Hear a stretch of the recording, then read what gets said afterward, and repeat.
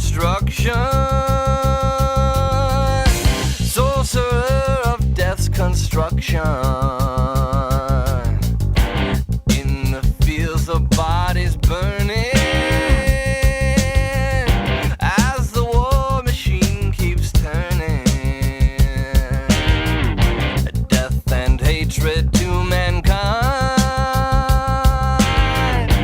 poisoning their brainwashed minds. Oh Lord, yeah.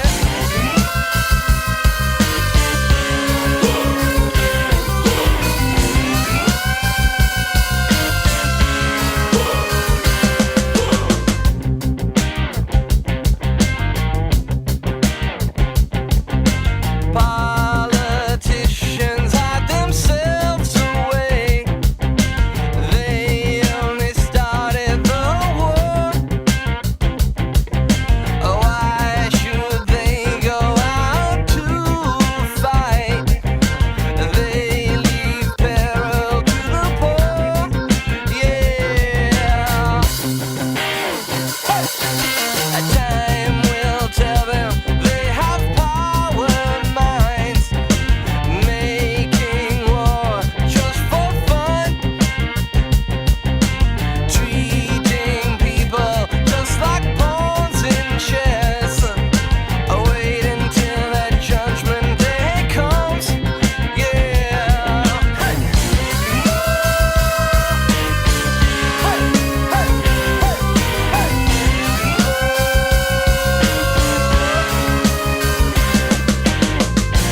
Now in darkness, world stops turning, as you hear the bodies burning. No more war pigs have the power, and as God has struck the hour, day of judgment, God is calling.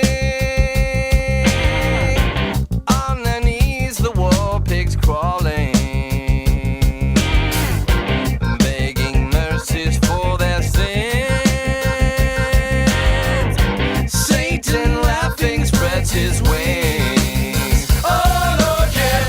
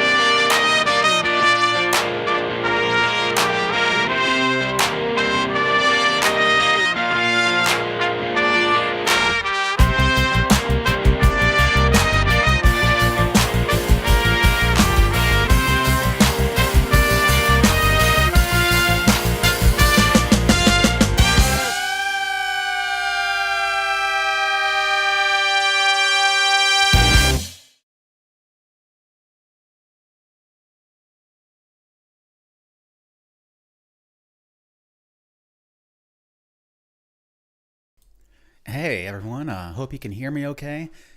I always seem to have some kind of technical issue whenever I stream, whether it's Twitch or YouTube or whatever.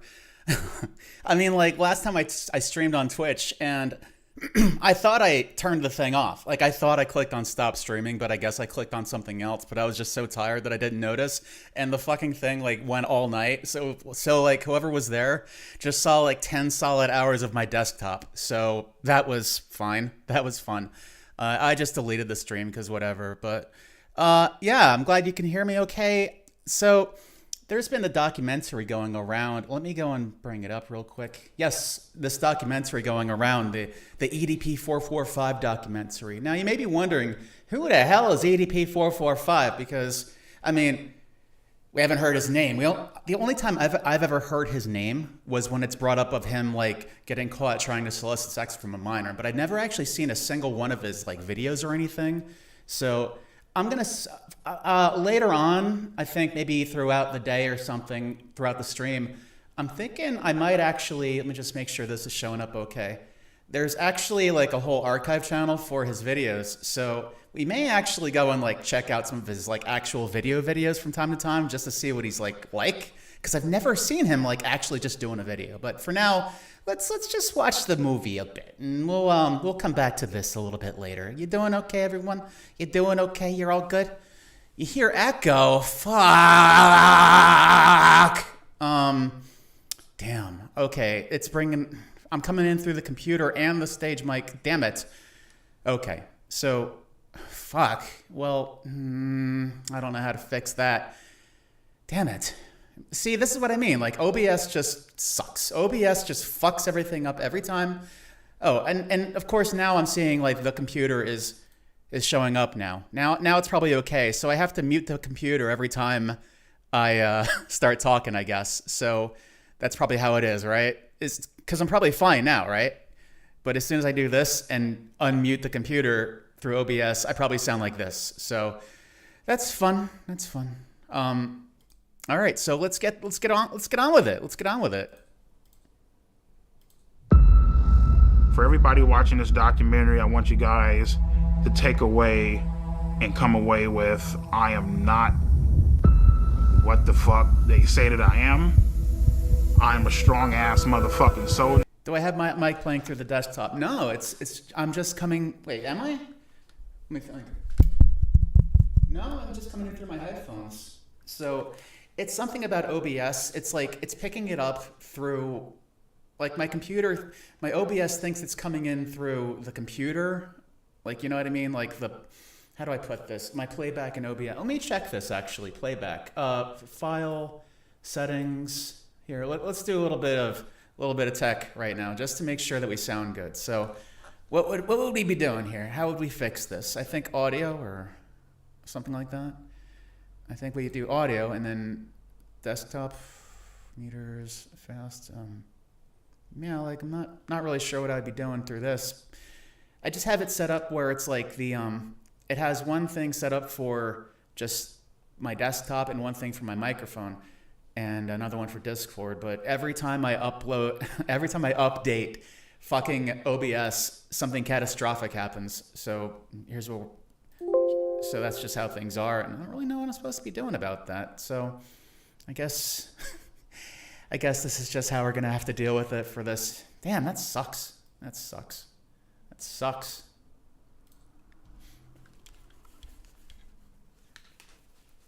All right, so let's see our boy. Let's see our hefty boy talk about himself. And none of you fucking faggots can break my ass because I'm still standing, bitch. If you haven't got problems, I feel bad for your son. I got 99 problems and a bitch ain't. Let's just look at this for a second. None of you F-slurs are gonna break his ass. Well, he doesn't really look very confident about that, does he? He seems to have a worrying expression on his face where it's like he wants to say that, but he doesn't seem to be very sure about it. And so let's just continue. I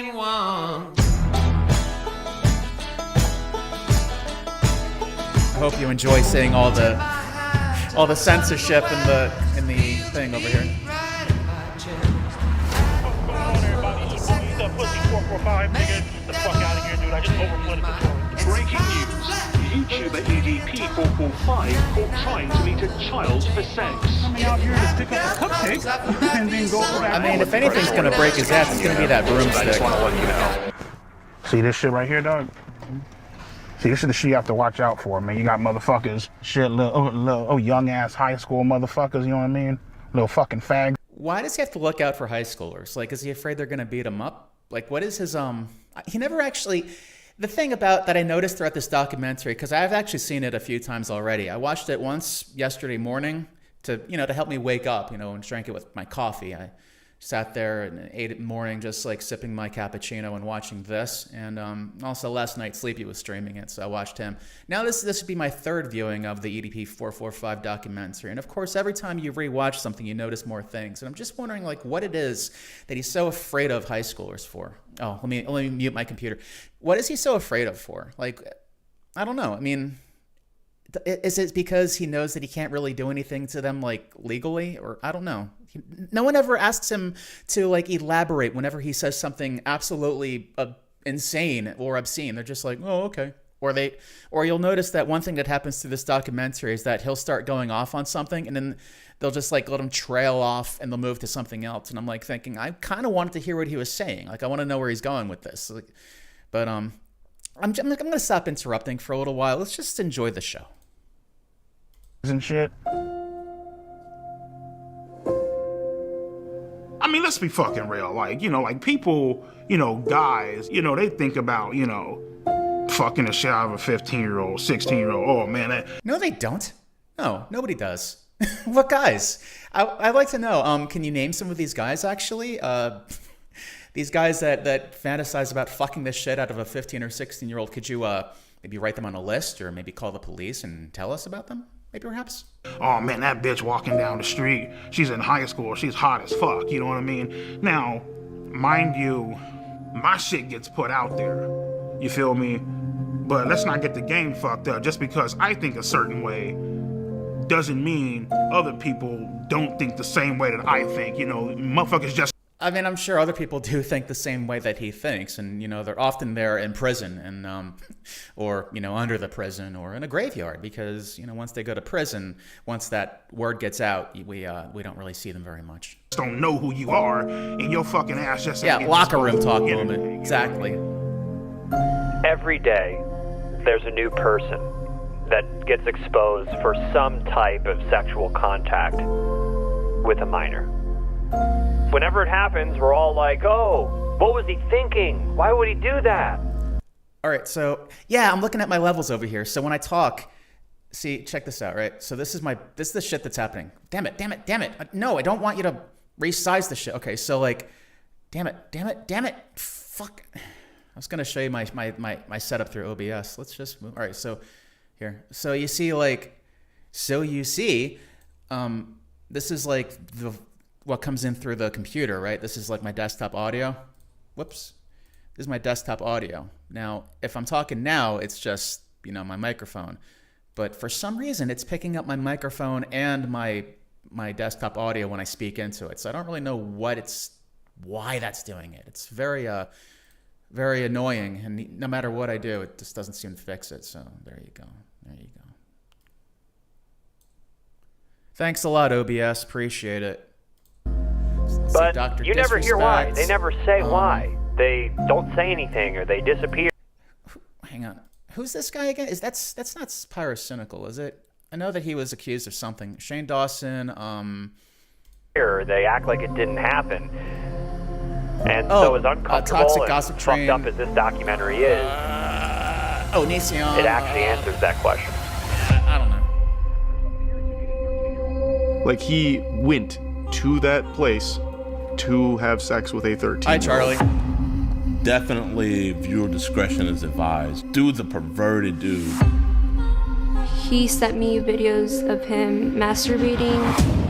So what advice would I give to EDP445? And I'm sure you're going to be watching, sir, and I would tell you this if you were in my office. You need to stop doing this documentary. Oh, just wait. Why do you think just you wanted to have sex with a 13-year-old? I mean, the reason why I wanted to have sex with a 13-year-old is already fucking clear. Because he's a sick, deranged pedophile. I mean, like... Fucking a bitch's innocence away, Is EDP445 a pedophile? Yes, I believe he is. I don't give a fuck if you're a minor. I don't give a fuck. Oh, well, she's just a girl. You can't be doing that shit. Bitch, you gotta die. It's just...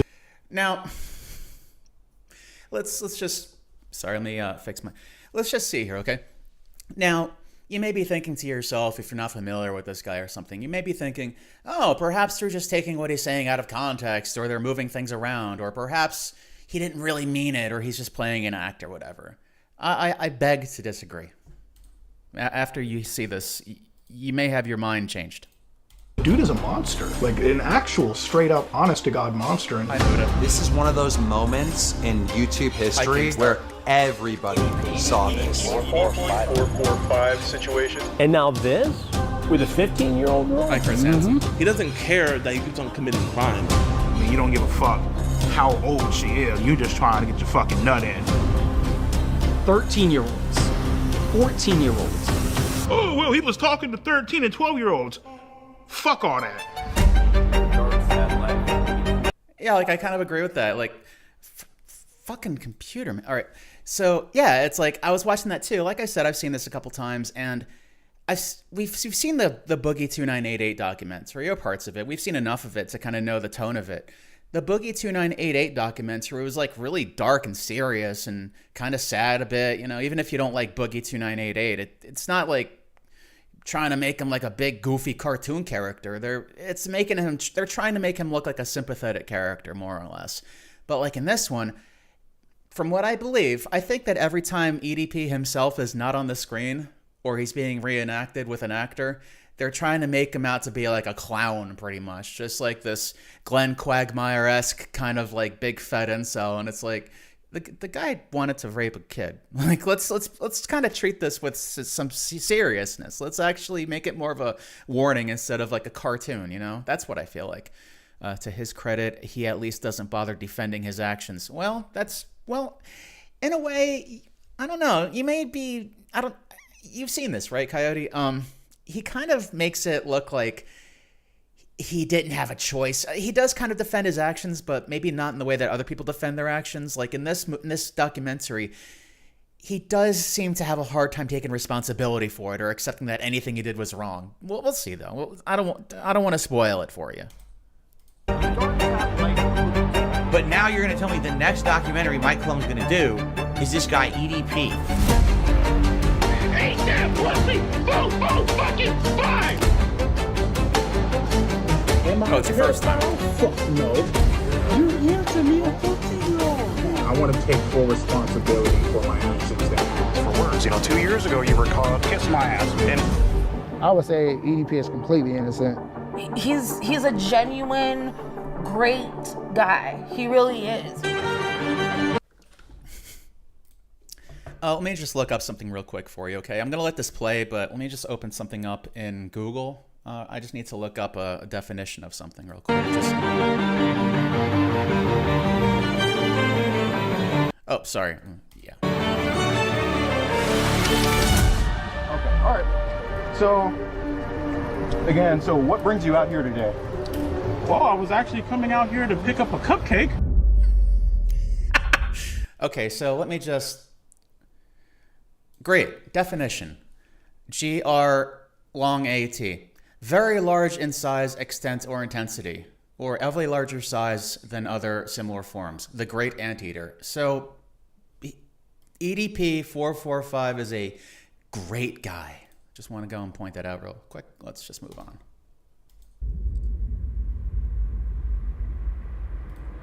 So I'm about 45 minutes to an hour out of Vegas. So I should be getting in about an hour. And we should probably get there. We can get set up and start filming. But just wanted to make sure you're all good.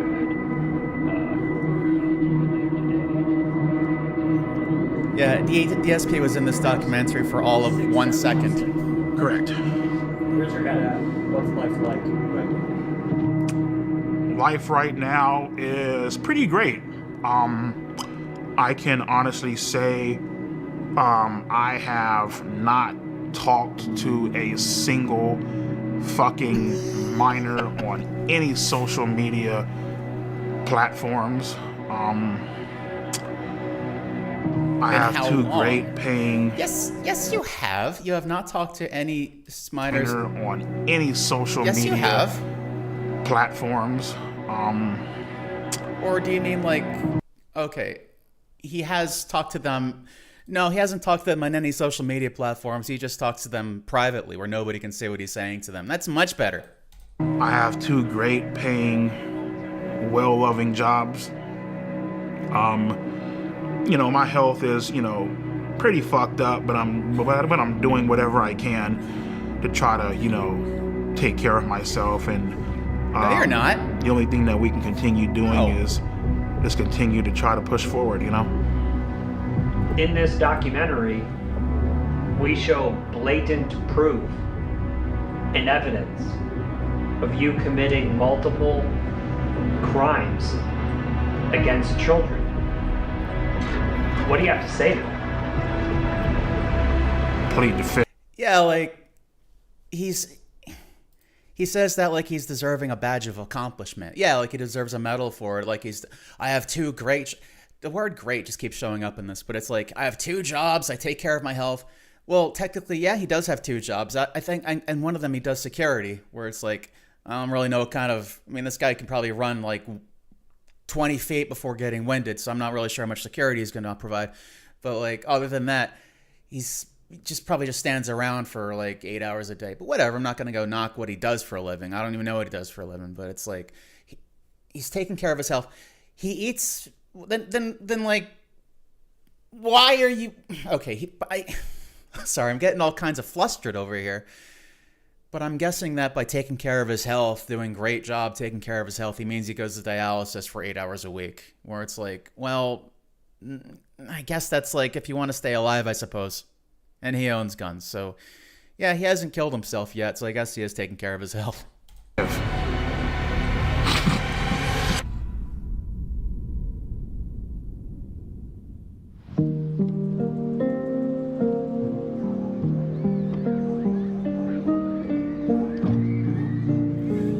Yeah, don't discount his ability to commit violence because he has guns. I mean, he can shoot you or he can sit on you. Like, he's capable of great damage. I was born in Los Angeles, California, in Compton Hospital. My childhood was pretty great. You know, I had two great loving, caring parents, you know. So my first ever Eagles game was November 30th, 1997. What really made me fall in love with them was actually the logo on I just want to point something out, okay? I'm going to be pausing because I have opinions and I have a lot to say about this. I keep having to mute the computer so I don't echo when I talk because OBS is being a poop. OBS is being a big old poop. But I want to point something out, okay? EDP445, how old is he? Like 36 now, I think? EDP445, current age. Current age.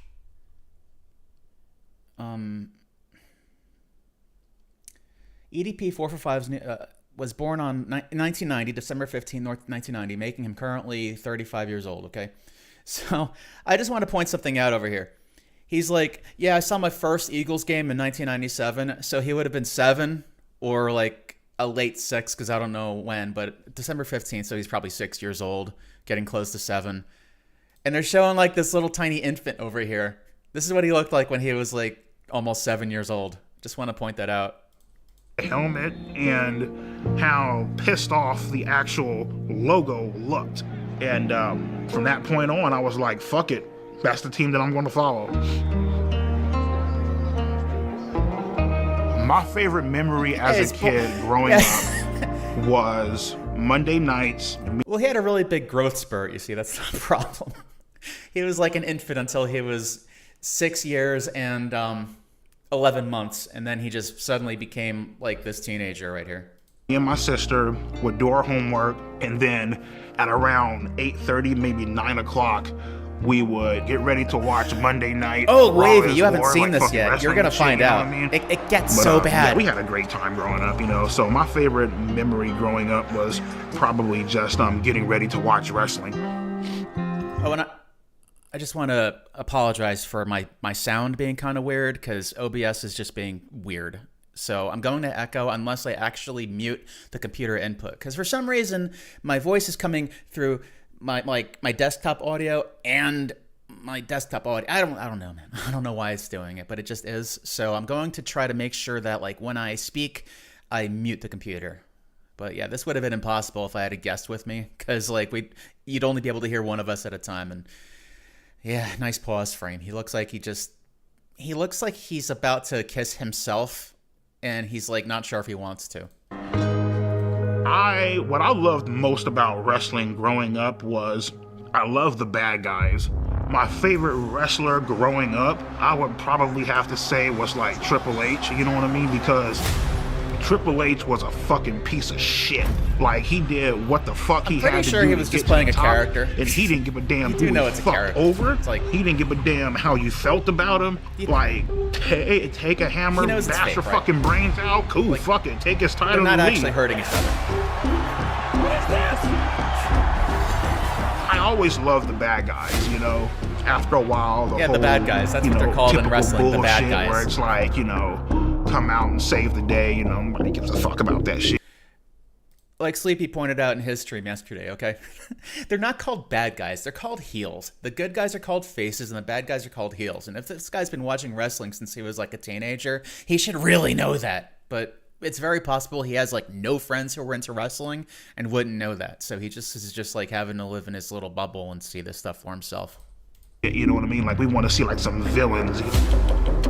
I really connected with villains because I'm sure they you just did, especially wrestling did villains. a lot of foul and fucked up shit. Without villains, you wouldn't have a storyline. For me, I just felt like, you know, the villain was more important than the fucking hero, basically. You know what I mean?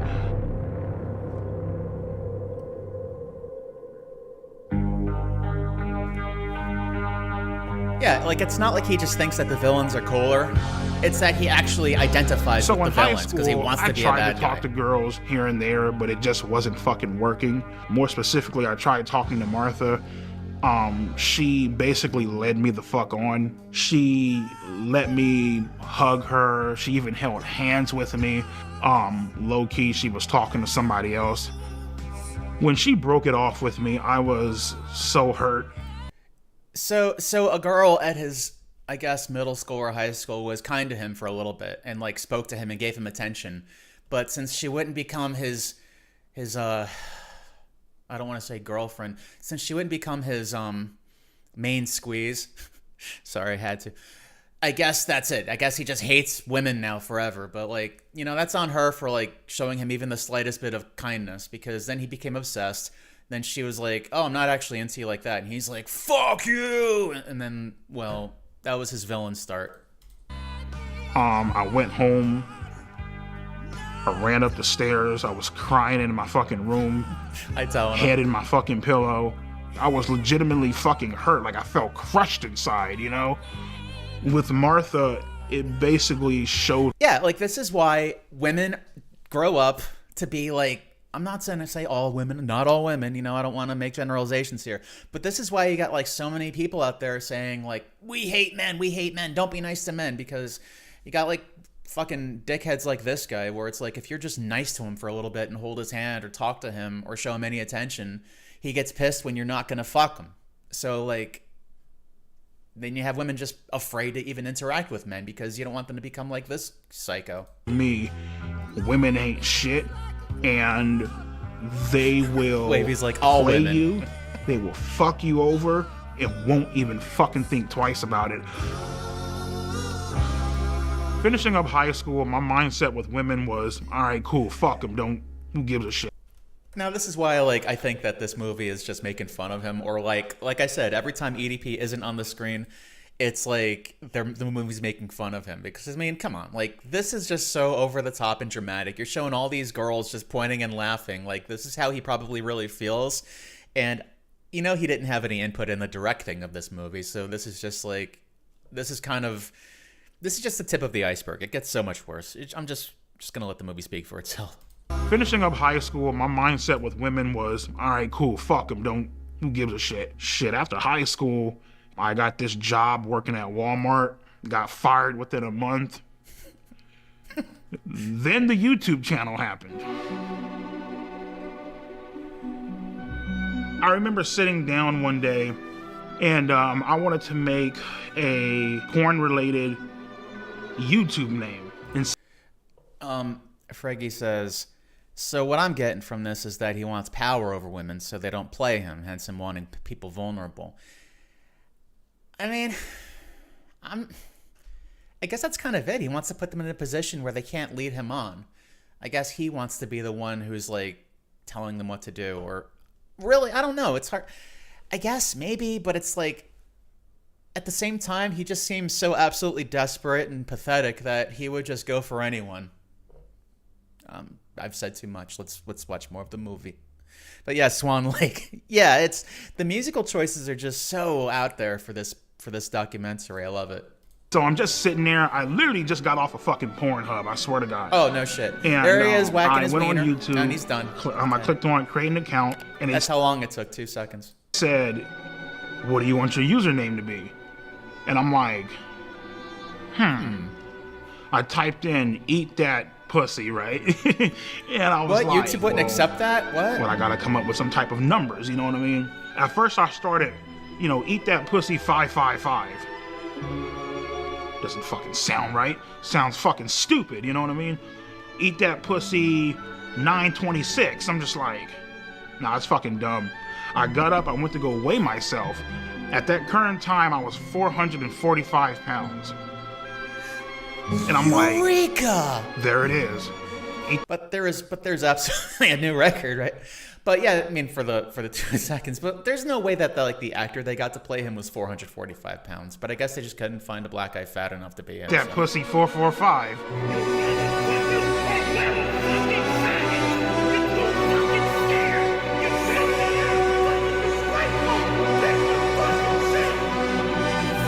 Like, this is just way too it's like a wrestling intro. All of my anger leading back from middle school, high school, getting rejected by women, it just came the fuck out in that one. The hottest girl in video. school wouldn't touch his penis. Oh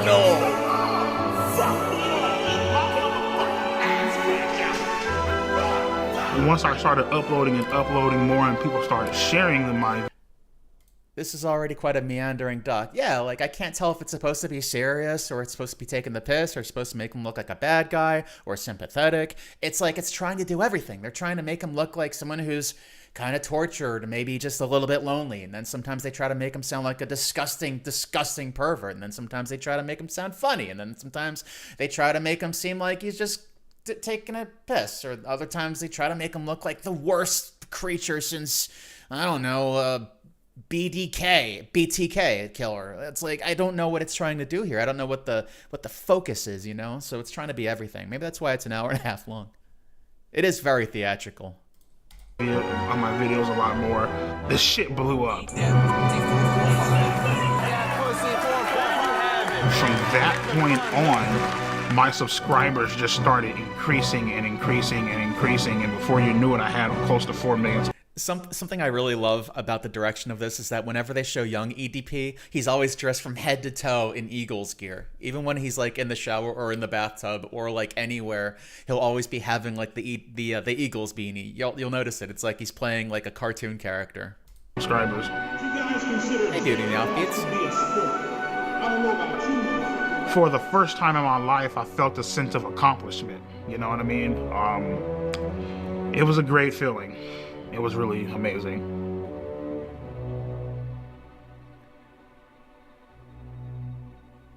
Often they'll also show like young so I mean, EDP at the with, like, oftentimes you'll also, as well as being dressed head to toe in Eagles gear, you're gonna see usually like lube and tissues around him because he jerks off a lot. So that's the joke. At the current point in time, even at the peak of my YouTube channel, I was still a virgin. No. I didn't have any self-confidence to talk to girls. I just... No.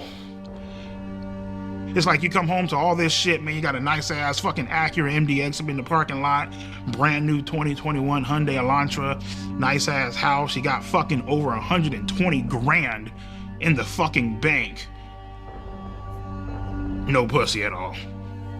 Maybe you have no pussy at all because you call it pussy and you don't like actually seem like anyone who actually likes women at all in any kind of conceivable way. And you've been saying fuck women since you were in high school or middle school. And maybe that's something that you that like women notice almost practically immediately when they meet you, is that this guy is just like an incel and he hates women. I mean, like you can kind of see it just in the way that he speaks, that there's like no kindness behind him. He's just an angry person in his heart. It's like, why would anybody want to be around that much negativity? Jacking off watching porn. Calling 1-800 phone sex lines and shit. It's like... He's beating off again. Had all this fucking money and still couldn't get a fucking girlfriend. That shit was like... What the fuck, you know what I mean? At that point in time, I didn't give a fuck. You know what I mean? At that point in time, I was willing to do whatever the fuck I had to do Who the hell is Sophie Smith? Oh, was Sophie Smith like his first child bride, I guess, or first attempt at having a child bride. What's going on here? I've seen this, but I'm not sure like what this is supposed to be. What the fuck? You know what I mean? Yeah, 120K doesn't sell for a hooker. What the hell? I didn't give a fuck. You know what I mean? At that point in time, I was willing to do whatever the fuck I had to do to get some sort of attention. Yeah, like, why does he want a girlfriend if he hates women so much? You fucked up, because now something bad is about to happen, you know what I mean?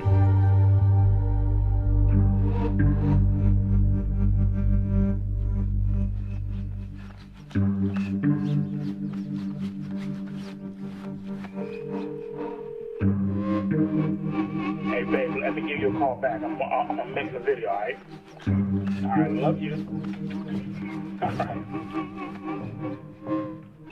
My name is Johnny Rodriguez, aka Cold Raven, or some people know me as Cold Raven's Nest, sadly still a YouTuber. EDP is a chocolate hippopotamus, and I like to split chocolate hippopotamus. Very creative insult over here. His fucking skull. I've been having these feelings for quite some time because he's a manipulative, lying, pretentious, disingenuous, flip-flopping piece of shit. He has no balls. So this means that you're guilty as fuck, homie.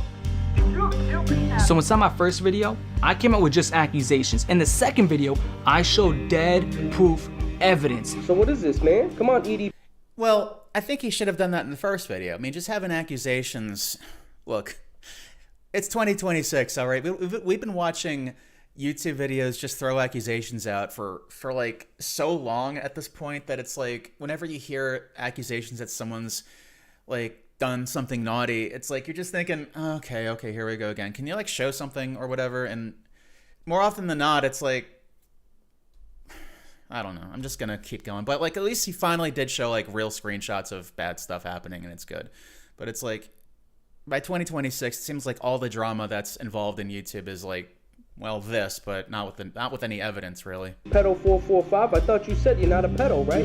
Of him texting 2 to 3 girls, cute, calling them sexy, more girls started coming out. And started texting me like, hey, he was also texting me this inappropriate stuff. So I looked at his followers list, right? He had around 300 to 400 accounts he was following. The problem with that is around 120 to 130 of these accounts, 13-year-olds, 14-year-olds. I knew at this point it was just out of my hands. This is not my expertise. There's only so much I can show. So I need to take it to the next level. And out there, you got a lot of these guys who catch predators online. And there was one guy I've been watching for years who's really good at it. I reached out to him. His name is Alex Rosen. My name's Alex Rosen, and I'm the head of Predator Poachers, and we catch online child predators. Hey, we watched this guy like in one of our videos when we were doing... It was police body cam videos, I think, where we saw that one guy, he was dressed like a baby and like his pants fell down and this guy was standing there while the cops were arresting him and he was making like a pogger's face and it was really funny.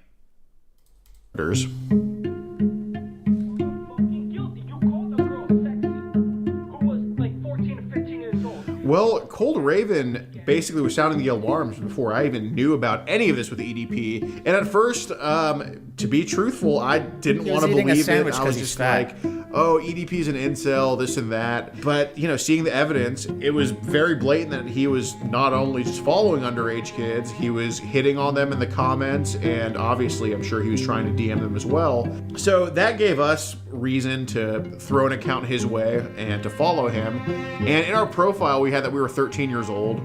We reach out to him, we just say hi. Wait, so is Alex Rosen a bad person too? Because like, I don't know. I mean, why would you say that, Wavy? Do you know something the rest of the class doesn't?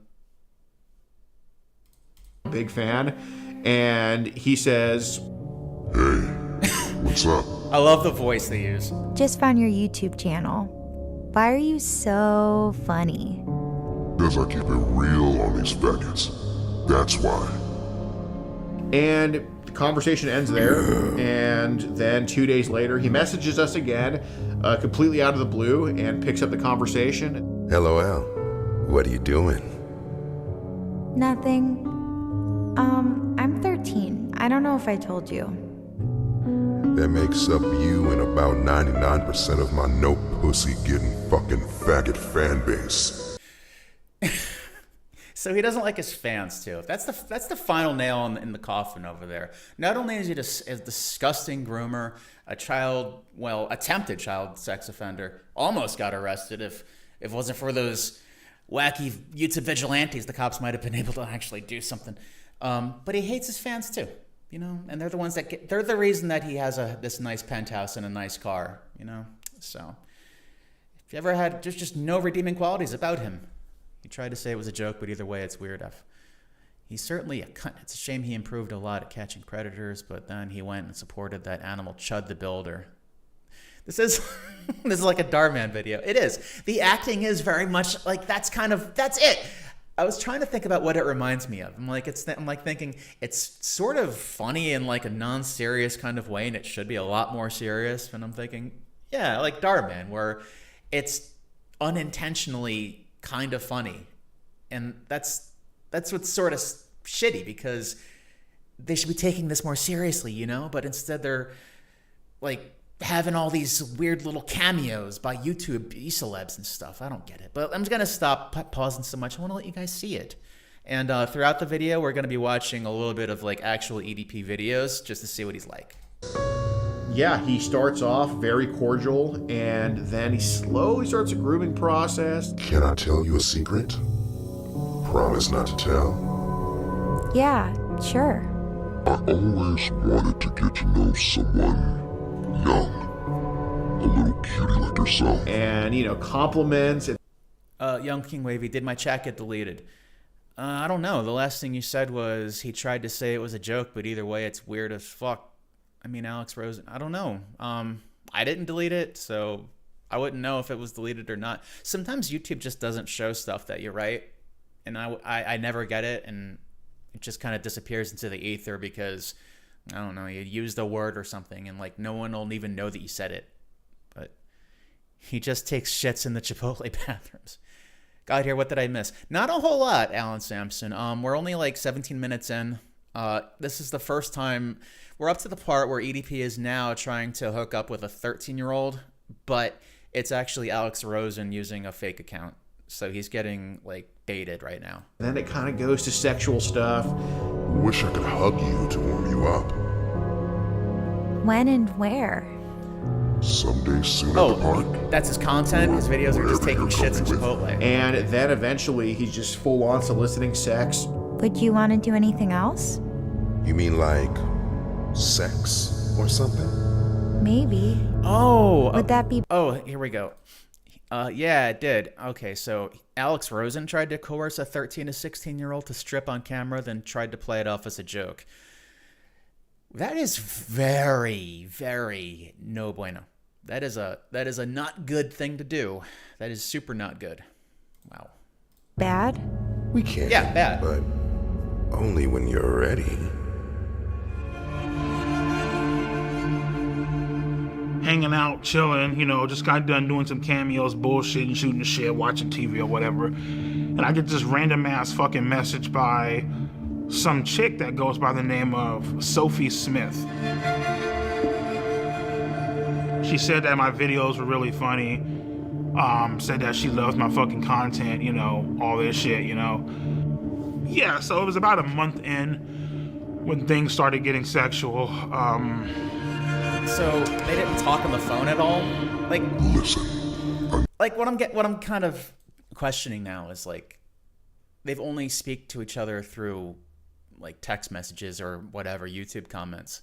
So like he's planning to meet with her and actually like have sex, but like they never actually spoke on the phone. Like he never, I mean, yeah, he got pictures, but it's like he never heard her voice, because like Alex Rosen is like a big hairy dude with a lumberjack beard, and I doubt he can do a little girl voice very well. So this is like, EDP is just dumb. He's dumb, and I guess you'll realize that as we go on. People who obsess over predators sometimes do it because they have those thoughts too. Hanging out, maxing, relaxing, all cool. Shooting some people outside of the school, Frank? Any guys up to no good, except for this guy? I know your body is growing and you're starting to develop. That's why I agreed to this. I want to be your first. Why did I respond to a 13-year-old? Desperation, isolation. Oh, fuck, I forgot. I muted the loneliness. I'm just trying to manage the echo. Starting to develop. That's why I agreed to this. I want to be here first. Why did I respond to a 13-year-old? Desperation, isolation, loneliness. It's boring as fuck. You have nothing going on. You don't even know how to talk to a fucking girl. If you want, we can try oral first. Look, he's wearing his little beanie in the bathtub. Lick on your vagina. And then you can... I think it's supposed to... It's like they're throwing this stuff in here, the little beanie and like the goofiness and stuff, because they want to distract you from just how disgusting this shit is. Like, just listen to what he's saying. Talk to a fucking girl. If you want... Yeah, the Mama Max voice, yeah. I can taste and lick on your vagina. And then you can suck my cock. You need some sort of excitement in your fucking life. And so I said fucking and went along with it. You're so hot and cute. And you Ew, let he's me naked. jerking off. Ooh, that's hot. Can I see? Oh, wow. It's so big. Maybe the whole point is that they wanted to make this doc unserious so that EDP would feel relaxed, and he would start like saying, like, I mean, EDP is just pretty much confessing to crimes in this whole thing. Like, I shit you not. There's part of this where you're like saying, wow, he actually admitted to it. Yeah, and I think that, like, honestly, he wouldn't have gotten along with it if Mike Klum didn't sort of tell him about the process and let him know that it was going to be like a big meme, I guess. And sometimes that works. I mean, you got to use that psychology on it. But yeah, it's pretty fucking unserious. It's like a big piss take. Time, me sending sexual pictures to a 13-year-old, I was fucking lonely and just not getting any fucking action, not getting fucking laid, not having the confidence to talk to a girl of my age. Yeah, both of Mike Klum's documentaries have been about big fat guys, hasn't it? He's like the fat guy destroyer. Bend you over my table and just slide my cock inside you and slowly begin to take your virginity. I wanna fuck your innocence away. I mean, come on. Just they got like the crappiest, shittiest like dollar store blow up doll to be in this. It's so, I mean, you can't tell me that this is supposed to be a serious documentary about a real predator who was dangerous, and then they show him fucking a blow up doll that looks like it cost like 50 cents that he got on Temu used already.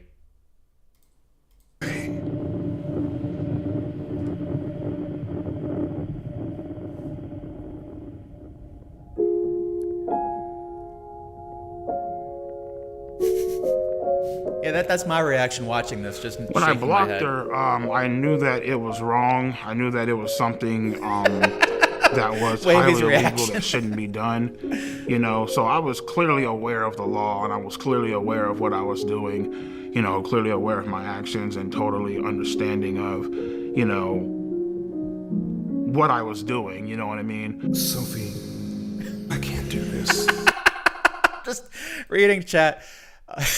Beating the offbeats. I want to get my resistance band and tied to my fan so I can hang it from my neck. And Jolie flashbacks. The music! Now Claire de Lune. That was cringe. Glad you're enjoying the documentary, guys. I can't do this shit.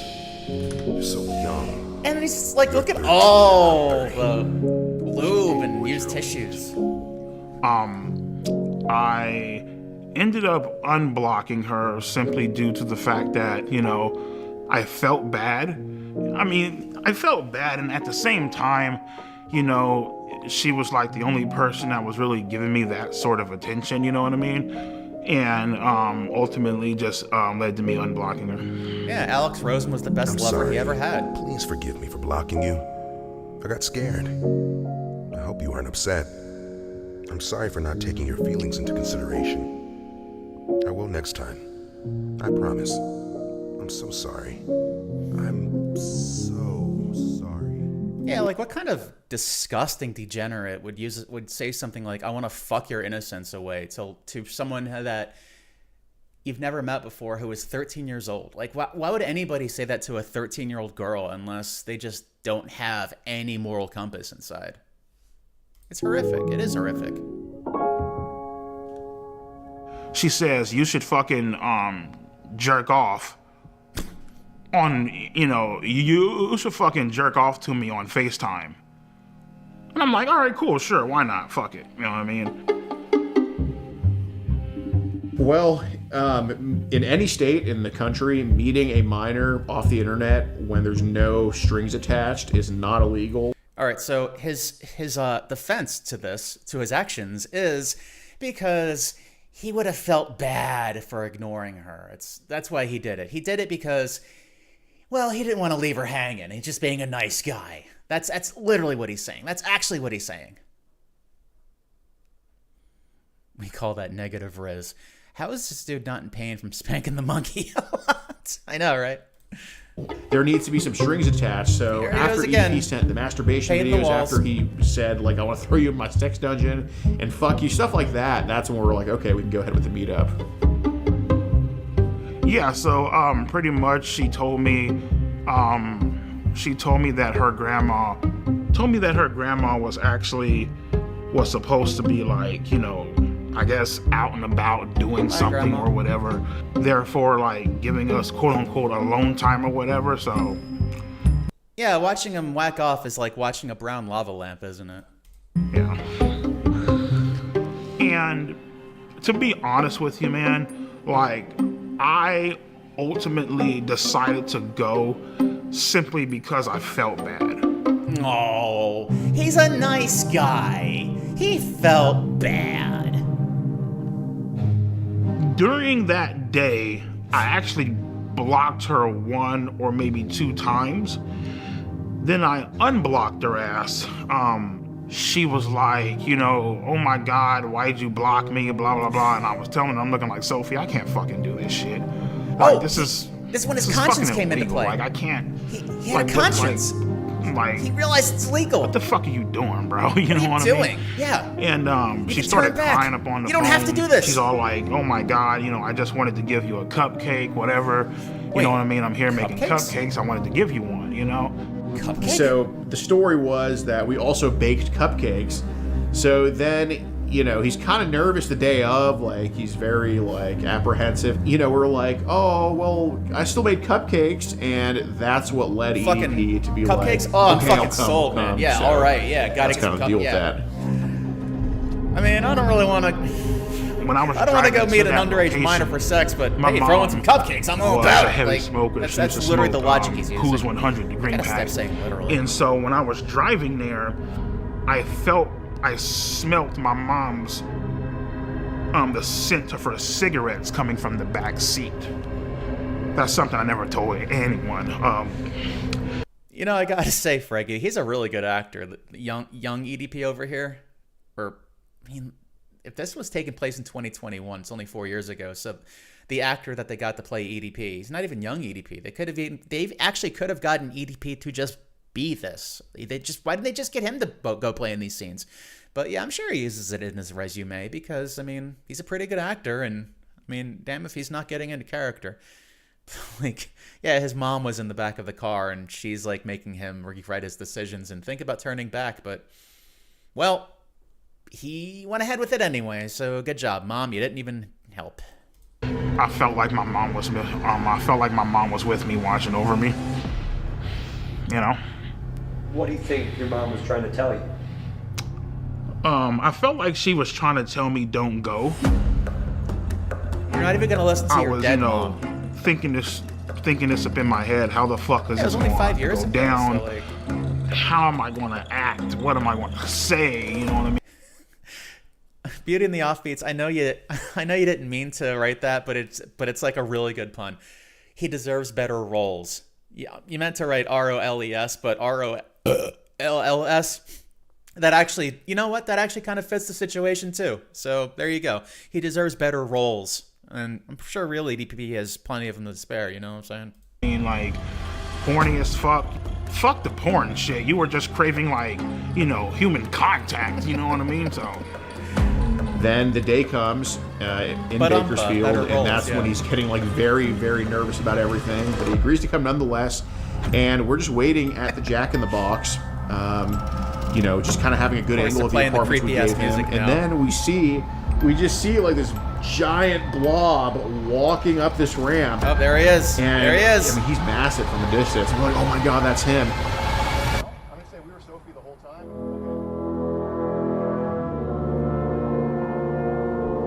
Yeah, it was funny off piece. I know what you meant.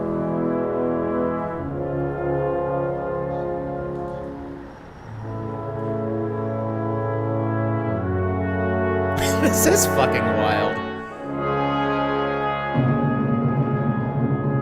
Now, soon I want to take a little break to go and watch one of his normal videos. What's up, EDP? And he's like, what's up? And he puts his hand out for a fist bump, and I give him a fist bump. And then he tries to fist bump CC Unit, and CC Unit's like, I don't like fist bump people like you. Well, fist bump? I don't fist bump people like you, man. I mean, when he wouldn't fist bump me, I mean, it felt like the classic case of fucking rejection. So he's so little. And you know, I told him like, yeah, hey, we gotta kind of go over things with Sophie. We have you. Moon landing music. Sophie. Yeah. Correct? Yes or no? The eagle has landed. Okay. Look. Wait, just like look at this little guy over here. Sophie. We have you. Like this little guy next to him. It's like this little fella over here standing next to him. It looks like the number 10, doesn't it? Like if this guy just like moved a little bit to the right and this guy like turned sideways, it would look like the number 10. Sophie. Correct? Yes or no? Right. Okay. I was caught red-handed. Shit was about to go down. And he's like, I'm just here to get a cupcake. They had the transcripts, they had the logs, they had the screenshots and all that shit. And I mean, I basically just told him, yeah, man, I'm just here to get a fucking cupcake. I don't know what the fuck's going on. Again, so this guy does seem like he would would drive like 20 miles to get a cupcake. Oh, I was actually coming out here to pick up a cupcake and then go back home. The EDP445 situation. Still EDP445. All right, so this is when it enters the next act, but let's just see what EDP445's videos actually kind of look like, because I'm curious. I've never seen one. Apparently he shits in Chipotle's, but let's see. Maybe there's some kind of like, maybe there's something behind it, something else behind it that we're just not seeing. So let's take a second to.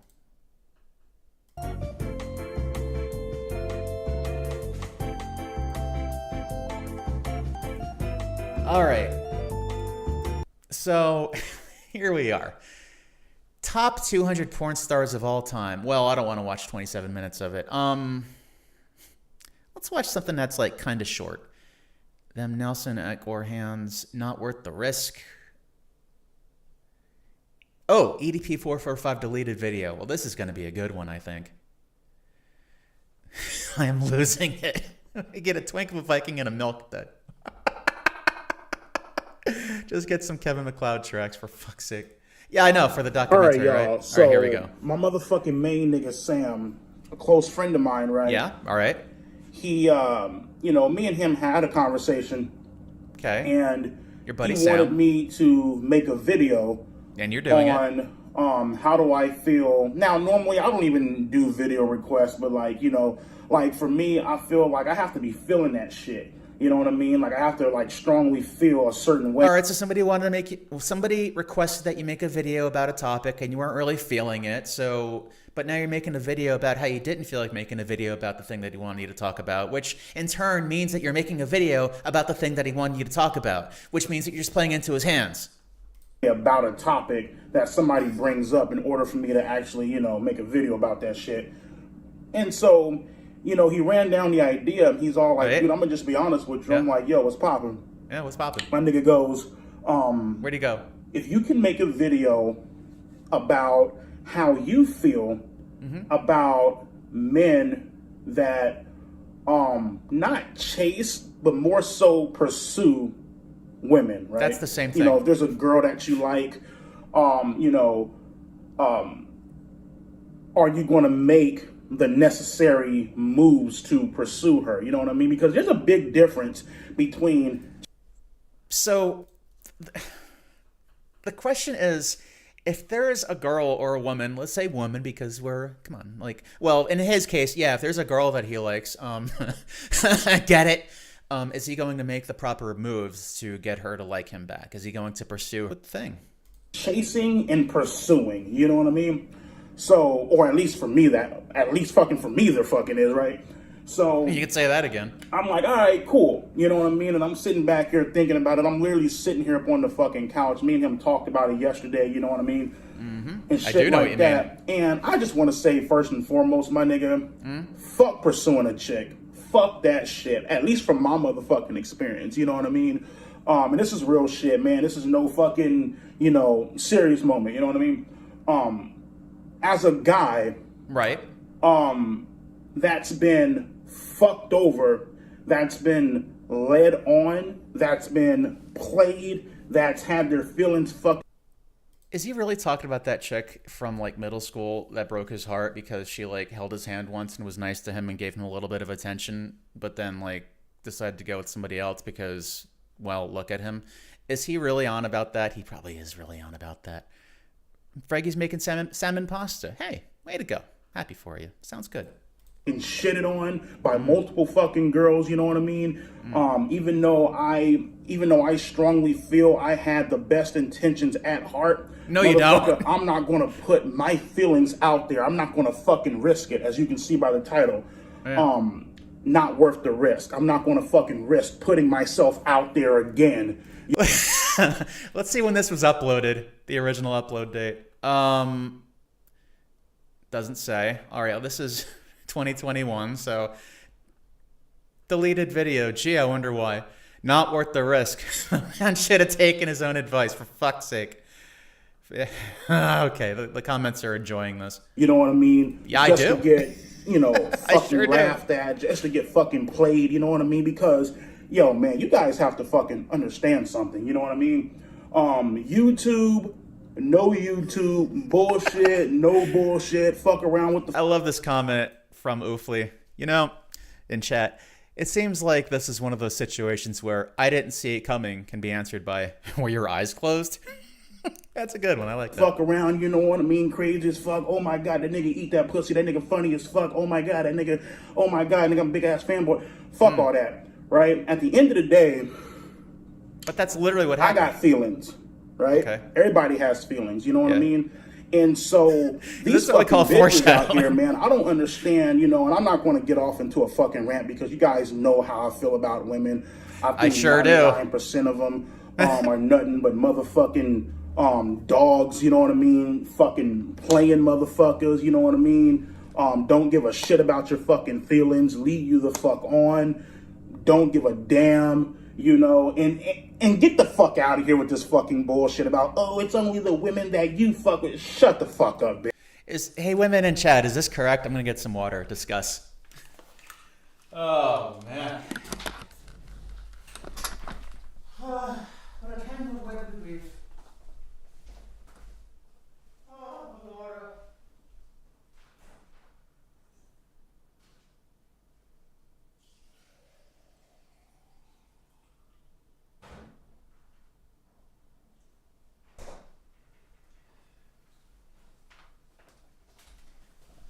Oh boy, do we live in interesting times.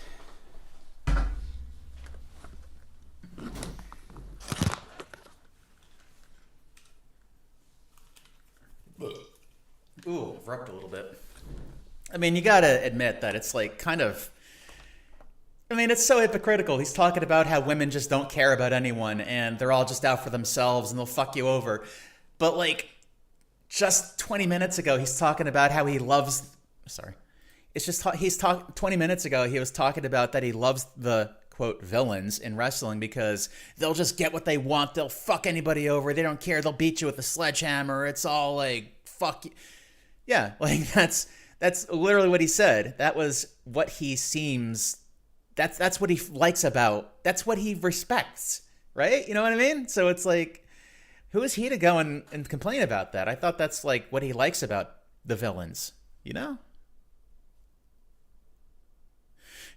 Damn, the irony here is so fucking thick. I aspire to be as thick as this irony.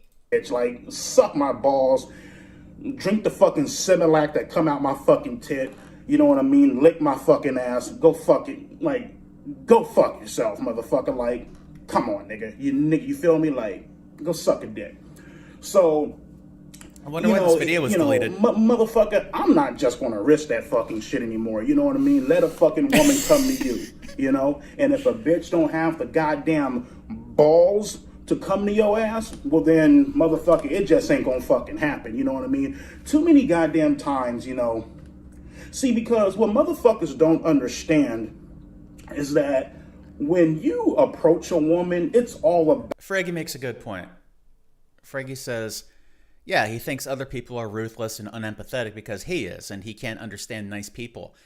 People that are kind of like narcissistic, and I hate using that term because I feel like it's way overused and it's thrown around as just like a catch-all for anyone who just doesn't care about people. But I think he kind of has, he's got to have like something like that.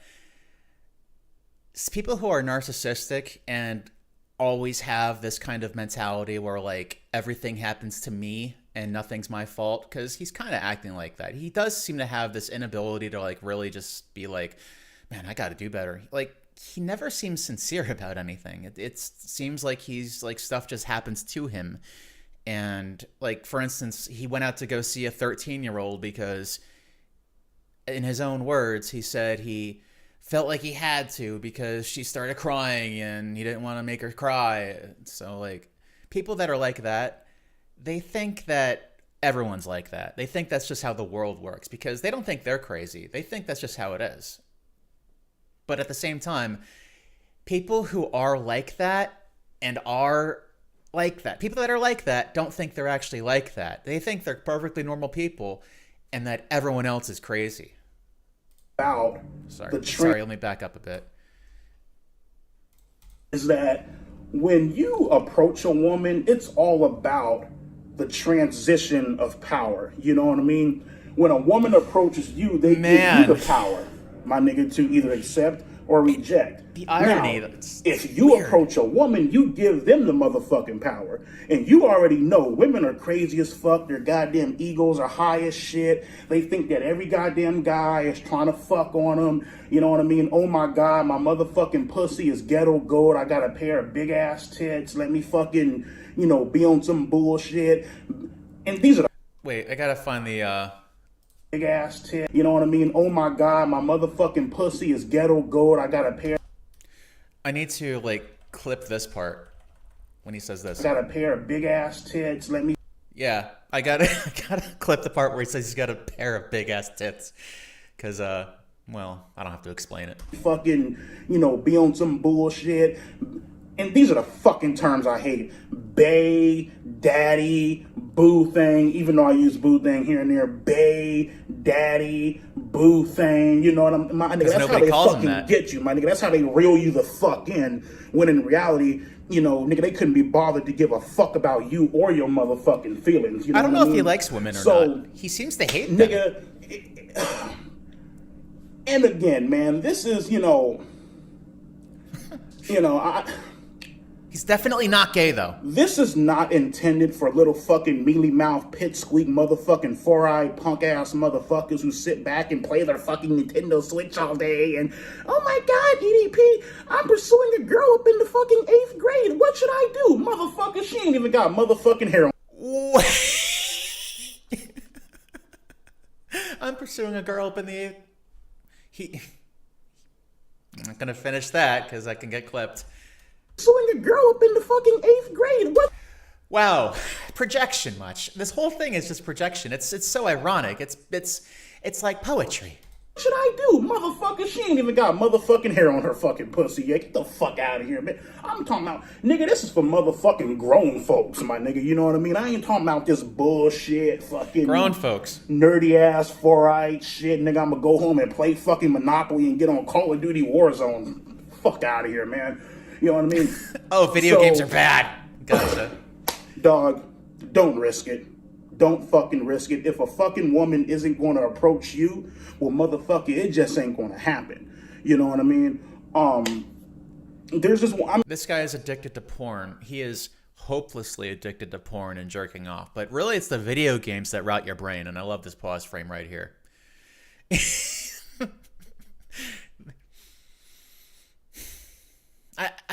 There's so many words in my mind for what I can say about this frame right here, but hang on, let me, yeah, just, Print screen. Okay, there we go. I mean, now, of course, you know, you can like people. You can, of course, I mean, motherfucker, you a guy, nigga, you a chick. You know what I mean? You can like a guy if you're a girl. You can like a girl if you're a fucking guy.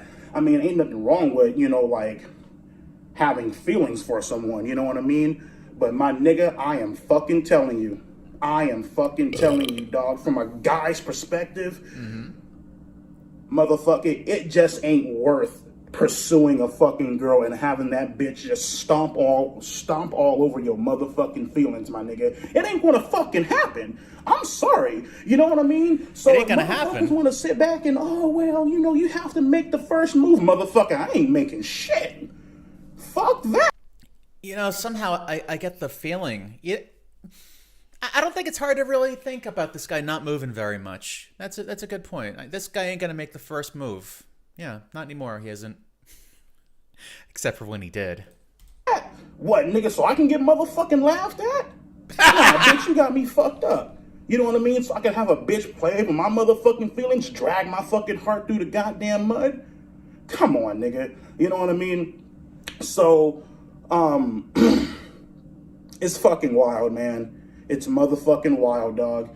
And nigga, again, bro, don't even fucking risk that shit, man. If you got feelings for a motherfucker, just wait for them to fucking pursue you. You know what I mean? So like, if you got feelings for someone, just wait for them to pursue you. Just wait. Just sit around and wait. Here he is looking like a good Christian boy. But like, how does that work? Say you like somebody at work or at your college, or I don't know. I don't really know where all these people meet each other, but let's say you like someone. Yeah, don't talk to them. Don't even make eye contact. Stay as far away from them as possible and just wait for them to come to you somehow. Use like, I don't know, like just I don't know. Just wait. Just sit around and wait. Sit on your ass at home, eating Lay's potato chips and jerking off, and one day she'll just knock on your front door and be ready for marriage, and then you can have 20 kids together and live happily ever after. What is this guy on? Nigga, if they don't pursue you, oh my god. And this is the shit this is the shit I hate that fucking women do the most. And then I'm gonna get the fuck out of here, you know what I mean? Because I ain't got all fucking day. What do you hate about women rant, most? Piss, moan, fucking complain, you know what I mean? Yeah. This is the shit that I fucking hate that women do. Yeah. You like a chick, right? Uh-huh. And you know goddamn well you don't stand a motherfucking chance with them, right? Let's be fucking real. Let's be real, my nigga. Okay, Fraggy says, I don't know what he means by pursuing. Like, yeah, don't follow her around and keep asking her over and over, I guess. I think, because, like, the way that you actually, I mean, you talk to each other and you learn that you have things in common, and eventually you start to, like, know each other personally, and then you start kind of figuring out, like, you start meeting each other more, spending more time together, and then you find out if they would be open to something, and that's pretty much how it goes. But I think in his kind of experience and his way of being, he's more likely to just kind of like say, hey, sup, and then talk for a little bit, and then just suddenly throw out, hey, let's go fuck, and then that's kind of it. Like, that's how I think he thinks it works. Or maybe by pursuing, he means literally like stalking, which wouldn't surprise me either. But I don't know, man. Maybe if he had friends, he'd have a better chance at a good relationship. I mean, I think he has, well, the documentary says he has one friend that we know of, but I would expect that, like, his other friends didn't want to be in it, which couldn't imagine why. You like a chick, you know damn well you don't stand a chance with him, right? And so you say, you know what, fuck that, nigga, I'm gonna protect my feelings. I ain't even gonna fucking make that initial move. Fuck that. Because you already know, right, what the fucking outcome is going to fucking be. We ain't fucking stupid, my nigga, you know what I mean? So yeah, EDP is not stupid. You hold back, nigga, don't make that move. The girl that you like ends up getting married or gets a boyfriend, you know what I mean? Breakup happen, whatever, right? And you know, you tell her how you felt about her some years back. Oh, well, you should have Look, there's definitely ways to go and tell the girl or the guy that you like that you might be interested in them without coming off as like a sex-crazed maniac or scaring them off. There is a way to do that. You just have to be tactful about it and be kind of like normal about it. You have to just kind of be like, so I'm just wondering, like, would you ever be interested in maybe like going on a date or something? Not pressuring, but I'm just wondering. And then she'd be like, I'm sorry, I don't really see you like that. Or, yeah, I would. And that's how it goes. But with him, I think he'd just be like, yo, baby, what that mouth do? And then she'd be like, ew, gross. And then that would be the end of it. Told me we could have made it work. Bitch, shut the fuck up. You know motherfucking well. Like, motherfucker. It's like, bitch, are you fucking for real? Let's be fucking real here, nigga. You know motherfucking well I wouldn't have stood a goddamn chance in hell. You know what I mean? So that's what the fuck I mean, man. I mean, you know, dog, like, see that fucking, nigga, that fucking bullshit right there, like, come on, nigga. You know what I mean? Women like to sit back and play those stupid motherfucking head games and shit. Man. Yeah, like, he would even be friends with just women. Like my nigga Mark Holmes said, and I like saying this shit. Nigga, I'm a grown-ass fucking... Like, yeah, like Oofley is like, how would you be able to just go from... If you can't even stand women, then how do you immediately jump into a relationship with one? You know? At the very, like, if you can't even be friends first and, like, just see each other once in a while and talk to each other in, like, a reasonable way, why would you want to be in a relationship where you're, like, constantly talking to each other and being around each other? You know? That doesn't make any sense. I think that these people like this guy who... I mean, he's like a raging incel, right? But like people like this guy who don't really know how relationships are kind of like, they don't really know that a relationship requires actually being around each other and actually talking. And they think it's just, you just fucking go home. But like, what they don't know is that the actual sex, the romantic part of a relationship is like 5% of it at best. A lot of the time you're just going to be hanging out and like talking and just enjoying each other's company. And do you think anybody would enjoy this guy's company? Fuck. Man, bitch. Like, nigga. That hairline, get right? Get the fuck out of here with that bullshit. Nigga, do I look like a punk-ass 18-year-old motherfucker to you, man? Like, nigga, like the last time I checked women, I got... Mac has good advice. Wait for a woman to show sign of interest first before you ask her out. Would be a better version of his advice. Yeah, exactly. better worded than wait for her to come to you somehow. A motherfucking hair on my fucking nuts, nigga. Nigga, come on, man. Miss me with that bullshit, playing those fucking punk-ass, immature motherfucking mind games. So... Yeah, he doesn't do immature mind games, guys. Fuck that bullshit. I'm not even going to make that initial fucking move, nigga. I've been burnt too many fucking times, dog. I've been fucked over too many times. Yeah. And guys... That's my fucking advice to you. Yeah, he doesn't want a relationship. He wants a sex slave. And if that's the case, dude, just buy a fucking fleshlight. Just go to the grocery store, buy a fucking roast beef, cut a hole in it, and have fun. I mean, like, I'm making that exact same expression right now. Just like, you know, take some meat and have fun. Because clearly you don't want an actual, like, human being to go and, like, hang out with and talk to and get to know and be intimate with. You just want somewhere to put your dick, and you know, fuck that. Don't bring an innocent person into this. You know what I mean? Next girlfriend I get, she's gonna have to make that a first, nigga. She's gonna have to make that initial move. Oh my God, Brian, I like you. Let's talk. You know, let's get to know each other. Alright, cool. Because nigga, if you think I'm making that move, motherfucker, you have more of a goddamn chance, nigga, at going to fucking Saturn, my nigga, and walking on that bitch and making goddamn Saturn, nigga, a new goddamn form of life, motherfucker. Fuck out of here, man. Don't risk that shit. It ain't fucking worth it, my nigga. Well, that was EDP. That was EDP having a little bit of a chat. So let's go back to the doc. Man, so that's wowsies. Yeah, that's how he that's what his content was like. Unbelievable. Holy shit, he's even more of an asshole than I thought. What is chat saying?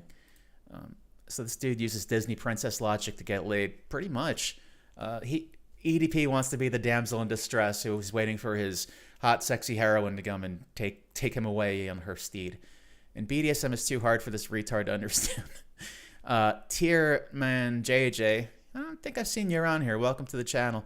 I mean, he's the type of guy to think a woman complimenting him means they're hitting on him, so maybe not the best advice for him, at least. Yeah, exactly. Like, if he's saying wait for the woman to come to you, well, what if they just, like, are just nice to you or say hello? Like, I get a lot of women at work who say, my name's Jordan. They're like, I say, hey, good morning. They're like, hi, Jordan. And they say it kind of like that. And I don't know if they're just being nice or they're, like, kind of sort of being a little flirty, but I'm just kind of like, hey, and I just kind of move on, smile at them. I don't want to turn it into like a whole thing, but you know, some women are just friendly. Fuck it.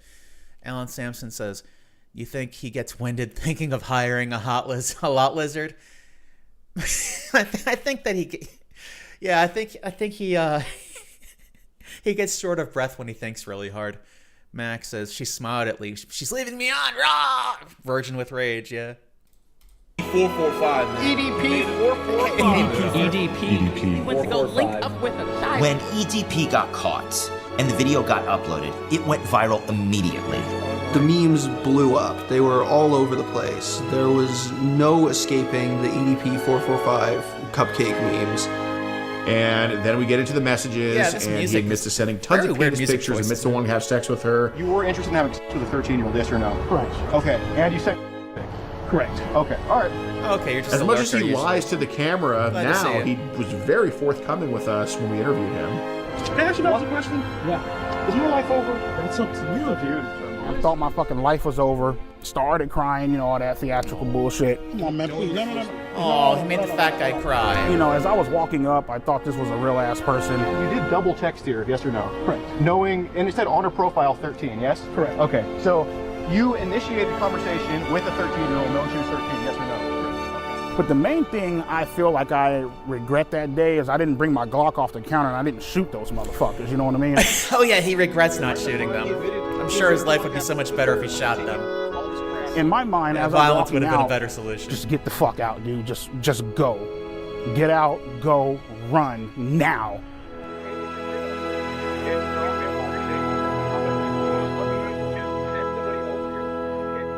Yeah, it's weird. He's like, well, I thought that it would blow over says, because, like, you know, in my mind, I'm like, okay, well, you know, yeah, I got caught, but nothing actually fucking happened.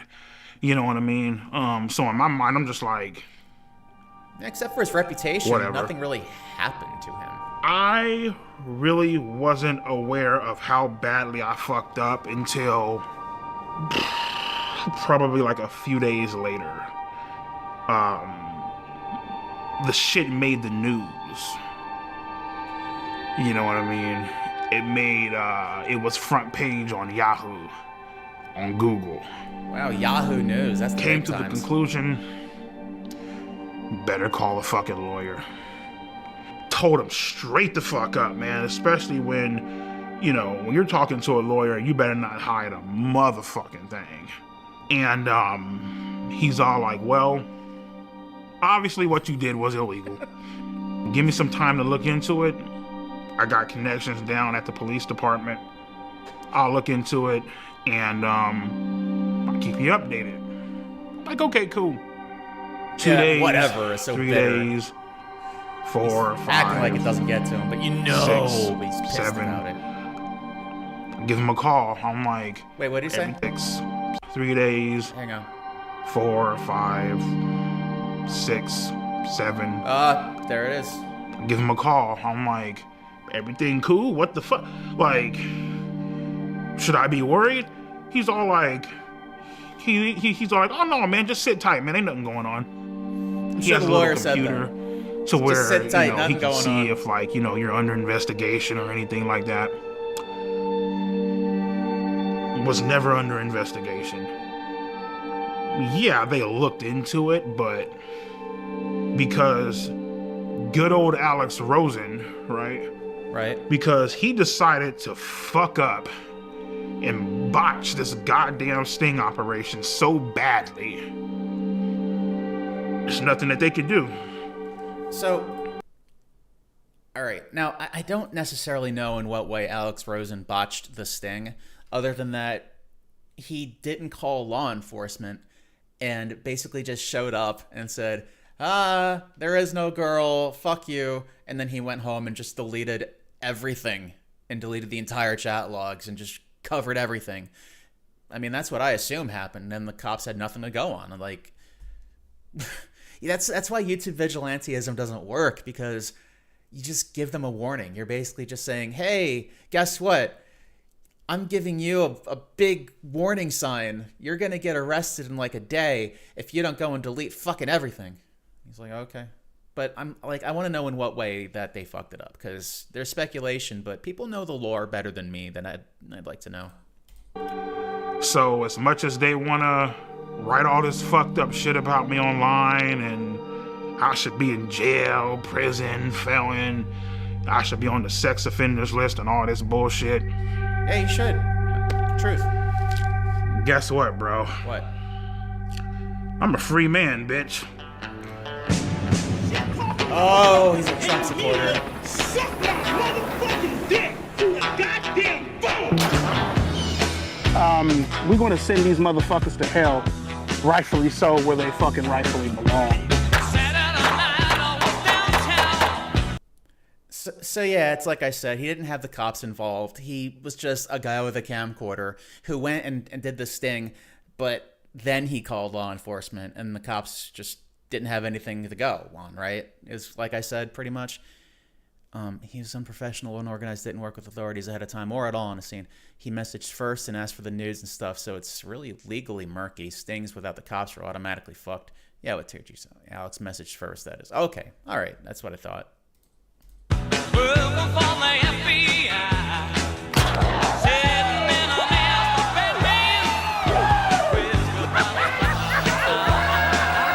There's definitely a chance that he faces criminal prosecution. Okay. I think what he's doing now, by quite frankly doing this documentary, it's just a stupid fucking idea.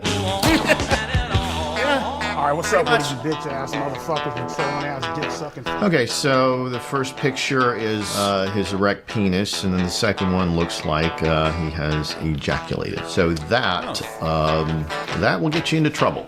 He's well within the statute of limitations. Just on that alone, he could be prosecuted.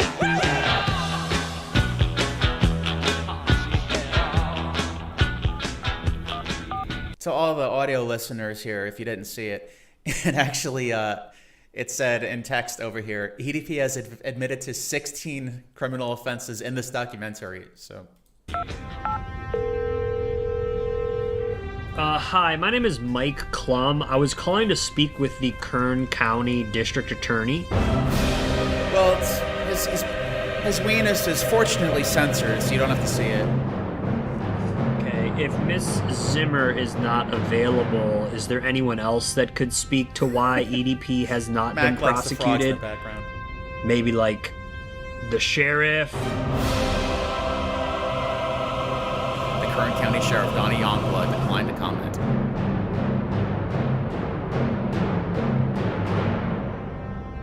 There's only one other person I can think of. This 32-year-old guy wants to spend a Sunday afternoon chilling with a 13-year-old girl.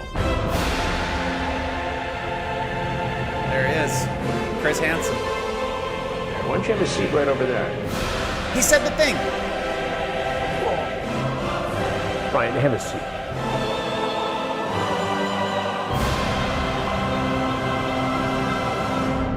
Why did you show up that day? Why? Hey, in case you missed it, let me roll it back a second. He says the thing again to EDP. Brian, have a seat. Brian, have a seat. Yeah. He said the thing to him. He said, have a seat. Why did you show up that day? Why did you go to that location? What did you think was going to happen? Why do you think he went to that thing? I mean, we know why he went there, but what other reason could it have possibly been? He's gonna make him say it, isn't he? Here he is. Look at this fat fucker. I showed up to that location that day, trying to, obviously meet up with an underage girl. You know what I mean? And I guess you can say, trying to have sex. I don't know. I mean, whatever. You trying to have sex with a 13-year-old? I guess you could say I was trying to have sex. I don't know. I mean, Yeah, like, what do you mean you don't know? You know exactly why you were going there. Just say it. Just say it. It's okay. So just say it. Girl. For the most part, yep. People have a tendency of doing this. Bye, I Kate. feel like because Too bad you gotta they go. enjoy See the you later. innocence and having control of somebody. You know, Sounds like that's what you wanted to do. right? Wait, what do you say? Nobody you're- having control? Wait.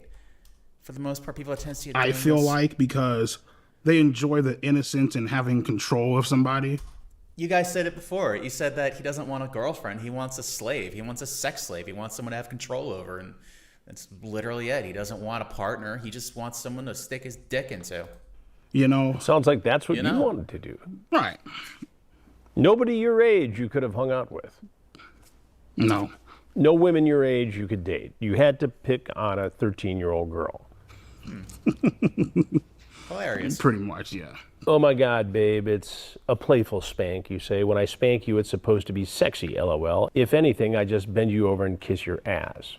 Yes, well, maybe, but only. I just want to isolate the parts where Chris Hansen is saying this stuff and like put it in a really nice beat and just like, I know it's a serious documentary. It's some pretty serious shit, but I just love hearing Chris Hansen say it because he says it so like dryly. Sexy, LOL. If anything, I just bend you over and kiss your ass. Yes, well, maybe, but only if you're a good girl. What are you trying to do here with this? What do you think I'm trying to do? Well, it sounds like you're trying to sexually assault a 13-year-old girl. If that's what it looks like, I guess that's what it is. Chris Hansen is so direct. Handcuff It's great. you. Throw you in the back of my car and bring you back to my dungeon, LOL. You talk about climbing through a window. Mm-hmm. You're so hot and cute and even had me jerking off. Were you masturbating when you were talking to her? Mm-hmm. You sent her pictures? Yeah. You sent her pictures of your penis? Yeah. It's wrong. Right, I know. It's illegal. Had Alex Rosen not botched this, you might be in prison right now. Thank God he didn't. Well, you could look at it two ways. Maybe prison is where. Yeah, like I feel like this will definitely be on some industrial track. Yeah, like ever heard like Welcome to the Cum Zone or like Your Cum Won't Last? I mean, I've heard both those songs. They both have that kind of like sort of vibe similar to like this right here. You belong because of this. If it was where I belong, I'd be in shackles right now. So, but I have to tell you something. Mm-hmm. Had this been me doing an investigation, your EDP445 ass would be in prison now. He said ass. Yeah, because Chris Hansen is an actual professional who is clearly like in has trouble. history doing this. What kind he of thing. did was wrong, and under a different set of circumstances, against the law. The fact that the decoy posing as Sophie sent the first message would course, you make got the copy in the the donut. case virtually unprosecutable in my Oh, world. so that's what it is because the decoy sent the first message. I get it. Okay.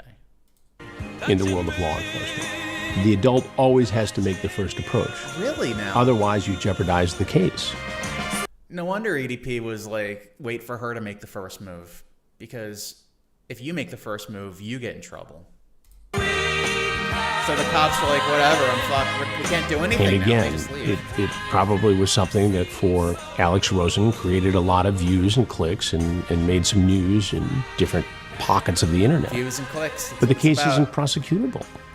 And different. Is that actually Alex Alex Rosen Rosen? created a lot of views and clicks and made some news in different. They got an actor, I think, because Alex Rosen probably wouldn't do this. But yeah, they got like an Alex Rosen lookalike sitting there counting his $100 bills, laughing in front of his laptop because, well, as you know, this documentary is not very serious.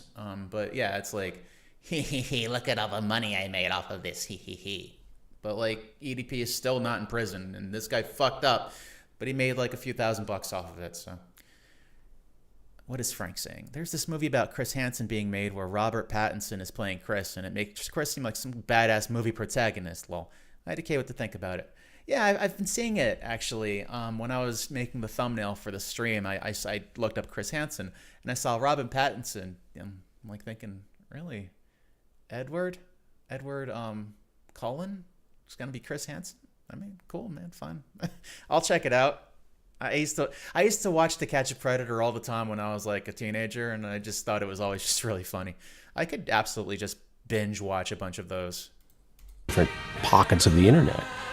But the case isn't prosecutable. And at the end of the day, it looks amateurish and sloppy.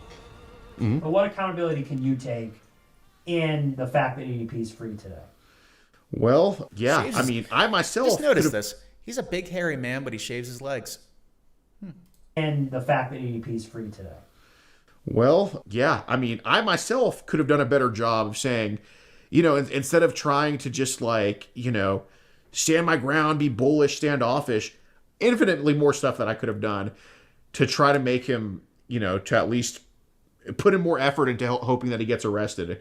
But, you know, I can confidently say that predator poachers have been responsible for getting like infinitely sicker people in EDP off the streets, and EDP played a part in teaching us that lesson on how to do that. My thoughts on Alex Rosen is I feel like he's a piece of shit. No. I feel like he should burn in hell and go fucking like die, if I'm being completely honest with you. You're some fucking redneck fucking some fat ass overweight bitch plastering shit on the internet and fucking with people's livelihoods. God damn, man, I could use some fried pickles. But there you go. You know what though, Mike? It's perfectly not a fine. fan, I guess. It's great because everybody hates a pedophile, right? I feel like that should be a voice clip too. Just one more time. I love the way he says it. He sounds like Barney the dinosaur. It's great because everybody hates a pedophile, right? Okay, cool. So that's perfectly fine. So just, you know, fuck the fact that you're ruining my goddamn life, right? Good, great. So he doesn't feel bad at all. He doesn't even like have any self-reflection here. He's not even saying like, oh man, I fucked up. This really taught me a lesson. I better turn my shit around. Thank God I didn't get arrested. I could have really fucked things up. I need to get my act together. No, he's just bitter that he got caught. How gross is that? Fun fact, Edward Cullen is over 100 years old and dating a teenager. Wouldn't call that a fun fact, but it's definitely a fact. Fucking wonderful. Fucking wonderful. This world is fucked up, man. I know. People attracted to minors not even allowed to be living in peace. Text a 13-year-old girl or a 14-year-old girl. There won't be a next time. There won't be a next time? There won't be a next time. Won't be a next time. That's hard for me to believe. Next time she'll be 15. My name is Kayla Hoskins, and in June 2023, I received an Instagram DM from EDP445, otherwise known as Bryant. I first replied to EDP because I always reply to anyone who messages me. And that's a very bad idea. Very. I'm gonna get some more water. I'll be back in a second. If you're a 15-year-old girl on the internet, you really should reply to every single person who messages you.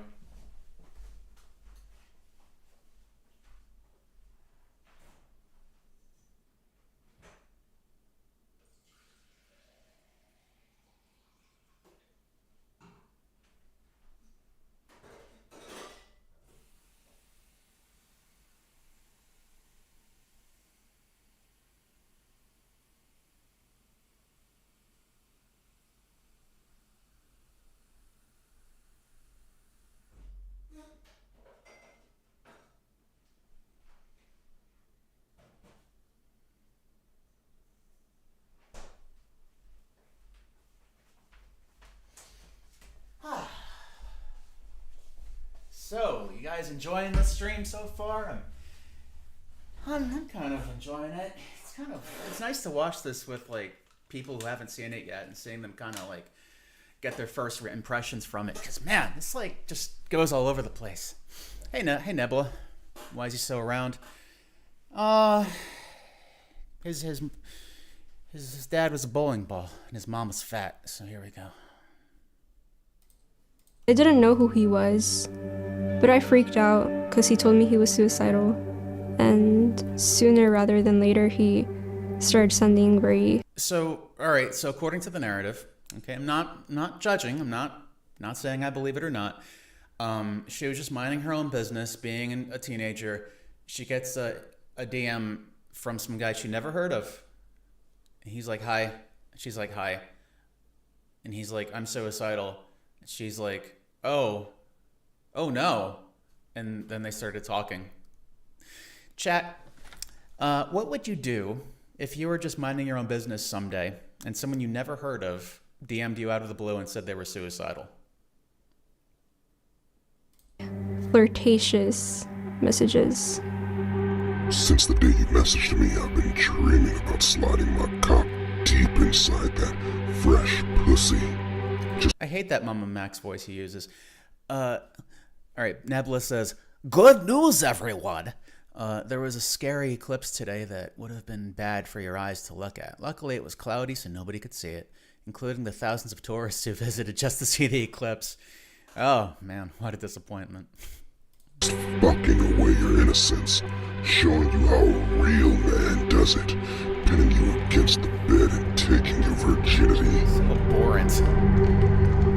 A while later, Gideon added EDP into his Discord, filled with kids, for a Q&A.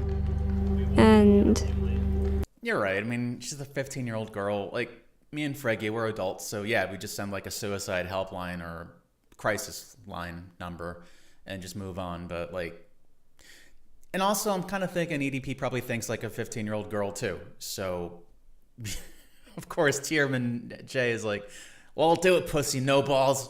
I'd block, but also I'm a grown man with a little more spine than a teen. Yeah, there you go. then when I told people like in the server that EDP texted me, Gideon quickly knew about it because his manager told him.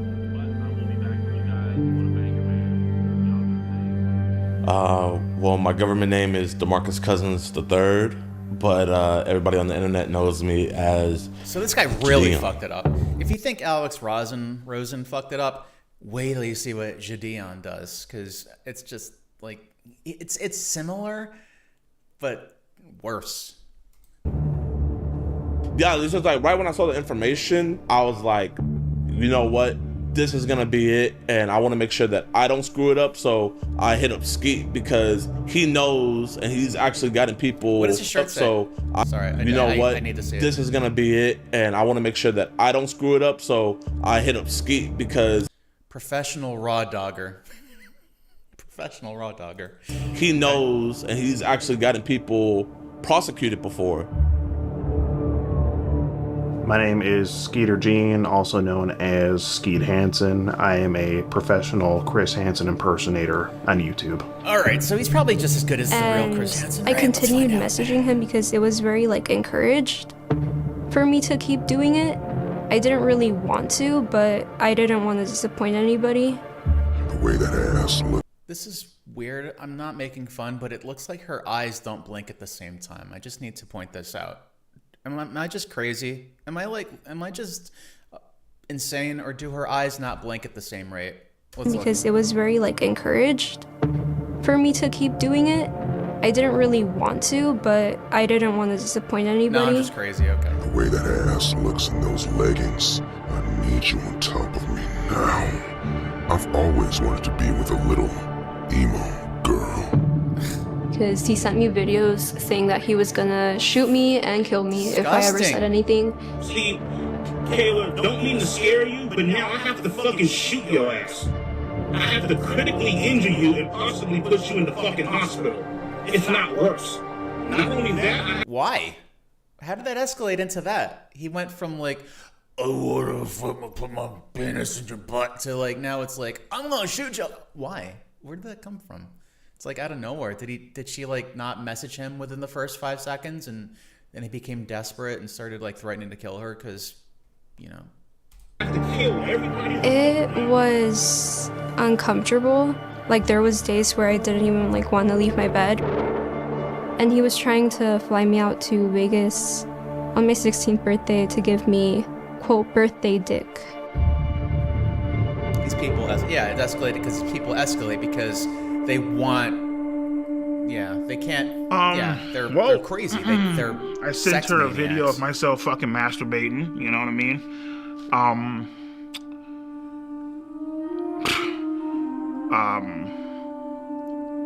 Well, I mean, the fact that she fucking asked for the fucking shit. That's still not a reason to do it. You know, like, an adult, a normal person, a sensible person, a normal person, someone who's not EDP, would have responded with, no, I'm not going to send you that. I'm sorry, young child. I can't be talking to you. Like, what? So she told him to send a video of himself masturbating, and then he did it? Well, oh, okay, so he just had no choice to. She made him do it. She's the one who groomed him. Is that what his defense really is? When EDP sent me photos that were very explicit of him, I felt very uncomfortable, but I didn't really know what to do because I felt like it was encouraged by everybody. And yeah. She's all like, hey, would you like to see a picture of my tits? Sure, why not? What the fuck? Like, why the fuck are you even asking me? Of course, yeah, like a normal person wouldn't be in that position to begin with. Of course, yeah, like a normal person wouldn't even want to speak to a 15-year-old in the first place. So, yeah, I mean, she messaged him first, I guess, but like, I forget if she messaged... No, he messaged him. He messaged her first, right? He's the one that opened up with, hi, hello, I'm suicidal. Wait, what? Yeah, that's right. He started this whole thing. That fucking shit, but sure, why not? So I did play a part in it too, okay? I'm looking like, sure, why not? Yeah, people were oh shit, I had it muted, damn it, because of the sound glitch.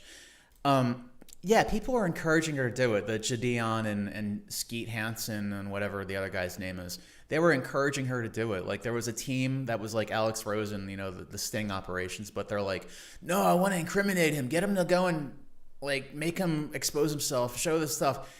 And it's like, they're kind of grooming her too, if they're like the ones that are telling her to send stuff to him or encouraging it, you know? Like, it may not be the intention, but still, you're endangering this child by putting her in contact with this guy. Alex Rosen didn't use a real girl to go and do this. So it's insane that they would take a 15-year-old girl and get her involved in any of this. They should have had a decoy take. Yeah, exactly. Like with the other case, they just took a picture of a girl and then used that as the decoy. You don't need to get a poor girl involved in this. It's gonna fuck her up, man, for life. Like, look how she's like terrified. She doesn't know what to do. She's like clearly having trouble processing it. I felt like it was encouraged by everybody. And yeah. She's all like, hey, would you like to see a picture of my tits? Sure, why not? Like, why the fuck are you even asking me that fucking shit? But sure, why not? So I did play a part in it too, okay? I'm looking like, sure, why not? You know? Yeah, I'm sure that's how he reacted to it. I'm pretty sure that when she was like, "Can you want to see my tit?" I'm sure he was just like, "Yeah, why not? Whatever, sure." I'm sure that he was just like, "Yeah, I guess if you're gonna go and you're gonna pull my arm." No, he was obviously like probably beating off while she told him about this. Of course, he's acting like he didn't want it. Come on. Yeah. The reason I let her send me those pictures is because I was horny as fucking beating my shit at the time. Yeah, like Chris Hansen always used decoys that were at a minimum 16. Well, not only that, but it's like he used decoys, yeah, but he also had like an army of cops outside, so if anything did happen, I mean, there was no chance that it could, like, he uses a lot of backup. This was just a couple guys in a camcorder. People got to realize that Chris Hansen like works with the law enforcement directly, and that's why it works out for him. It's fucking vigilantes, I hate them. Don't lie, bro. She has a... Never mind, I'm gonna say that. Go ahead. You already started saying.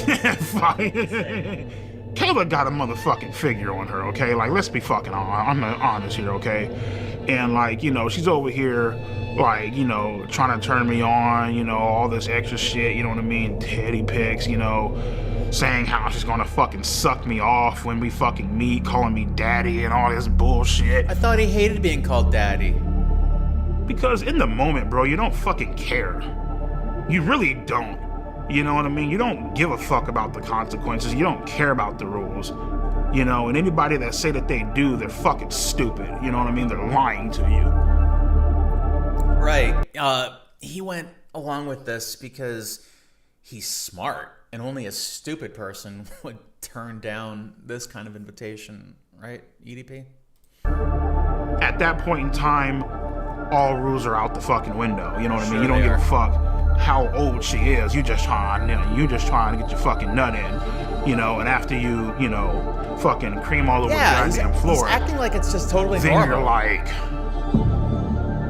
oh shit, I fucked up bad. Yeah, he's acting like, yeah, you guys know what it's like. You know, you go to high school, you see these chicks walking around, you get a boner, and you tell them to fuck all of them. It's like, no, people don't think like that. It's just you. And he's like, you're lying. It's bullshit.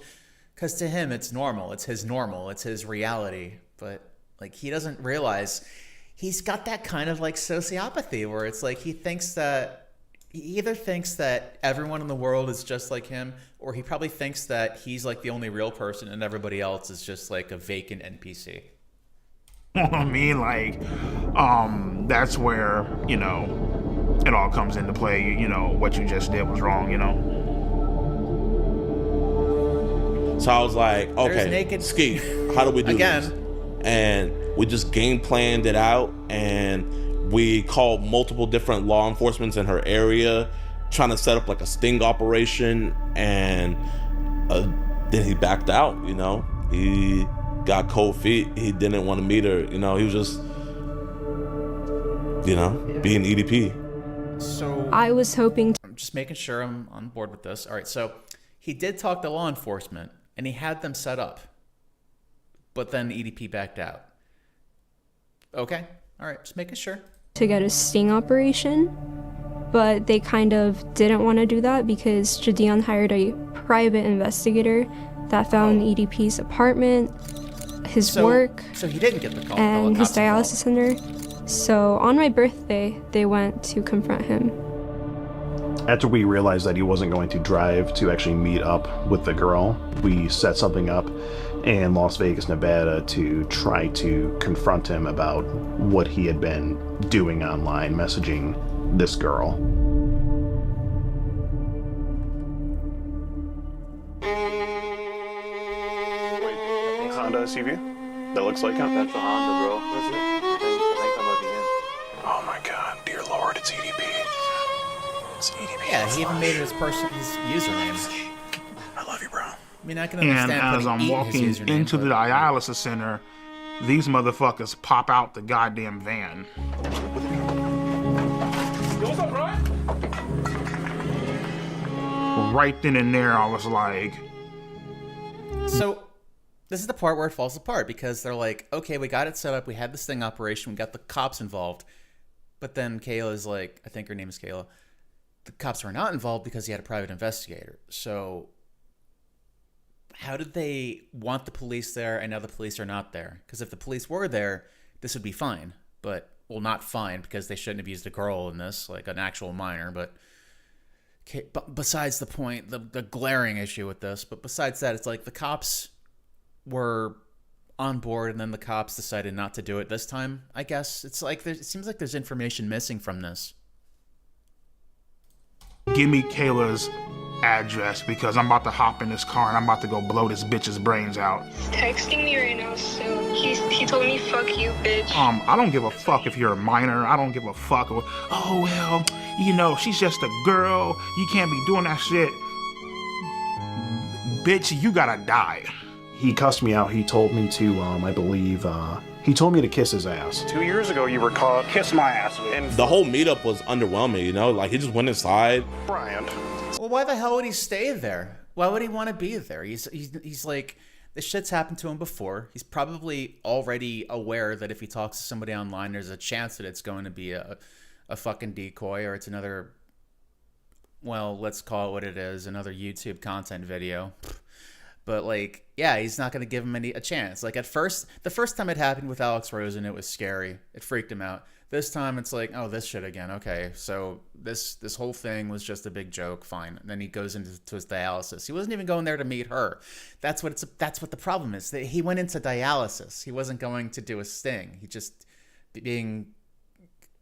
So, like, there's really no reason for the cops to be here, because it's not a sting. It's just a couple guys following him into kidney dialysis, and the whole thing fell apart because these two chuckleheads did it wrong. Disappointing. He said 2 words and then he walked right in. Basically, what's going through my mind, don't say a fucking word. We really do just want to have just a civil conversation. They ain't got shit on you. As long as you don't say a word, you good to go. Brian, Bryant. Bryant. Come on. We need to... Come on. Thoughts? It's an embarrassing clown show. He says the same Chris. thing over and over again. The way this investigation, it's not really an investigation, but the way this was conducted makes it unprosecutable. And you've got Skeeter or whatever his name is, who's clowning around, taking my lines, I suppose, and murdering them with a guy in a cupcake outfit. There's no serious attitude here. It's a clown show. And it resulted in nothing. I think there possibly maybe could have been different results in this case if me and Gideon did not confront EDP or take the situation into our hands at all. That's a hard maybe though, and that way obviously there's no content there, so it's like, Yeah, I mean, like, Chad's making some pretty good points over here. It's like, Mac says, people are like saying, oh, yeah, he didn't get arrested or anything. He's still on the streets, but it's about exposure. Now people know that he's doing this stuff. Now it's like, I mean, I guess in a way, this whole documentary is just exposure. And I mean, EDP is literally admitting to felonies or crimes on camera in this documentary. But like, but this is just pissing him off more. And he's like, already said multiple times that he wants to commit violent acts against people and he has guns, and it's like, this guy is going to be so unhinged. It's just like getting worse and worse. And just because he's a big giant man who can barely walk and he's on dialysis and like he's like on death's door all the time doesn't mean that he can't shoot a motherfucker, so we don't know what this guy's capable of. And Freggy's like what Freggy's getting out of this documentary is like, look, if you're going to do a sting, do it right. Because we've seen two people fuck it up already.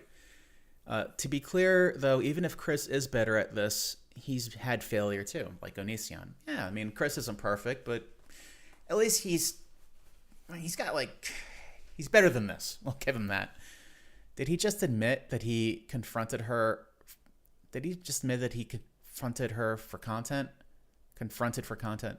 Basically a sociopath. Yeah, he actually is saying that. Like, all right, so let me back up a bit because I was just kind of getting off on a tangent. Hang on, I'm gonna bring it back a bit. EDP or take the situation into our hands at all.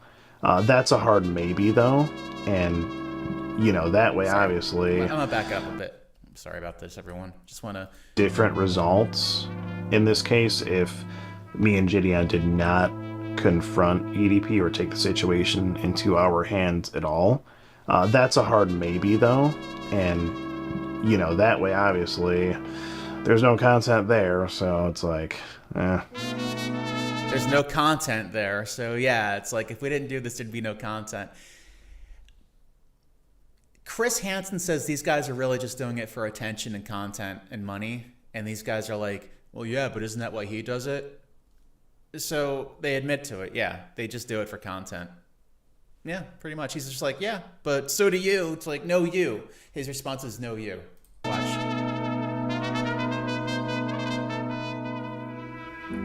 What is your opinion on Skeeter Gene? I don't know Skeeter Gene. He reached out to me some time ago to collaborate, and it's not something I would ever do. Why not? Because I don't need to. I mean, I don't need to create a clown show with somebody who is merely seeking to get fame and clicks and views on YouTube.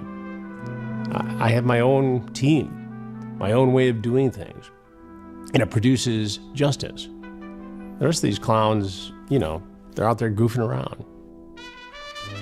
Yeah, it did definitely change my opinion on him a bit because I think he was a bit hypocritical with a statement that he made. He said that I was just doing this for clicks, views, and ad revenue, basically. Yeah. I mean, are you telling me that P's not doing it for the same reasons? See? Just know you. I would really like to ask Chris Hansen that if he weren't being paid for his work, would he still do it? No, it's not about protecting anyone. It's about getting money. Chris Hansen's True Blue streams are as late all right, $5 a month. Oh wow, he's really making that bank. If it was legal, I would have fucking turned that ass out. I would have fucking ate her ass out, my nigga, and made a funnel cake about her shit. You know what I mean? So there you go. That's how he actually feels about having sex with children. Let's go take a little break to go and watch another video by our boy. Let me just... Okay, we got... Well, OBS says 12 people are watching. Hey, for everyone who's here, I hope you're having a good time. Always like seeing people in chat. Let's go find our... See another nice video here. What should we watch right now? What are we gonna watch? Let's see another deleted video.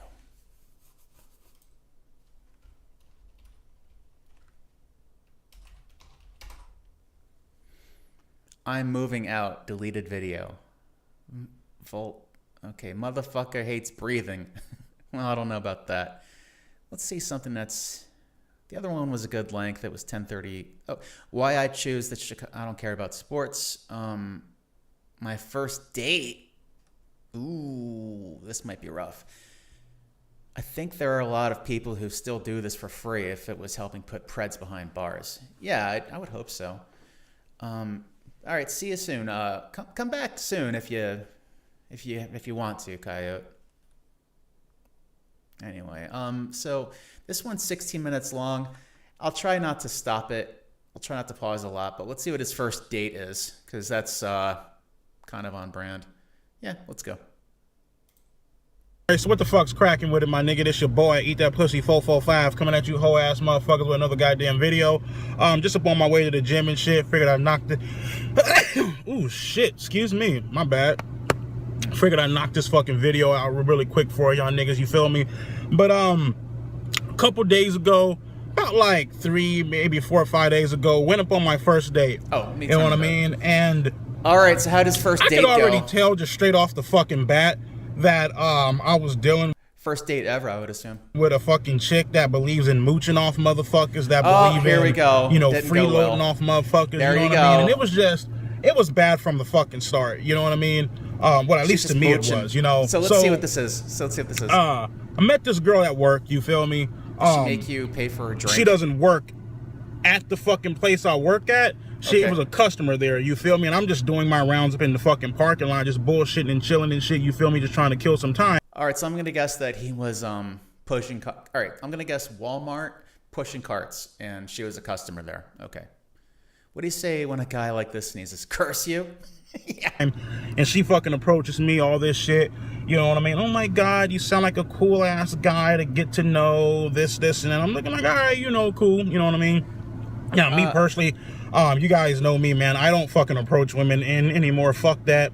You know what I mean? I don't fucking sit back. Yeah, I wonder why. You know, because to me, I feel like approaching a fucking woman is all a goddamn... I feel like this whole approaching a woman shit is nothing more than a fucking transition between power. More so like a power struggle. You feel me? I mean, it's I'm not gonna... See... I'm sorry, I don't mean to pause, but it's like... A power struggle. It's a transition of power approaching a woman. He really thinks that it's giving her the power if you go to her. That's what he really thinks. God, I remember always seeing his clips back in the day, long before he was exposed. I thought he was funny as fuck. Then everything came out. I don't really think it's giving her the power if you approach her. I think it's, but like, because for me, when you, because like a man approaching the woman and talking to her and introducing himself, that shows that he has confidence, right? Isn't that just like showing that you have confidence, putting yourself out there and talking to people? I don't see where the transition of power comes in, but let's see, maybe he'll get into it. Approach a woman, right? You give them the power to reject your fucking ass. You know what I mean? And let's be fucking real. We already know how motherfucking girls, women, bitches, hoes, skanks, scallywags, tricks, whatever. He really wants a girlfriend, by the way, but this is what he thinks of them. Also, you have to actually like sort of build a friendly rapport with them and have a nice conversation before you ask them on a date, right? You need to actually like, you know, maybe learn that you actually enjoy each other's company and that you don't hate each other in the first 10 seconds. But holy shit, he just went off on that. You know what I mean? We all know how motherfucking women act when they get a little bit of fucking power. You know what I mean? They like to abuse that shit. They like to think that they're hot shit up on some ego trip and shit. You know what I mean? So I don't I don't approach women. You got me fucked up. You know what I mean? Either a woman is going to approach me or I'm going to be fucking single for life. You know what I mean? That's just the fucking way I look at things. And if you guys don't like it, too fucking bad. I really don't give a fuck what you like. You know what I mean? I can tell. And that's just the fucking way it is. But anyway, she met me at work and all this fucking shit. You know what I mean? We exchanged numbers and all that bullshit, right? And, you know, there were a couple red flags that I wouldn't, you know, that I'm not going to fucking lie, I should have fucking saw. You know what I mean? Like, after the fucking date and after all this shit went down, I looked back at the very beginning. I should have saw it fucking coming. You know what I mean? I remember when we were talking up on the phone that night, right? She asked me, what type of car do I drive? Why is that a red flag? What kind of car do you drive? She wants to know that you drive a car. She wants to know that she doesn't have to pick your ass up every time you want to go on a date. Like, that's really not that big of a deal. Everyone has a car. That's what it is. What kind of car do you drive? Everyone has a car. That's what it, well, mostly everyone, but like, that's what it is. It's like most people have cars. All right. So let's see where he says where this is a problem. And I'm like, you know, it's nothing fancy. It's nothing gangster or anything. I mean, look, I mean, it's a fucking, you know, it's a regular ass fucking car. You know what I mean? It's nothing really fucking fancy about it, you know? I told her I'm looking. I mean, she means like what make and model, dude. She's not talking about how big it is. And like, he looks like a normal size here too. That's so weird. Like, oh, I drive a 2014 Hyundai Elantra, you know, nothing fancy or anything like that. And she goes, oh, okay. I see you big ballin', huh? Big ballin' in the building, ballin'. I see you. I'm like, motherfucker, if you honestly think a fucking Hyundai Elantra is ballin', then what the fuck? Like, I think she means that it's because like, I'm assuming this is like from like 2018 or something. So it's like, yeah, it's balling because you got like a newish car. Like, that's what it is. It's really not that big a deal. Maybe you could have asked her what she means by balling though, because he seems to be assuming a lot of things here. They met at his work, right? So she should already have an idea of what he makes. Not like she was expecting a Ferrari. Yeah, like I'm assuming that if he was in the parking lot, it was either fast food or a grocery store. That's just what I'm getting out of this. I'm like, oh, okay, I mean, shit. I can't wait to see what the fuck will happen if I someday own a fucking Maserati or a motherfucking Jag or a fucking Ferrari and shit. Motherfucker might think I hit the goddamn lotto on some. Yeah, it's like, for a guy who works where he works, being able to afford a Hyundai Elantra 2014 is probably pretty good. That's what she's saying. Bullshit.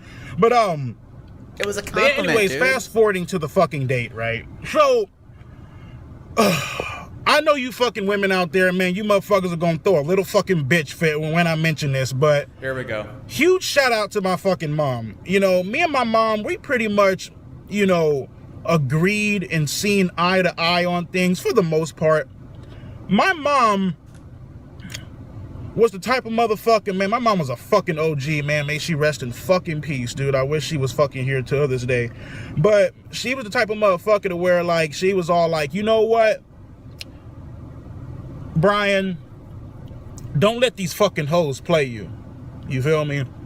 She was like, when you go out up on a date, you motherfuckers go half. Fuck this My Little Princess shit where you gotta sit back and bust out, nigga, and burn all your motherfucking money up in your goddamn pocket and shit trying to. Dude, if you're spending all your money on a date, then you don't have much money to begin with. All right. I can understand. Yeah. Take her somewhere nice. And okay, you might spend like $100 on like a really nice restaurant somewhere, getting something for the both of you. That's not being played. That's not being used. That's just being a gentleman. But I mean, a lot of women don't mind splitting or whatever. It's really kind of fine. It's in his mind, though, he really thinks he's going to send all the women into a frenzy by saying this, that it's like what he's saying is very controversial, but I mean, it just makes him seem kind of cheap. He seems like a cheapskate, kind of an asshole too, and a little bit of a bitter bitch. Impress or please a fucking chick. Fuck that. you guys go fucking half.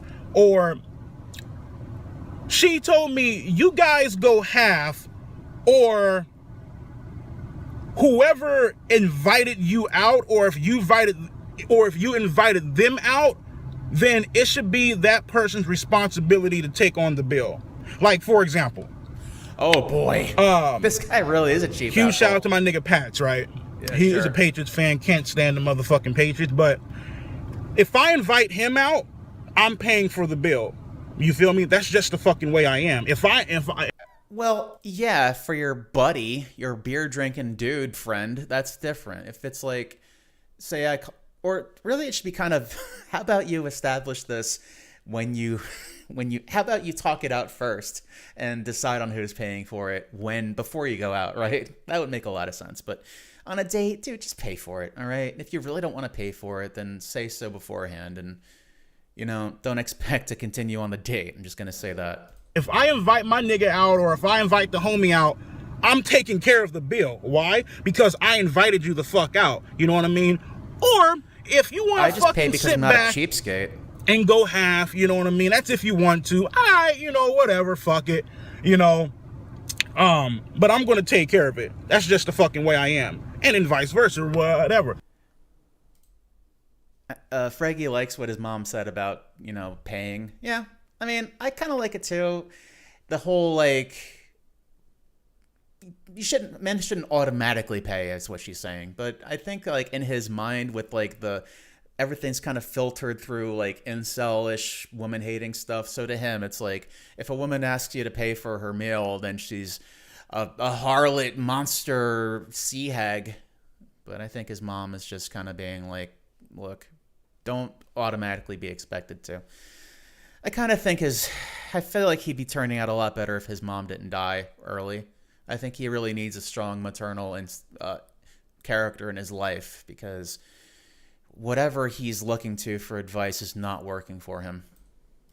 So we meet up at Taco Bell and shit, I guess because she's low-key hungry as fuck. I'm looking like, all right, cool, I ain't really fucking hungry. I just ate, but whatever, all right, cool. So we meet there, my nigga, we get fucked up, and well, I don't get fucked up, I'm already fucking full. But this motherfucker, she just automatically assumed that I was going to pay for her fucking food. You know what I mean? Just automatically assume shit. Doesn't even fucking, by the way, she locked her fucking keys up in the car, so I could understand her, her wallet, her keys and shit. I could understand that, by her not being able to pay for her half right then and there, I understand that. But, Dude, look at you, okay? Now, granted, he was a little thinner back then, but this guy is so excited to finally get a date and have a girlfriend that want to spend time with him.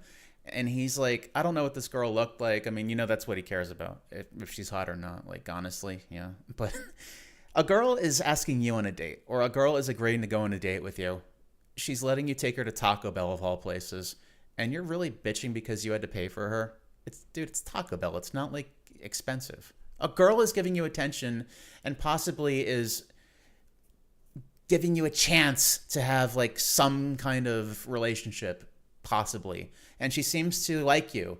And you're bitching because she expects you to pay for your Taco Bell. Dude, it's a fucking date. Get over it. Whoops. Gotta turn the fucker and I got some fucking white chick approaching my ass, acting like she never seen a black motherfucker make a goddamn video before. Hella awkward moment. God damn, she got fucking ass though. Anyways, why do you have to do this? Yeah, it's like she just automatically assumed that I was going to just start paying for fucking shit. You know what I mean? She doesn't fucking, once I bought the shit, you know what I mean? And again, we got back out. AAA came out, unlocked her fucking car. All right, cool. My motherfucker doesn't even say, oh, by the way, here's $10. I appreciate you, looking out for me and stuff like. Wow, she actually did pay him back for the. Okay, all right. So if she really did throw in $10 towards dinner, that's great. What woman would use a guy just for free Taco Bell? Taco Bell on a date is just so. I mean, I like Taco Bell, but I know it's not somewhere you go on a date. That's somewhere where you go with your pal after a night of drinking. It's not but either way, I mean, I guess it's just what they like. Fine. But hey, that was nice of her to throw in 10. All right, so what's he complaining about? No, you know what I mean? Now, granted, I would have sat back and I would have told her, no, don't worry about it. You know what I mean? Like, don't worry about it. You know what I mean? But even though I would have not have taken the money, you know what I mean? It's just the common fucking courtesy of offering. You know what I mean? Like a bitch ain't even fucking offer. I'm looking like, all right, whatever. Yeah, Alan Sampson's kind of right. He's like, this is kind of like the hangout phase of a relationship where it's like you're just sort of starting to become friends. That's what it is. It's not really much of a date at all, really. I'm kind of traditional too. Actually, I will usually offer to pay just because I just do. Like I'll just be like, I got this, and usually the girl will be like, no, it's okay, and I'm like, oh, okay. But I definitely do not like argue over who pays. I just go like, I usually just instinctively offer to pay. But many times the woman just is like, no, I got mine. It's like, but then after that, I just say, oh, okay. And then that's sort of the end of the conversation. But I don't mind paying. I make decent money. Whatever, fuck it. So anyways, pay for her fucking food, which I wasn't even the fuck hungry for. I wasn't even the fuck hungry. Go to the movies, pay for that, no fucking problem. Then on top of that, after the movie, she wanted me to put gas up in her fucking car. Okay, that's a bit much. I'm thinking to myself, like, bitch, how the fuck is it that you drive a 2011, 2012, 2013 Toyota Yaris, right? Oh, I know what happened. Remember at the beginning of this video when she said he was balling because he had a 2014 Hyundai Eclipse? There you go. She thinks he has the money, and that's why she's making him pay for everything. And you know what? He did. So who's he mad at? Who's the person here that, if he didn't want to pay for it, why did he, huh? It's not her fault. He agreed to. He said he would. So, you know what? You got a fucking baby you got a fucking kid. You feel me? You live by yourself, but you can't even afford to put motherfucking gas up in your fucking car. Like, what the fuck? And then on top of that, right, I want to fucking I want to backtrack. A motherfucker is sitting back saying all this fucking shit about about like when we first got to Taco Bell and shit. Oh my God, like I'm just very frustrated and irritated right now. I'm looking like, well, what's the problem? Like, man, the motherfucking day didn't even started. Shit, like, what the fuck is going down? And she's all fucking like, oh, it's my baby daddy. He came back. I'm looking like, oh my fuck. I'm looking like, okay, no. Nigga, here we go with I'm looking like, oh fuck, man. I'm like, God damn, my nigga, the day didn't even the fuck started, man, and this shit's about to pop off. I'm like, all right, nigga. It's my baby daddy. He came back and he wants a place to stay and he wanted me to make him food and he's just a deadbeat and I can't believe I ever fucking got with him. He's just a deadbeat and he's an asshole. Okay. Yeah, he's a deadbeat, but then again, you decided to have a baby by the motherfucker. Typical fucking woman. I mean, fuck the good guys, right? You know what I mean? Like, I want a piece of shit that's going. So, all right, okay, I don't have anything to say. Want to fuck me over and shit and treat me like fucking dirt, but all right, whatever. Anyway, he's the good guy. Fast forwarding along and shit. After the movies, wanted me to fucking pay for wanted me to pay for fucking gas.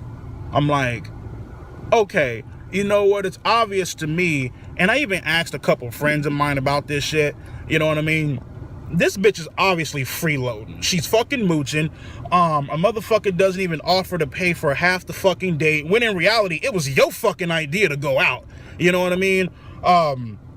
It's like, what the fuck? It's like, goddamn, like, you don't even pay for half the motherfucker? Like, you don't even, like, a bitch ain't even... And, like, right at the start of the date, she already brings up that she has a baby daddy who wants to move back in with her. So what I'm getting from this is that she started to spend some time with him immediately.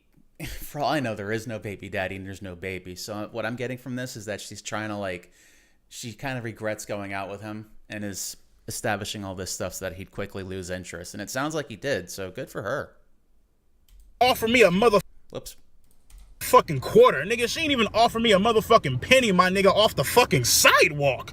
I'm like, what the fuck? Like, it's funny because, like, I remember when we first started talking, just like I told you guys, she asked me what type of fucking car do I drive.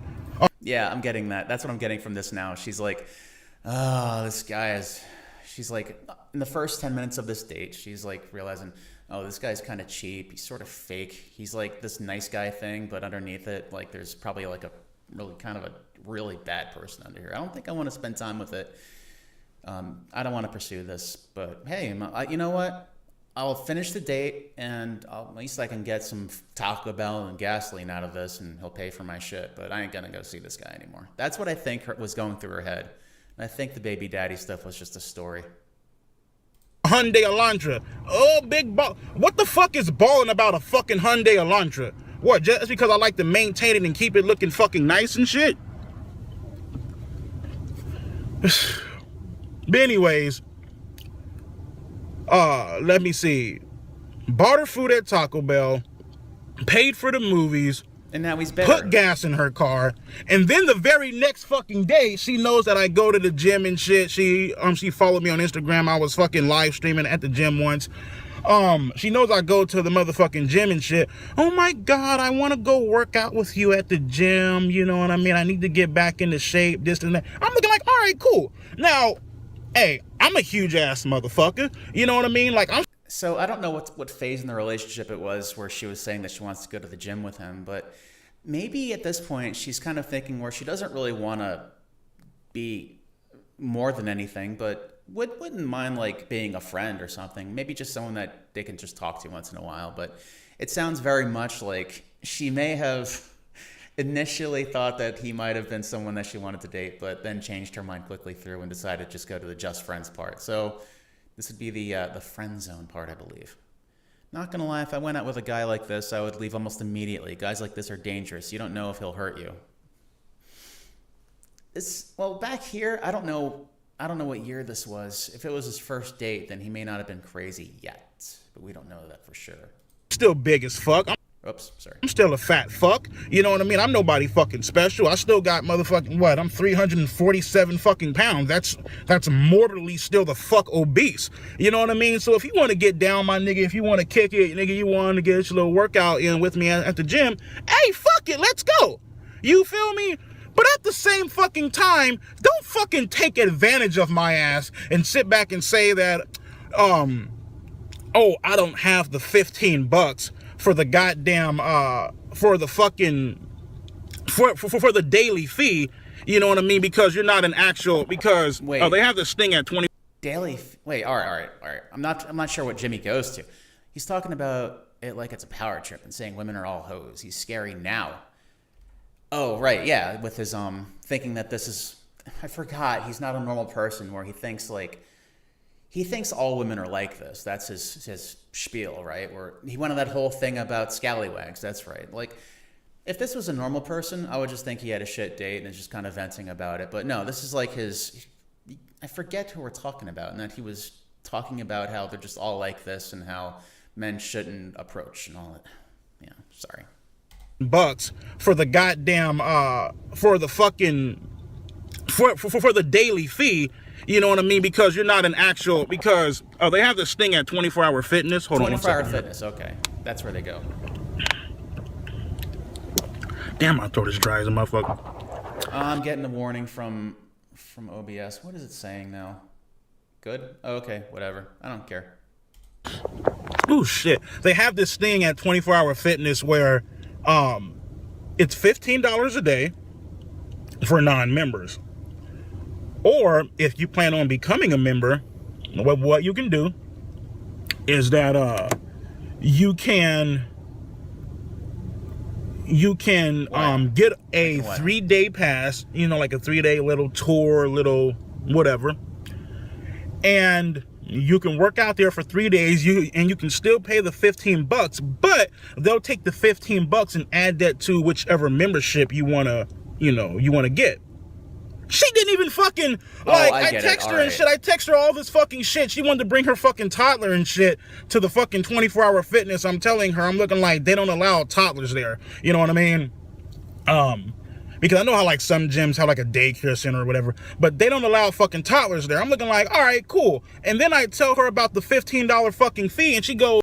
So it sounds like he's not interested in her. Like, I don't know what the fucking deal is here. Like, why is he continuing this? Why first of all, why is she continuing to spend time with him, and why is he continuing to spend time with her? Because it sounds like neither of them really have any kind of interest in each other whatsoever. Warning, the stream... What is the stream? I want to know what the stream is. Hang on, open studio. The stream's current bit rate. Oh, that's what it is. Okay. I don't care about the bit rate. Fuck the bit rate. Oh, fuck, that sucks. I don't, oh my God, like, I don't have that. Freggy says, I don't think she's lying about the kid. I think he just genuinely found a trash woman. Yeah, I mean, I guess that's kind of it. Like, I guess she really did have a baby daddy and everything. And yeah, I guess she just has supremely low standards, is what it sounds like. So let me get this fucking shit straight. So I pay for the movies, I pay for your food at Taco Bell, I put gas in your car, and then on top of that, you want me to fucking pay for your $15 fucking membership. I'm looking like, okay, you know what? Like, you're clearly up on some motherfucking mooching shit. You know what I mean? Just like I told you, man, huge shout out to my motherfucking mom. Like, we on some real OG shit. Like, nigga, you pay for half the motherfucking date. You know what I mean? Fuck this My Little Princess shit where, you know, a bitch is going to fucking... Now, I'm not calling her a bitch. I'm just saying, like, on this My Little Princess shit where a bitch sits back and prances around. Oh, my God, well, I'm the girl. I'm the woman. It's his duty to pay for me. Fuck that shit, man. Hey, when you're paying for a kid, your standards plummet.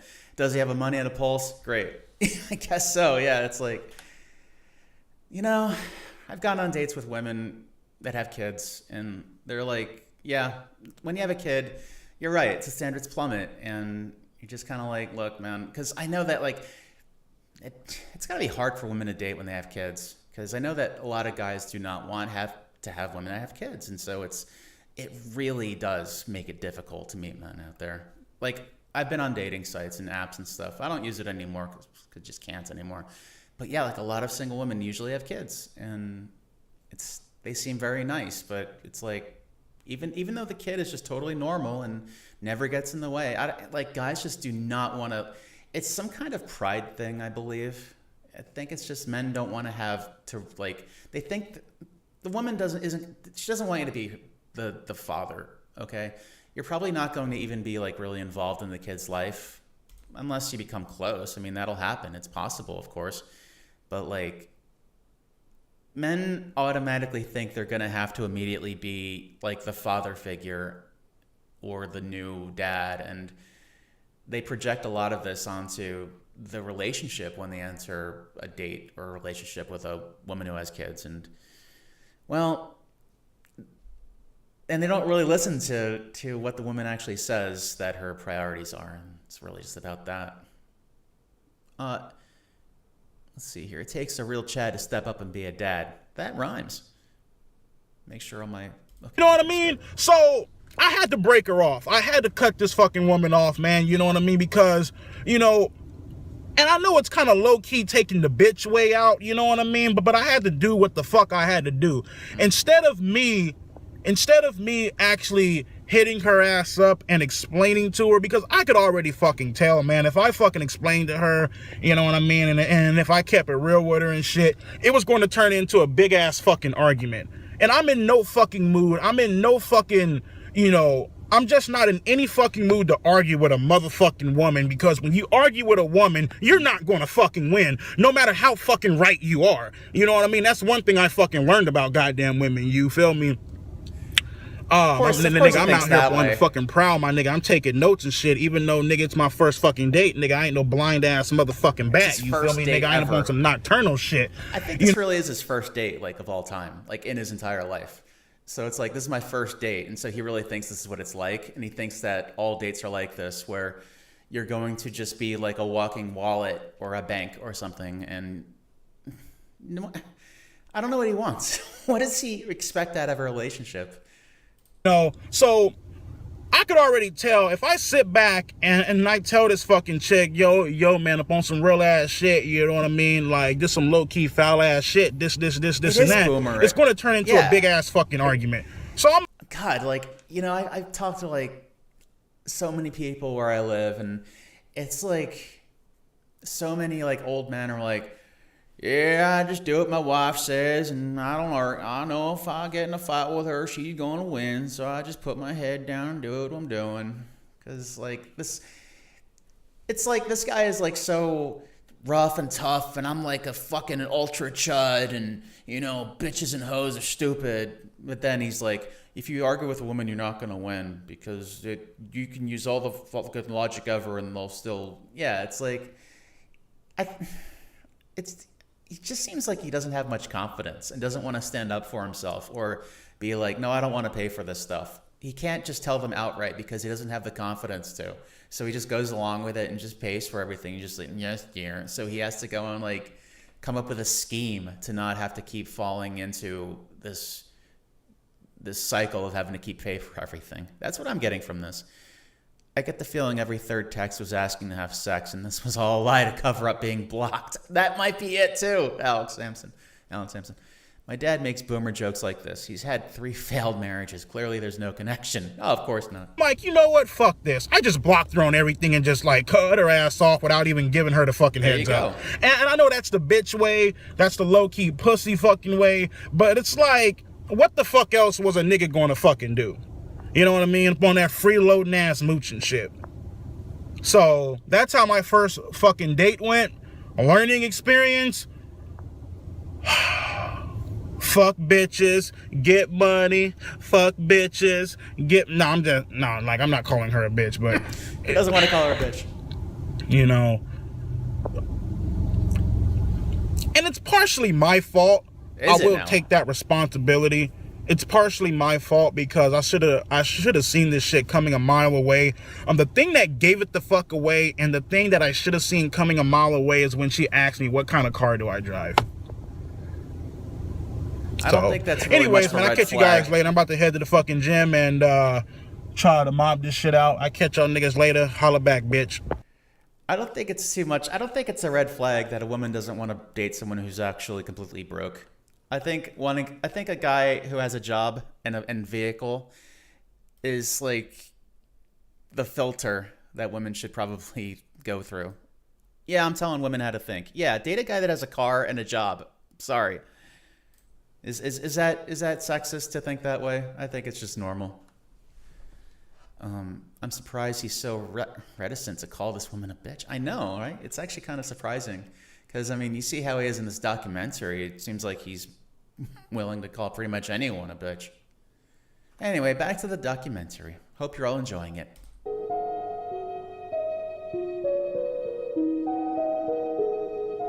EDP was never charged with any I feel like wrongdoing. I was a victim of EDP, but I think I was mainly a victim.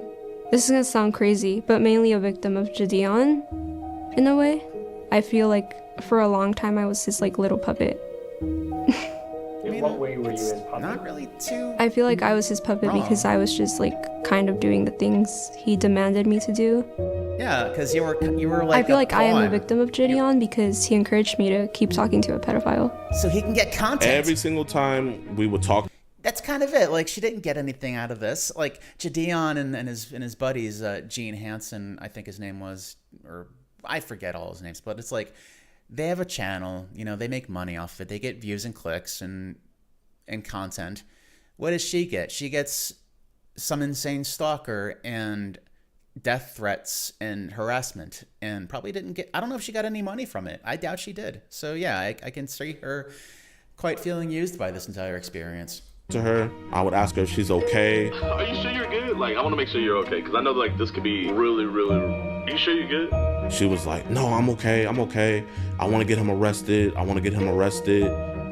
I told Gideon. Okay, but we didn't hear her respond to that. It's a recorded Discord call of him asking her if she's okay.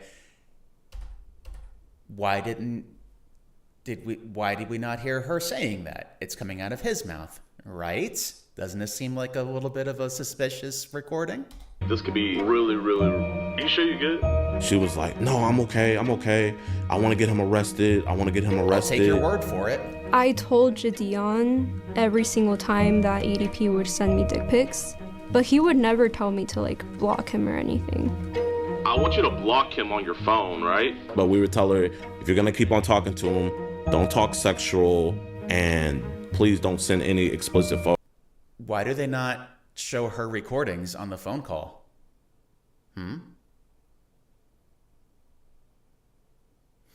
Am I the only one who thinks encouraging her to continue? Yeah, I agree. Like, you don't need her to talk to him.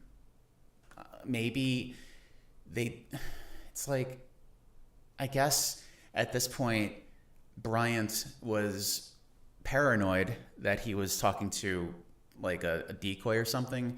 So he wanted to hear her actual voice, but that's still no reason to go and put a minor in a dangerous situation like this for a guy who is a known predator and has weapons and has made violent threats before. It's irresponsible. It's child endangerment, and this guy should be like ashamed of himself. It's not something to be proud of, you know? The argument Gideon made recently after the doc was that she did all this for clout. This is really interesting. I'm seeing so many similarities between EDP and these guys, just asking if she's okay with it without realizing the fact that she's a minor alone should disqualify her. Exactly. Photos. No, I did not send EDP any pictures of me that were nude. What did happen when he asked me for them was that Gideon got like a lookalike of me, and I kind of photoshopped her face into Google pictures. Wait, a lookalike of her. So, wait a second. So she found... This part's very confusing. I kind of... All right, a lookalike. So this is, I guess, not her. And this must be a model that they found on Google, and this must be just some random girl that they also found on Google, and they put this face on this face, and then she sent that? He asked me for them when Gideon got a lookalike from me. So he gave porn to a minor. Photoshopped her face into Google pictures. And she told me something about like her like looking up like something in photoshopping, and I was like, okay, no, like do not do that. To my knowledge, I never knew that she actually sent anything because I never seen any images of that, but she sent something explicit. Yeah, Kayla Hoskins actually sent me a picture. It's so weird. Of her tit. You know, she didn't Photoshop a goddamn thing. She literally sent me fucking nudes of her fucking tits.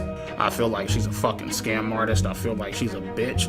I feel like she's very stuck up. She's very conniving. So I'd like to let the viewer... And let's also not forget the fact that EDP was the first one to message her, right? She was just minding her own business one day, and then he was like, hey, I'm suicidal, right? That's what the story is. So how can she be the conniving one? How can she be the one seeking clout when he's the one that initiated contact with her, right? That doesn't add up. A lot of this doesn't add up. A lot of it is very weird. A lot of it is contradictory, and a lot of it is just hard to wrap my brain around. I'm not crazy enough to understand this stuff. Just know that I don't know what they're gonna say, but don't believe it. Because I have proof. I'm just too scared to show the proof because Gideon has a big audience, and I don't want them to attack me. But I could show some of the proof. Okay. Proof of him kind of encouraging it. All right, so other claims by Kayla. Gideon is a scam artist. Gideon is being controlled by the Illuminati. Gideon is friends with multiple pedophiles. Maybe she's sort of... EDP is under investigation by the Department of Justice. EDP has a computer full of CSAM. Using EDP owns the whole illegal firearms. EDP has been victimizing another teen for over a year. Gideon lied to Kayla's mom about the use of a decoy. EDP is being investigated for drug crimes. Situation as leverage. EDP is victimizing another minor. Gideon's friends caused EDP's victims to lose their gerbs. To boost her. Gideon tried to silence Kayla for criticizing him. FaZe Rug didn't intervene to stop Kayla from messaging EDP. Gideon refused to let Kayla go to the police before the content was captured. Music career and such, so, you know. Skeeter, Jean, and Gideon attempted to taint evidence. Again, while she... Gideon used Christianity to cover his tracks. Gideon quit YouTube because of the EDP situation. And Gideon hates Jake Paul. Well, I can excuse that last one. Now, I was reading, so let's see what they're saying over it. I want to get the full scoop. I've never heard of Gideon. So wait, are they trying to make her look bad with the Illuminati thing? I think so. It's like, that's what I'm getting from this. It's like, is this documentary painting her as a victim, or is this documentary making her out to be like a crazy weirdo who has like a bunch of conspiracy theories? Because it's like, it seems like it's trying to do both. Or is it trying to be like a neutral party here and sort of display both sides of the situation? But anyway, let's see what these guys are saying over it. I was talking. Proof of him kind of encouraging it, proof of him. Maybe she's sort of using the whole situation as leverage to boost her music career and such. So, you know, again, while she's a victim, I think she's kind of using the whole situation as leverage to gain followers. No, she's just a schizo. All right, so, I mean, to be fair, I mean, people that are mentally unwell are probably more vulnerable to being manipulated into things like this. So she may have been, yeah, that actually would sort of make it almost worse, right? Like, she's not making up the situation about EDP, but like at the same time, being someone who has mental problems does make her easier to control. So I guess there's that. I feel like she's absolutely a clout chaser. Everyone here is, but it's hard to blame an immature teenager thrust in the spotlight like this and used like a tool by a grown man to act any different. I agree with you. I do. She's a teenager. She's a vulnerable young teenager who, yeah, maybe did want some attention, but at the same time, she was almost abused by an adult. A little bit. And was actually now, me used personally, by these am I an guys. opportunist? Yes, I am. But I don't think there's anything wrong with that, as long as you're not harming anybody. And I don't think I was harming anybody. And especially when you're my age, if you're 16, people are going to think that you're young and dumb. So you kind of have to be an opportunist. You have to make your own opportunities. You cannot be waiting for them. But this... That's inspirational. In Gideon's latest vid, he takes a pot shot against her by saying, oh, you say I'm in the Illuminati, but you had Satanist in bio, so there. That's so immature. I'm gonna quote, Pink Floyd, just leave them kids alone. I mean, it's not too hard. This entire situation was not that at all. Kayla is now 18. So you committed another crime. You got caught, but yet got lucky again.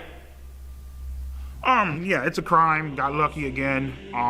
Me personally, I feel like the reason why they didn't do anything is because I feel like, God sees all, right? He sees my sees my mistakes. Obviously, I've been punished by him. Others have been punished by him and stuff.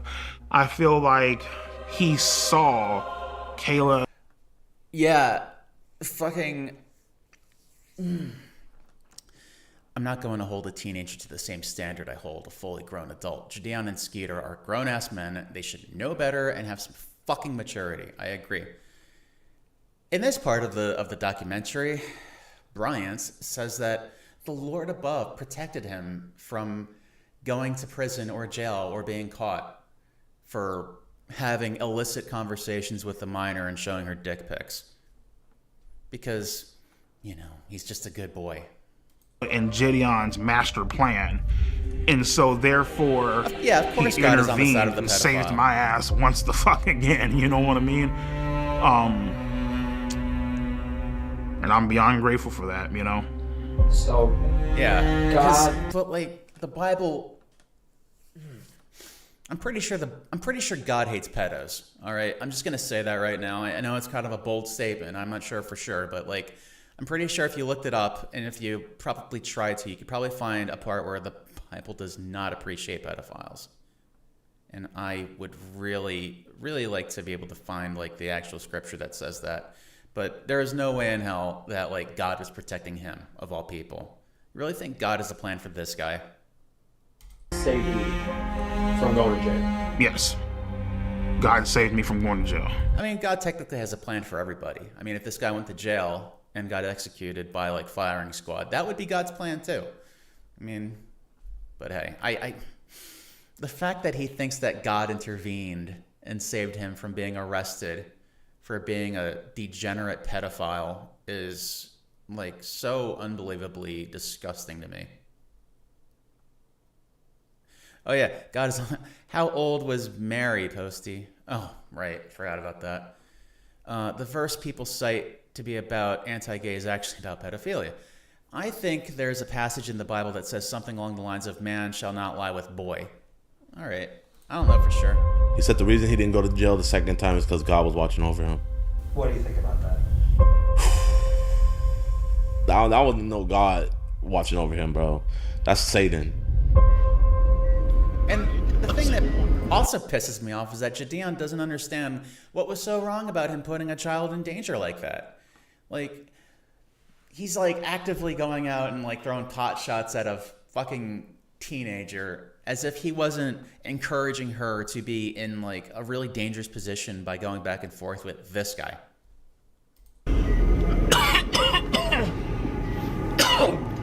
Jake, I might need that water, bro.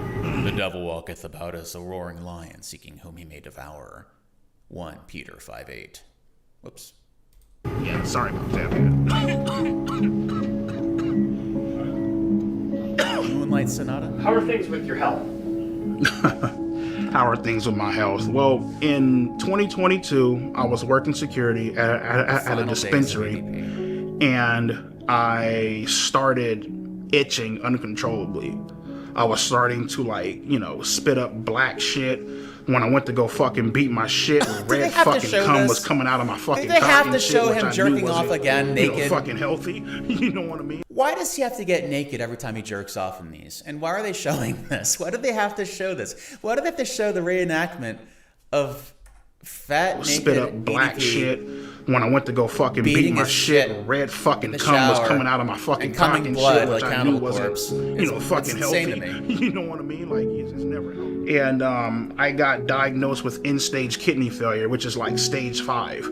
If I were to miss a treatment, I like that too. It's like the chances of me. Yeah, it's like God saved him from prison just so that he can make him cum blood.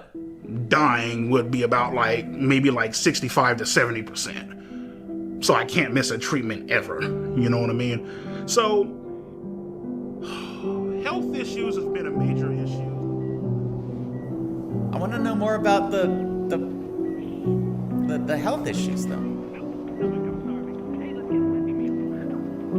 To qualify, I tell them all the time. They're all I'm gonna read it out loud. Hang on. EDP. All right, hang on. I gotta get my narrator voice on. To qualify for a transplant, EDP must lose 100 pounds. He is not. I tell them all the time. They're all like, "Oh well, your fluid intake is off the fucking charts. You need to start eating healthier, blah blah blah." And I'm looking like, "Listen, bitch, I'm over here fucking grinding this shit out with 2 jobs, working 20-hour fucking days, and I'd be lying to you if I told you, oh yeah, I'm about to go eat a beautiful ass Greek salad." Like, no, bitch, there ain't. Fuckers making excuses for guy works. Hang on, how many hours does he work? Grinding out this shit, 2 jobs, working fucking days, and 20-hour we're here days. fucking grinding this shit out with 2 jobs, working 20-hour fucking days. 20-hour fucking and days. All right, so he works 20 hours a day. Hey, I've been there before. You know what I didn't do? I didn't buy a bunch of fucking cheeseburgers. He's acting like he's actually making an excuse for this. He's saying that the fact that he works so much means that he has to eat like shit because he can't meal prep when he's out for 20 hours a day working. Well, thing is, if that were the case and you couldn't do that, then everybody who worked a bunch of hours a week, everybody who worked 100 hours a week would be fat and disgustingly obese, but they're not. So clearly they're doing something that he's not doing, but he's not going to take any responsibility for it. Like with everything else, he doesn't take responsibility for shit in this entire documentary. It's all someone else's fault, or, well, no, there is no or. It's all someone else's fault. I'd be lying to you if I told you, oh yeah, I'm about to go eat a beautiful ass Greek salad. Like, no, bitch, there ain't no fucking Greek salads out there. It's like motherfuckers is eating hot dogs and burgers and shit, you know what I mean? Because that's what's convenient for you, you know? Oh, they don't have salads at McDonald's? They don't have salads at gas stations? And that's the thing that really just frustrates the fuck out of me sometimes, because they paint these unrealistic ass expectations on me, you know? Say so for example, today is what, Friday? If I miss this appointment, I'll probably be dead by Monday. That's how bad it is. Oh, well, you're supposed to eat better. Motherfucker, I can't meal prep for 20 hours. I'm not even at fucking home most of the damn time. You can't, like, bring some waters and granola bars in the car with you or eat them on your break. You don't have a locker at your job where you can keep your lunch. You really don't. Like, it's impossible for you. It's like, I've seen enough episodes of My 600-Pound Life to see when people are just, like, make excuses for everything. And it's all because, oh, I don't have the time for cooking. Oh, I don't have... I work too far away from the supermarket. Oh, I can't cook. I don't have room in my apartment for cooking. They'll use any excuse in the book. They always act like it's just such a impossible, unattainable goal, and it pisses me off so much, man. I hope he continues to suffer horribly. Me too, Frank. It takes effort to get as big as he is. He's not just chubby. Yeah, like, fucker probably has to eat. I'm gonna guess that at this point he's got to be like 500 pounds, so he has to eat 5,000 calories a day. And it's not from like going to McDonald's for breakfast and dinner. He has to eat like probably like 3 whole large pizzas a day. And he doesn't say how much he eats. He just, it's so pity me. Wow. Like I haven't seen the Boogie documentary. It's about half as long as this. And I don't even know if Boogie's as much of a complainer as this guy is. So it's like, am I supposed to sit in this fucking car and starve, nigga, for like, come on, bitch. It's fucking unrealistic as fuck, you know?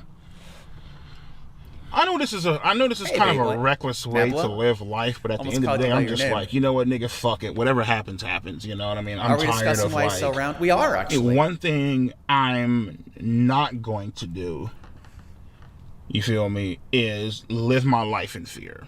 You can't. Like, I can't...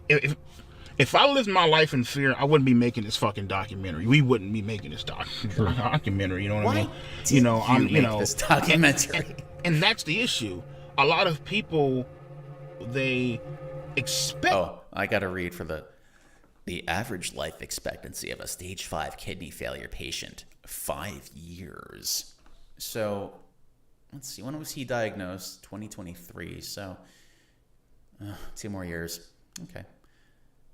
He's making excuses for why he's gigantic, and he's got stage 4 kidney failure from diabetes. You to live your life in fear, especially with everything that's going on, and, you know, getting told this shit, you know. Oh, he's been had a few people blowing me the fuck up. Next year. Oh, how could you do it? How could you get caught again? You know, all that bullshit, right?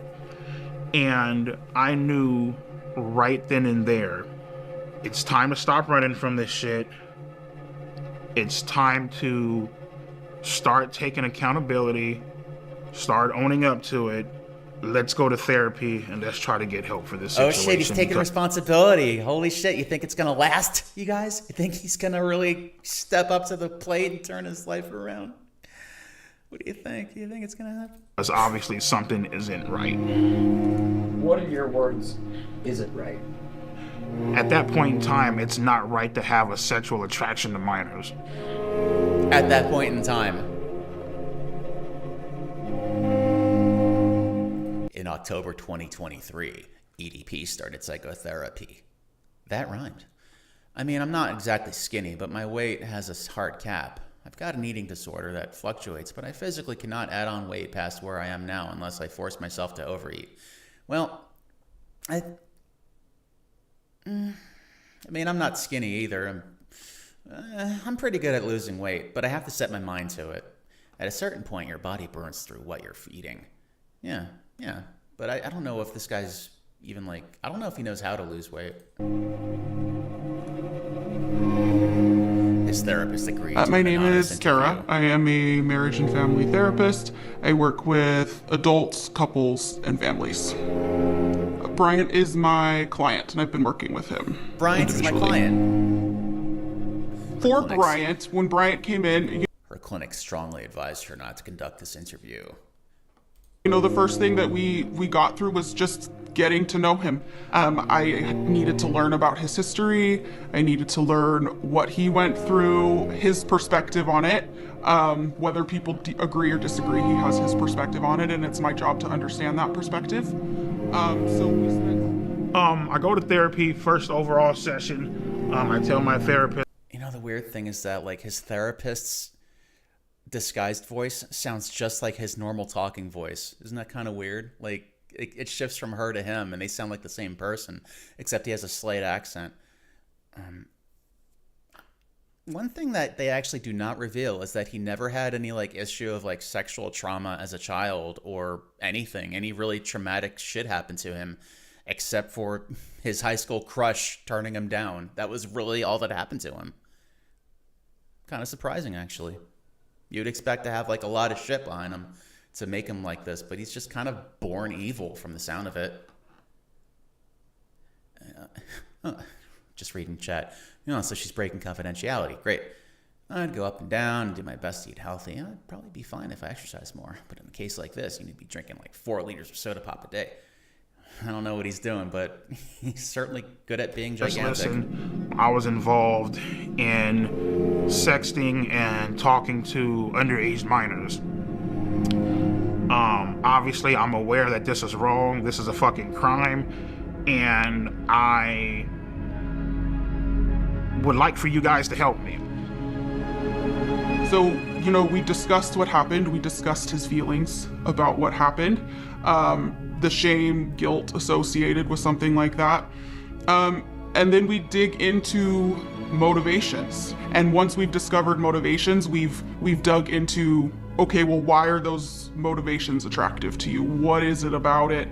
But he has been very honest with me about a reason, and we've connected it to something that he really needs to work on and explore.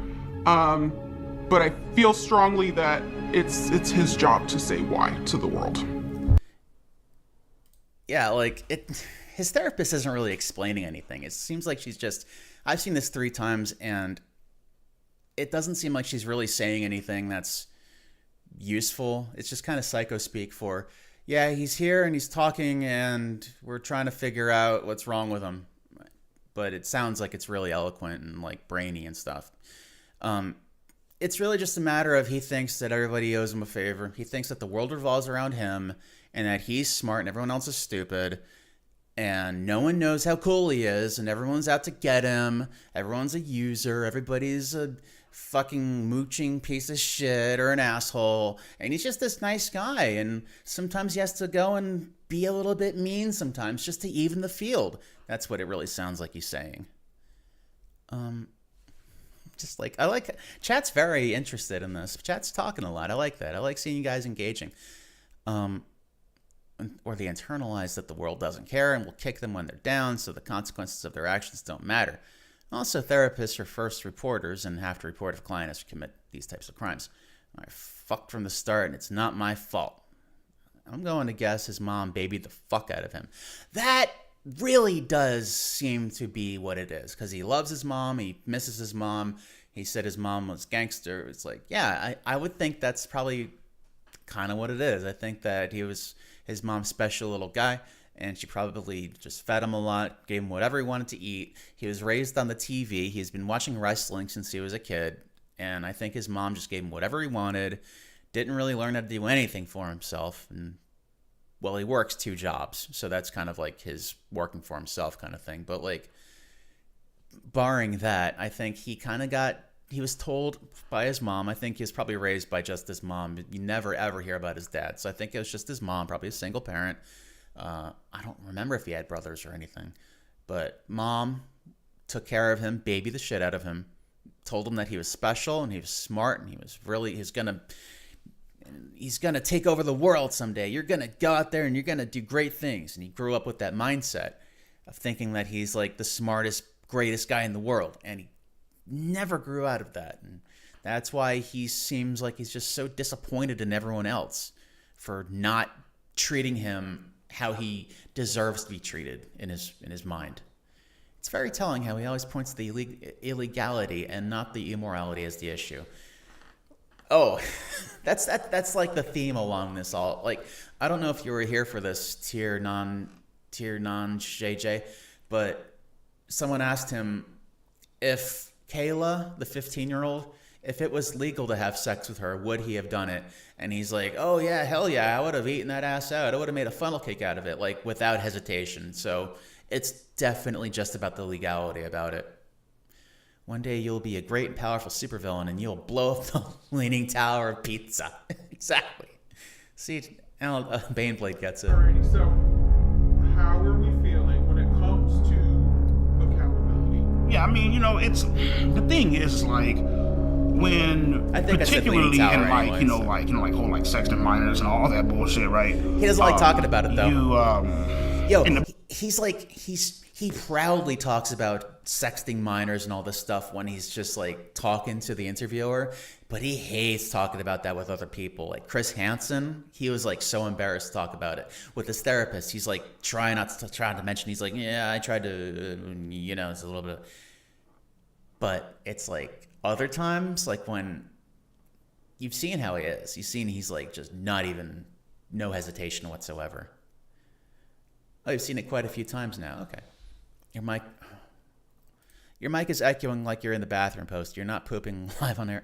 No, I had an issue with my OBS. It's if I mute the computer, like if I mute the computer sound input, it's fine. But it's like, for some reason, my audio channel seems to be coming through my desktop audio and my microphone at the same time. Even though I'm wearing headphones, I don't get it either. I'll have to figure it out.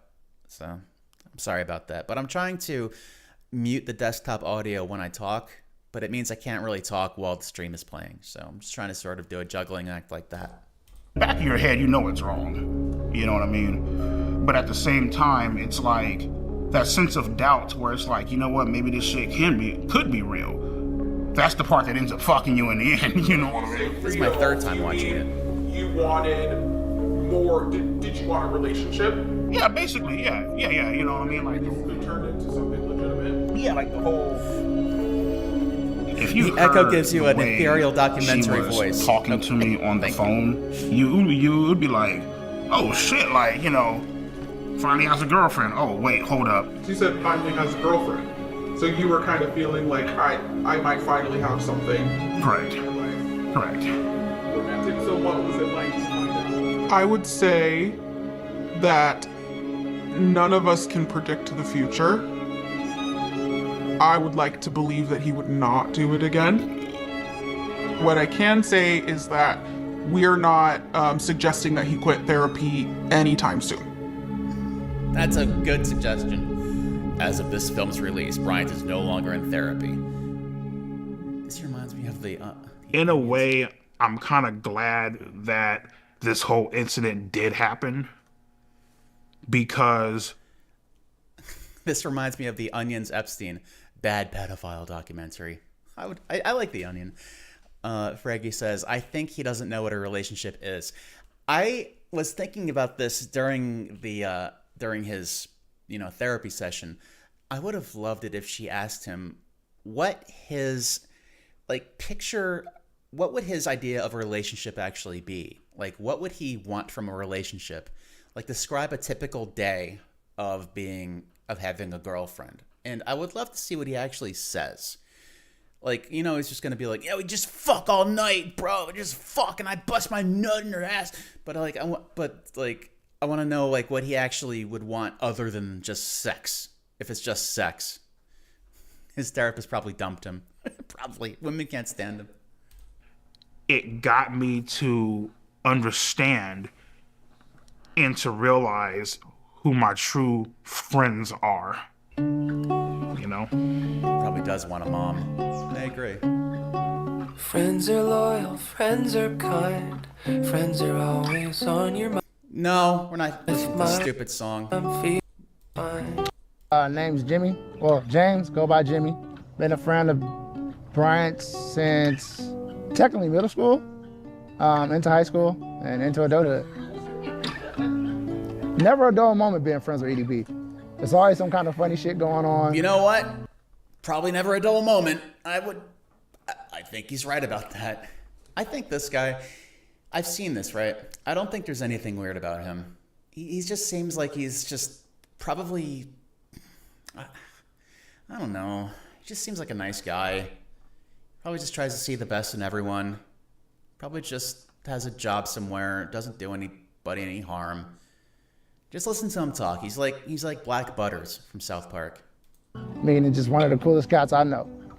I love my friends. I would say EDP is completely innocent. Basically, he was just set up on some bullshit. I mean, we've all texted back somebody we had no business texting back. EDP is not a pedophile. He's never been a pedophile. He doesn't look at children in that way.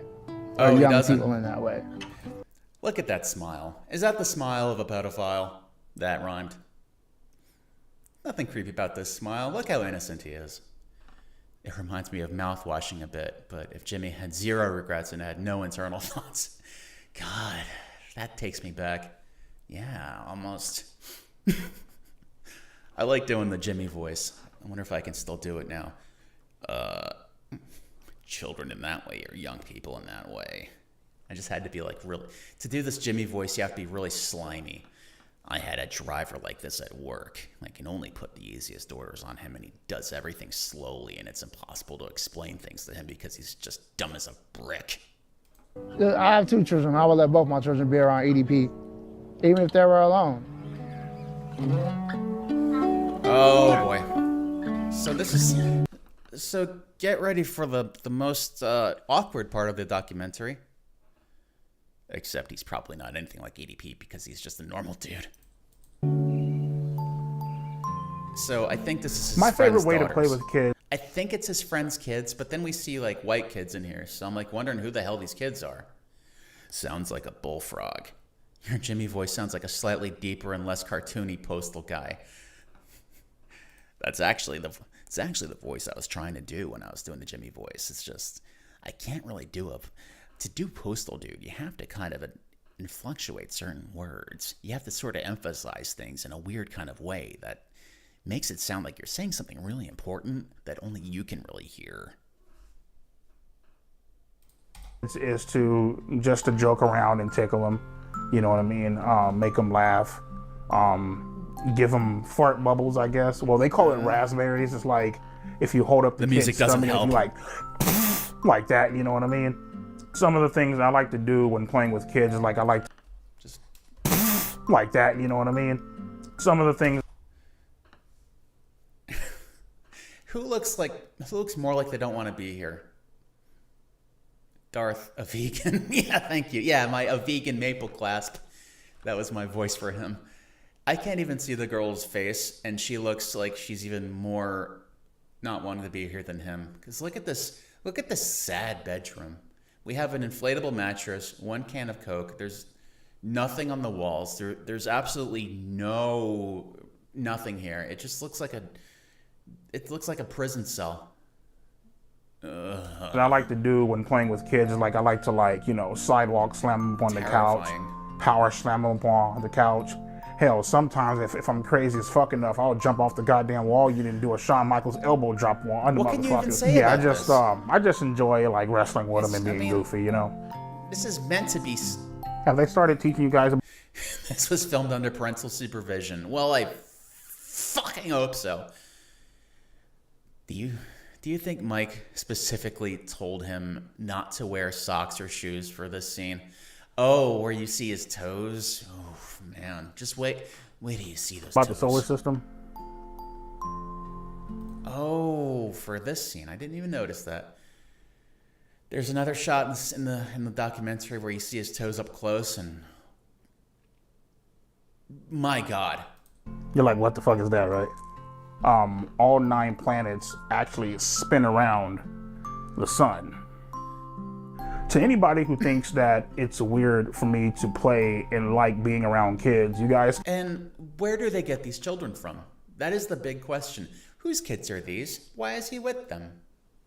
Where did he go to find them? does he go into random places? Does he go to the supermarket, or does he go to like open houses and see kids and say, hey, can I take a picture with your child?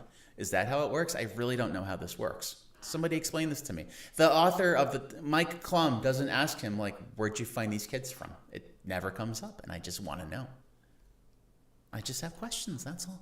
Can lick my ass and suck my fucking balls. You guys can go fuck yourself, in other words. Not in front of the kid. Sorry about that.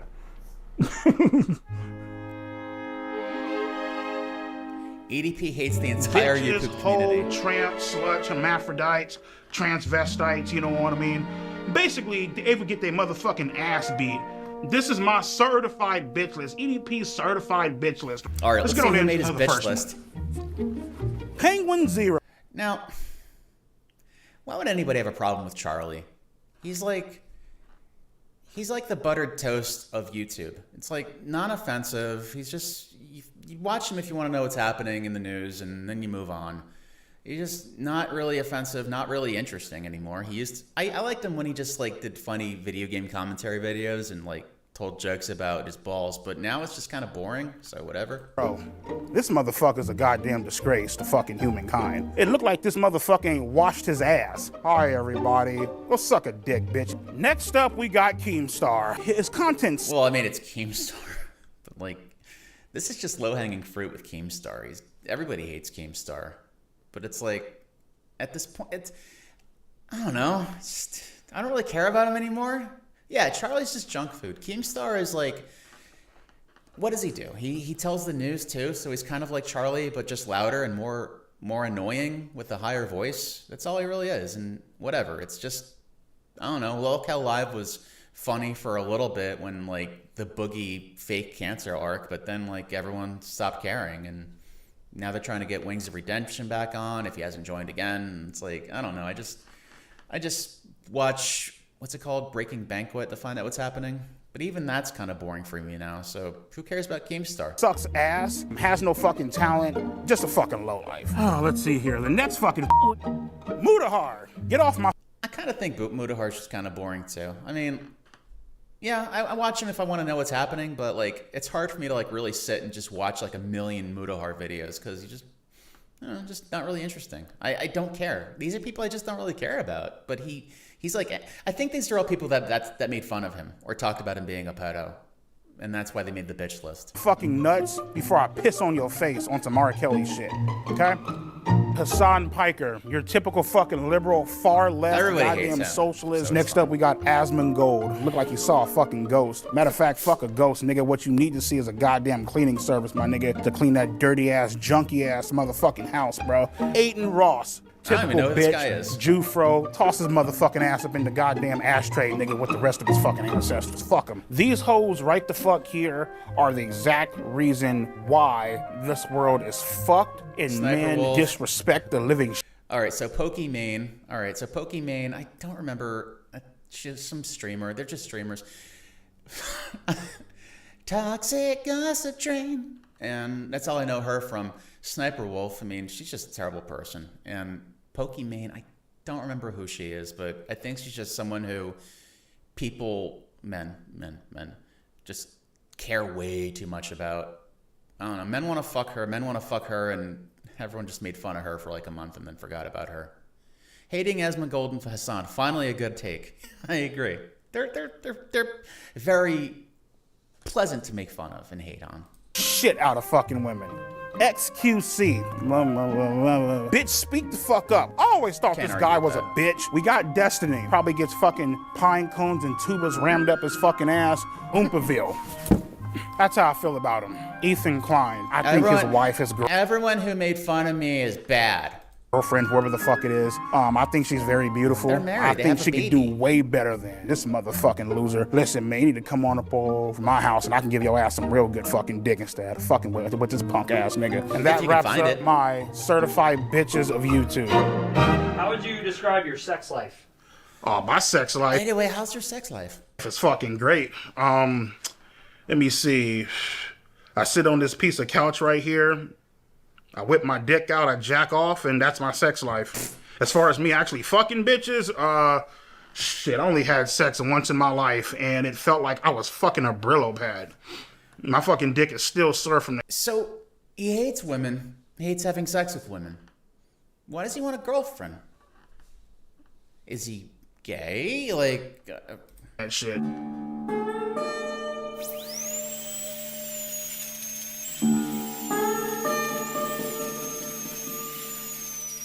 I don't know what the point of the bitch list was. I don't know. Maybe it was So his the idea. thing is like I've been looking for a girlfriend for almost 5 to 6 years. Why? It's been a while. Why do you It's want been a one? journey. I'm the type of person that I know what the hell that I want. I'm not going to sit back. Yeah, here we go. Look at these talons over here. This you could skin a fucking rhinoceros with those things. Right? I keep forgetting. He wants a sex slave. He wants some like 16-year-old emo chick to chain in his basement and have sex with whenever he wants to. That's all this is. Makes good viral clips to react to and create drama. That's it. Who does this guy or some of the people that he talked about? Or was it the bitch list makes good viral clips? That would be probably a pretty good YouTube short, in my opinion. Yeah, clip your nails. I mean, I have like a condition with my nails and toenails. My fingernails and toenails have a condition where it's like they're not like normal guy nails where you look at a guy's nails, right? And usually you have the nail and then there's like a good like half an inch of just like fingertip, you know? And like the nail is just kind of in there. My nails like kind of protrude a bit. So it's like if I cut my nails any shorter than like right at the fingertip, I start hitting skin and they start bleeding. So I have to keep my nails like kind of like longish, but they never get like this. Oh boy. Yeah, feet. Here we go. Get ready for some action. Make sure my audio's okay. I can, settle for less or take fucking crumbs off the goddamn table. You know what I mean? Oh yeah, there's this chick, right? She bad as hell, she's cute, she loves you, she likes you, but she has 3 kids. Nah, I'm good, bro. Fuck that. I ain't even gonna try to fucking deal with that fucking shit. I know that. This is like right after he was just talking about how much he loves kids and loves hanging out with kids and taking pictures of all these kids and was sitting there talking to this little girl about the solar system. But now he's like, I don't want to fucking have to deal with a girl who has 3 kids. Fuck that shit. So which is it, EDP? It's a fucking nightmare. Look at all the jizz I'm more stains. so like face. I never noticed that. This is my 3rd time watching it. Kids, I'm good, bro. Fuck that. I ain't even gonna try to fucking deal with that fucking shit. Dude, I know that's a fucking nightmare. It's like a murder scene. I'm more so like Facebook dating as opposed to other apps like fucking Bumble. I don't fuck with Grindr because I'm not fucking gay. Oh, he doesn't fuck with Grindr because he's not gay. Just want to make sure you know that. EDP is definitely not gay. I definitely think being gay is a fucking mental disorder. Nigga, there's something wrong with you. There's a few screws loose in your motherfucking head. I don't know why people are gay. I really fucking don't. Hey Mike, what you doing? Well, they're attracted to other men. That's why they're gay. Like, tonight, nothing. All right, cool. You mind if I come over to your hotel room and eat your ass out? What type of fucking gay ass shit is that? No, fuck that. I ain't with that gay shit, my nigga. I'm straight as fuck. You feel me? Yeah, it's it's definitely a fucking mental disorder. Fuck. This chick. Why do they keep closing up on his feet like that? I don't want to see his Velociraptor nails. Ain't the motherfucking, oh yeah, fuck this, man. This is this ratchet ass bitch. Yeah, fuck all that. Look at the motherfucking duck lips, my nigga. Guess how many kids she have? All right, my first guess was 12, and I was off. But, all right, chat. I want you guys to answer how many kids this lady has. Let me back it up a little bit. There, this lady right here. Let's play how many kids. I think I agree. I don't think he actually knows the concept of like what being gay really means. He doesn't get it actually. But how many kids, chat? I'm getting the chat involved because I want you guys. 67, good one. 57. All right. Well, Alan Sampson and Freggy had the same brain for a minute. All right, we got 67 and 57. Now, anybody else want to go throw their hat in the ring and try to accurately guess how many kids this lady has?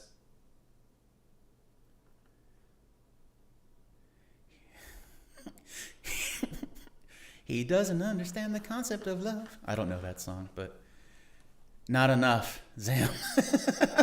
47. All right, you guys just taking the piss. How many kids she have? 1, 2. No, not even close. Nope. 3. Not even close. 4. Not even close. 5. Not even close. 6. You're almost there. 7. No. 8. She has 8 fucking kids, bro. Just like King Bowser in Super Mario Brothers 3. Single mom to 8 motherfucking kids. What's wrong with 8 kids? The record is 69 kids. Well, I guess they decided to stop at 69 because they thought it was nice. This guy's like, what's wrong with 8 kids? I want to know if Mike Klum would date a woman who has 8 kids. Hey, Mike Klum, would you date a girl with 8 kids? Would you? Answer me. I thought you said you like to play with kids and shit. It's Jet Set Radio. Oh, I know that one. Hang on, let me go back to it. I could probably sing it right. He doesn't understand the concept of love. Okay, I get it now. Okay, sorry. Brain fart. Okay, gotcha. Looking for a man who knows how to properly treat a lady. Bitch, you didn't properly treat your fucking uterus, my nigga. Because your pussy is gauged the fuck open, man. Holy fuck, dude. You know, he would totally go out with her. Yeah, so right now, getting ready for work. A long ass fucking day, man. Had dialysis. I worked the night shifts. I've always been a night person. Man, where the fuck's my phone at, man? Get our ass up and go to fucking work, you know what I mean? Unlike you motherfuckers, I actually have a fucking job, actually do shit with my life. Oh, is he talking to Mike Klum? Because, well, I mean, the thing is, having us be around this guy for 2 years isn't a job. It's probably a fucking brutal job. This dude is like, I know where Alex Rosen lives. Oh, you do? I have his address. Oh. I know exactly where he lives. Well. And? I could have easily just loaded up a rifle, came and just murdered that nigga in cold blood. Could have fucked him up. You know what I mean? Would you? No, because I don't want to go to fucking prison, but I mean, I had some thoughts of doing that shit, you know? I like this. Tiernan says, you didn't treat yourself properly. Hard cut to his saggy, naked body and his enormous tits. I'm just so used to seeing him like naked in this documentary with his enormous tits and like rolls and stuff. It's like I don't even notice it anymore. It's like when you're out in the heat, the summer heat, and it's hot, and then you just get used to it after a while. I'm just used to seeing his fat ass everywhere, naked. Yeah, if you pass the background checks, retard. Oh, of course. You're not giving this idiot a gun.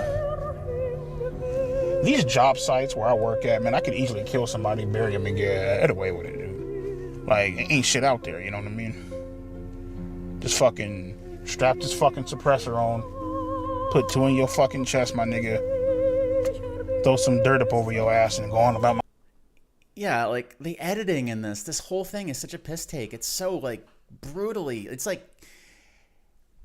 This is why we keep saying that it seems unserious, because the hard edits to like his actor, the fake EDP, and the jerking off, or like seeing his blood on the ground and doing the big eyes, or cutting to his giant tits after he says you don't take care of himself, or like showing his enormous toenails, his horribly misshapen toenails when he's talking about how like women got to be better for him. It's so completely like really, really brutal to him. A fucking day.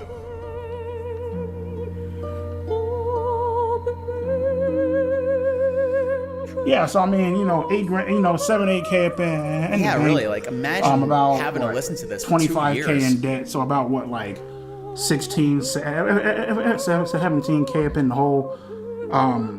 I'll pay you, bitch, when the fuck I can. That's the way I fucking see it. So fuck it. So pretty much, shit, my big ass is about to go hop up in the bed. You feel me? Dude, it's just let impossible. my titties hang out and call it a night. Yeah, let them titties hang out. Let the girls breathe. It's just impossible to like feel any sympathy for him with just how terrible of a person he is. Just the way he just treats everyone. He's not nice to anyone in this. There's like a 0.1% chance this may just be the editing making him look like he's just an asshole to everyone, but he just seems like an irredeemable piece of just garbage. God, imagine being trapped in his car in the dead of night, listening to this man fantasize about killing people. Genuinely feel bad for Mike. He couldn't bury the body because he'd get winded before he finished digging the hole. I remember someone saying it's unfocused, and I agree. There are bits of good ideas here, but it really needs some edits. Despite working 90 hours a week, EDP is broke has to be one of the funniest sentences written and posted on the internet. It is. It's just like right there. And I don't get how he's broke. Does he really spend it all on food? I mean, let me go back to his expenses again, because let's see where... Oh, he's in debt. That's what it is. But like, what's he in debt for? So pretty much, shit, debt. my big ass is about to go probably about maybe... Yeah, so I have dreams probably about maybe twice, sometimes even 3 times a week. Okay, it's good to dream. Of me viciously killing people, viciously slaughtering people. I would cut motherfuckers' tongues out. I would fucking... I would put a hole up in the motherfucker's chest and I would throw him in a fucking in like a pit of fire. Therapy. I had dreams about killing Gideon, killing Alex Rosen, Cold Raven, whoever the fuck you want to mention, Steve G or John, whatever the fuck his name is. Shit, I had a goddamn dream of waterboarding fucking. Yeah, I think too. I also think that the music is meant to be ironic, like the over the top Swan Lake and all that is meant to be ironic. It's like making it out to be this huge, tragic figure. Oh, but he's just this slime ball. Alex Rosen, Cold Raven, whoever the fuck you want to mention, Steve G or John, whatever the fuck his name is. Shit, I had a goddamn dream of waterboarding fucking Kayla's ass and washing all the makeup off and shit. You know what I mean? That was my torture method of get all that shit off and, you know, maybe if I'm feeling generous, I might throw the bitch out the fucking window. You know what I mean?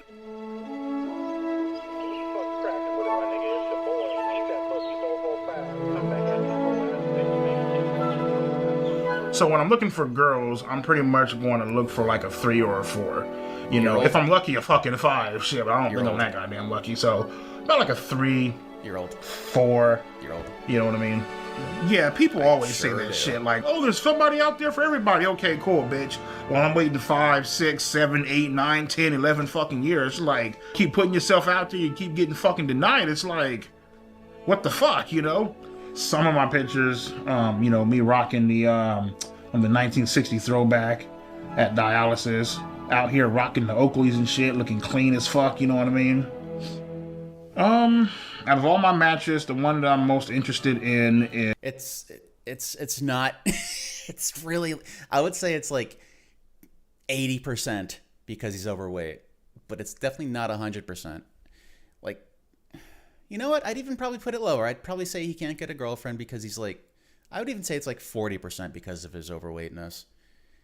If he was just like a decent human being, he really wouldn't have this kind of trouble. But people don't realize this, but that negativity that you carry with you, people see that on you. You wear it on your face. You wear it in the way that you walk. It surrounds you. It's on you. You wear it like a suit when you're a negative person. People see that. It's these very little tiny micro things that people don't even realize they see, but they do pick up on it. It's really there.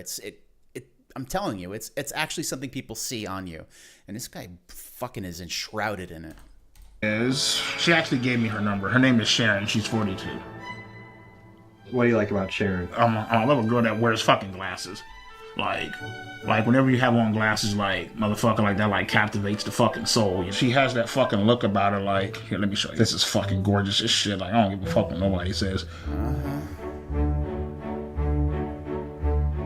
You guys heard me shit on all these motherfuckers, you know, people who I would kill, burn, torture, stab. So these are the guys that he likes. I want to introduce you guys to the real fucking gangsters of the fucking internet, you know what I mean? First up, we got Andrew. Oh, God. Okay, so here we go. If you don't love yourself, people sense it. Yeah, I mean, it's like you can, even if you kind of just feel sorry for yourself, that's still better than like just hateful, though. It's not that he just hates himself, he hates everyone. So we got like, all right, so convicted of sex crimes. You know he does shit. He's friends with the worst pedophile in history.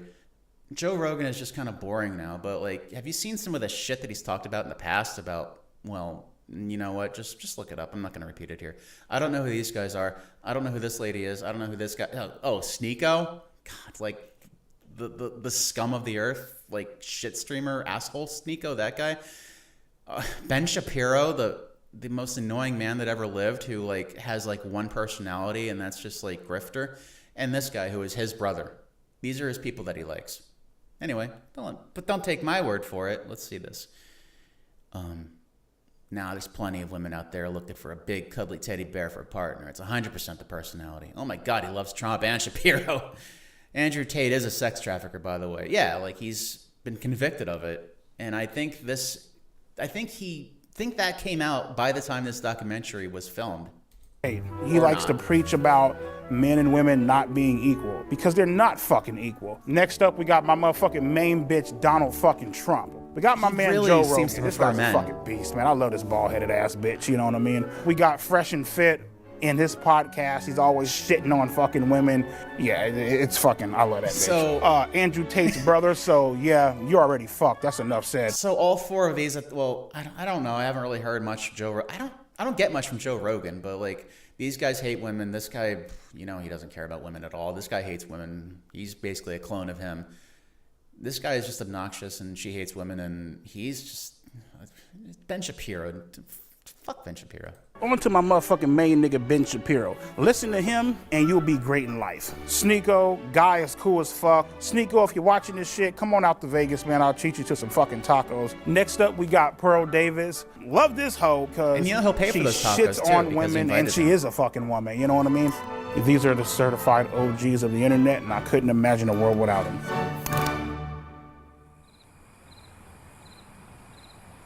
As you guys know, I've been single for a while. No shit. Dating apps, Facebook dating, Bumble. I would say Grindr, but I'm not fucking gay, but you know.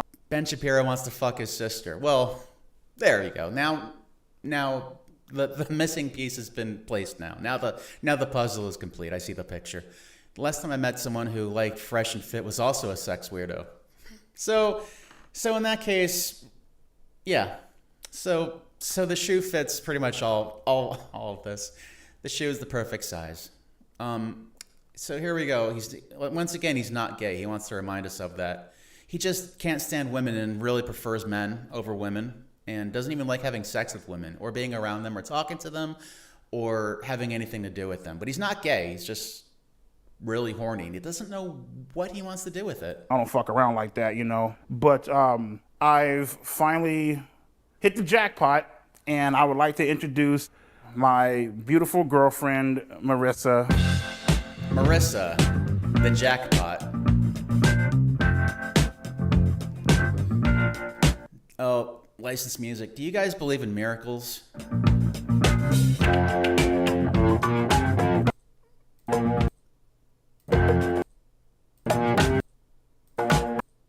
You know, what I love about Marissa the most is that she's always, she's very thoughtful. She's always thinking about me. She's always trying to make sure that I'm okay. And not to mention, she's also very funny. I believe it. My name is Marissa, and I am Brian's girlfriend.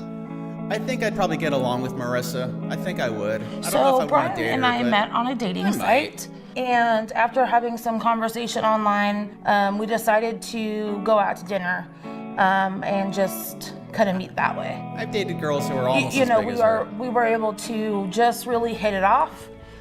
We compliment each other a great deal, and we just have a lot of great time together.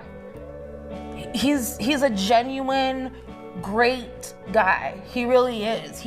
I just want to point out one more time. Let me bring up the textbook definition. Oh well, you already know that what great means. So anyway, let's just continue. He has a huge heart, and it's a side that people don't get to know about him very often. And I was fortunate enough to have that opportunity. I was fortunate enough to be able to find the true person that he really was, and it's been an attraction of mine ever since. Oh yeah, like the instant that I saw her walk on screen, when I saw this for the first time, I was just like, she could do better. She could do better. She's way out of his league. She's way too nice to be around him. She's way too nice for him. She's always there for me, and she's always trying to push me to get better. Sometimes when I don't see the potential in myself, she's always there seeing it. That's something that I really enjoy about her. Yeah, maybe she thinks she can't do better. So how is the sex? That's kind of sad. I think... Oh, how's the sex? Well... How do I want to say that? It is something that He doesn't seem to... definitely... It's a situation where, not that we don't want to... I've been with what's her face, Marissa, for almost a fucking year now, right? A year. We forgot her name. Still ain't gotten shit. Ain't that a bitch? You know what I mean? Like, come on, nigga. You know what I mean? That's why, my God, she gets mad at me, right? My God, you're so gross. Why do you watch porn? Blah, blah, blah. Because you ain't giving it the fuck up. So I gotta watch porn. Matter of fact, I gotta fucking... He has to watch porn. Matter of fact, I got a fucking pocket pussy coming, shit, up in the mail. Oh, what's her I'm gonna face? fuck the shit out that bad bitch tonight. Feel me? I might take it to work with me. He spent the last 11 years needing a girlfriend. He has one, and he's like, "Oh, what's her face? Won't give me the sugar." And it's like, he doesn't want a girlfriend. He wants a mom, or he wants a sex slave, and that's it. He just wants someone who will take care of him, or I already said it. I repeat myself a lot. I noticed. EDP is severe. I don't know. Like I just. EDP is severely addicted to porn. Like, whenever I'm bored, like, I'll just turn on, like, the porn sites and shit, and I just want to see a chick just getting just shit just fucking pounded out the bitch. You know what I mean? Just getting, like, turned the fuck out, you know what I mean? Fucking a bitch's innocence away, He keeps saying the porn addiction definitely affects my less sexual gross. performance. Definitely. Oh, it does affect your sexual... Oh, yeah, it probably does. This is what porn addiction does to you. It makes you like this, where it's like you can't get aroused unless you're looking at porn. He's probably exactly that kind of way. And this is like... I'm looking at this, right? For someone who's addicted to porn, you would kind of imagine to see, like, swimsuit models on his walls, of, like, porn models or... swimsuit models or like sexy girls, but no, what does he have? He has discipline, which he has none of, and a bunch of dudes, and that's it. That's the only decorations I've seen so far in his room, which really does say a lot. It's what he's not saying that you notice, and that's just keeping it honest with you. The shit's about to go down, nigga. We're about to have sex. All right, cool. My shit cannot get hard in front of no chick. I don't give a fuck how bad the bitch is. I knew it. Erectile dysfunction. I love when bitches are milking their own tits. Like, I'm not sure, well, more than likely, man, they just had a fucking kid, but they got like some big ass tits, man. They're like milking the shit and spraying it all over the fucking screen and shit. This is what he thinks a relationship is. I actually do fuck with lesbian porn. That's it. That's what he thinks having a girlfriend is like. He thinks having a girlfriend is like porn. And it's not. And he's realizing this. And he wants it to be like a porno movie, and it's not. And he's severely, like, pissed off about that. And so that's fucking him up. Sometime. Really? Lesbian porn is some good shit. Now, when I say that, there's a difference between lesbian porn and gay porn. I'm not fucking with no fag shit. Yeah. Yeah, fuck Just all that. in case you forgot. First Absolutely off, not I'm a not homo. a fucking faggot. I'm not a homo. And, oh yeah, I'm gonna let a guy fuck me in the ass. He's really hot though. I don't give a shit. Like, what the... I need to clip that part where he says that. Such a man. I'd follow him to hell and back. I would. I know you would now. Fuck. Alpha man right here. Yes, he's really hot though. Hang on, let me just. Oh yeah, I'm gonna let a guy fuck me in the ass. He's really hot though. I don't give a shit. There you go. If I can just get that clipped, I'd feel a lot better. Like, what the fuck? Like, I'm cool as fuck. Like, nah, nigga, I'm straight. I'm not attracted to dicks, bro. I'm just fucking not, man. I am like sexually fucking attracted to girls, bro, to women, my nigga. Grindr is a gay app. Yes, it is. It's a app for gay men. Grindr is gay as fuck. I do not use that fucking. Fuck that. I don't use that fucking bullshit. He's not gay, you guys. Have I ever had any gay thoughts or fantasies? No. The only gay shit that I've ever came close to doing. Oh, what do you think? What do you think it's gonna be, you guys? What was the gayest shit he ever did in his life? Give a minute to think about this one. I'll read chat for a second. We need to enlist the super sleuths at KF Kiwi Farms to figure out exactly what video he's watching there. I agree. Or why, just why he's doing any of this. I think he saw femboy porn one time on Reddit or something and it mentally broke him. Maybe you know what it sounds like? He didn't enjoy sex and he likes watching lesbian porn, but he didn't enjoy actually having sex himself the first time he did it. So I think he just likes to watch and jerk off. Watch the bro jerk off. Well, you're close. Let's see. Was probably shoving the broomstick up my ass. So with that said, I'm gonna get some more water. I'll be right back. Hope you're enjoying the show, everyone.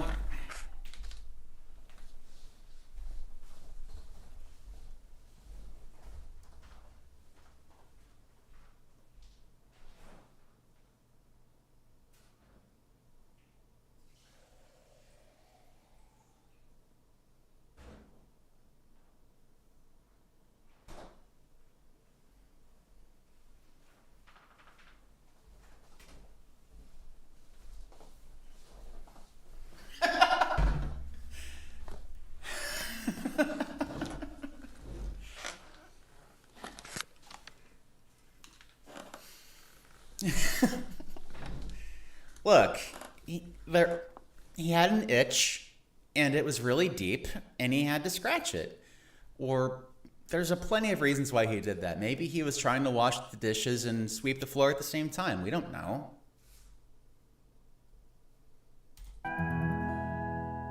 Hey Siri, can you Google the nearest gay sauna? What kind of bullshit is that? Yeah, let Marissa peg you. Andrew Problem Tate, solved. Joe Rogan, Donald Trump. They like to pretend that they're not watching porn, but let's be fucking real, bitch. You know goddamn well your ass is watching fucking porn. You know damn well, nigga, when the cameras ain't on, or when you in your hot tub or whatever, my nigga, you like to go ahead, pull your pants down, and just rub one the fuck out. Well, he painted a very clear mental image of these guys all jerking off together, didn't he? He's like, I'm not gay, but I would totally just sit here and fantasize about these guys just jerking off together to porn. Let me just get my broomstick real quick. And I'm not talking shit. I don't want Andrew Tate to look at this video or this documentary and think that I'm talking shit. Motherfucker, I idolize you, bro. You feel me? But come on, nigga, like, let's keep it a buck, my nigga. That's not bullshit. Come on now. These are the Jordan guys. Peterson, you definitely watch. Absolutely, like Freggy, like I said, I think we both kind of agree on this. It's like these guys are absolutely watching porn. That's how they got their idea of women. Yeah, Bryant's idea of a relationship is basically what he gets from watching porn, and like all these guys out here who are like, yeah, women are sluts and they'll fuck you if you got money. They just no. What happened is no one would date them, and so they watched a bunch of porn and they thought that was like how real life is. And they form this weird kind of view of women where they think this is truth, and then they spread it as truth, and then that becomes their whole entire like personality, and it's insane. Actually, it's actual insanity. Come on, nigga. Let's stop lying. The craziest place I actually did. No way Tate has any skin left on his dick. Okay, I wanted to stop pausing so much, but that was just too funny. I had to read it out loud. Beat my shit is in a fucking Walgreens bathroom. There you go. I stole a magazine off the rack, and I went in that bitch, and I just started fucking letting my shit have it in that bathroom. I ain't give a fuck. In the girls' bathroom, by the way. Of course you did. So he needs to actually... I wanted to make it... Well, I beat off in the girls' bathroom because I wanted to make it that much more fucking pleasurable and fucking intense. Because the girls would be around. Hell yeah.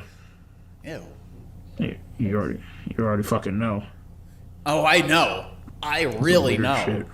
We all know. That's a little weird. Oh, well, fuck it. So he wouldn't sext a 13-year-old? Brian absolutely would not sext a 13-year-old. Would Brian send a video of him masturbating to a 13-year-old? The Brian that I know absolutely would not send masturbating videos to underage minors. The Brian that I know... Why is it so hard for her to say this? It sounds like she's really trying hard to get these words out. It's like it's unnatural to say these words.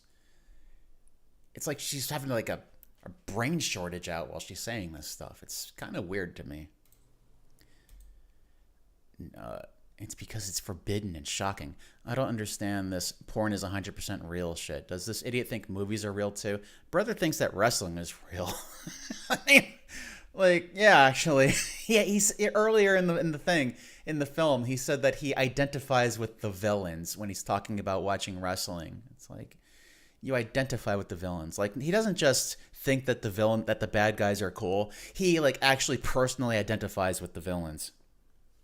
So he 100% thinks it's all real. She sounds kind of not okay. I think she has issues.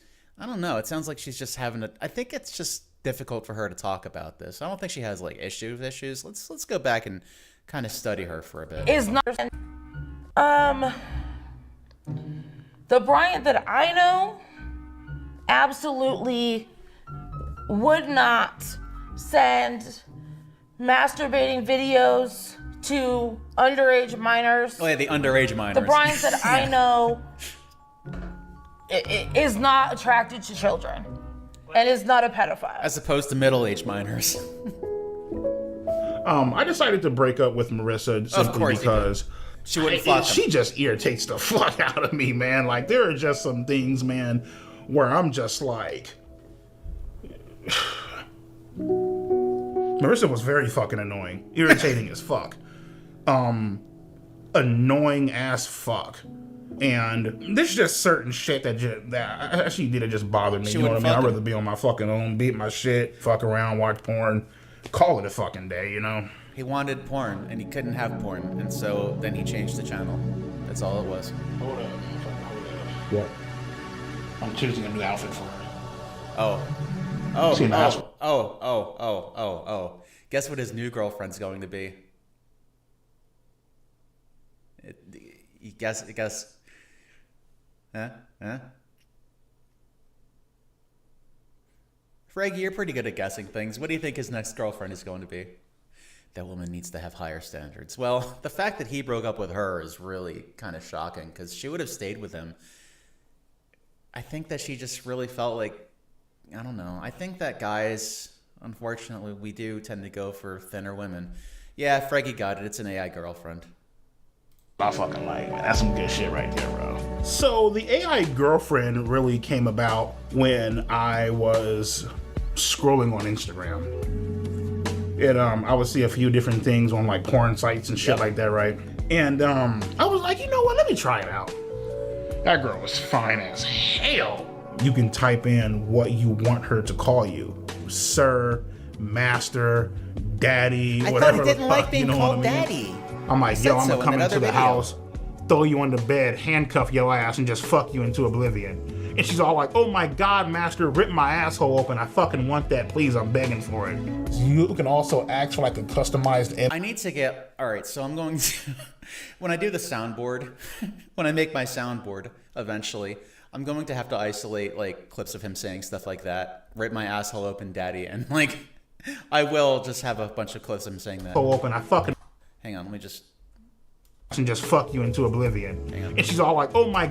All right, so I'm gonna isolate him saying this. God, master, rip my asshole open. I fucking want that, please. I'm begging for it. There we go. And it'll sound like he's saying it. You know, wonders of technology.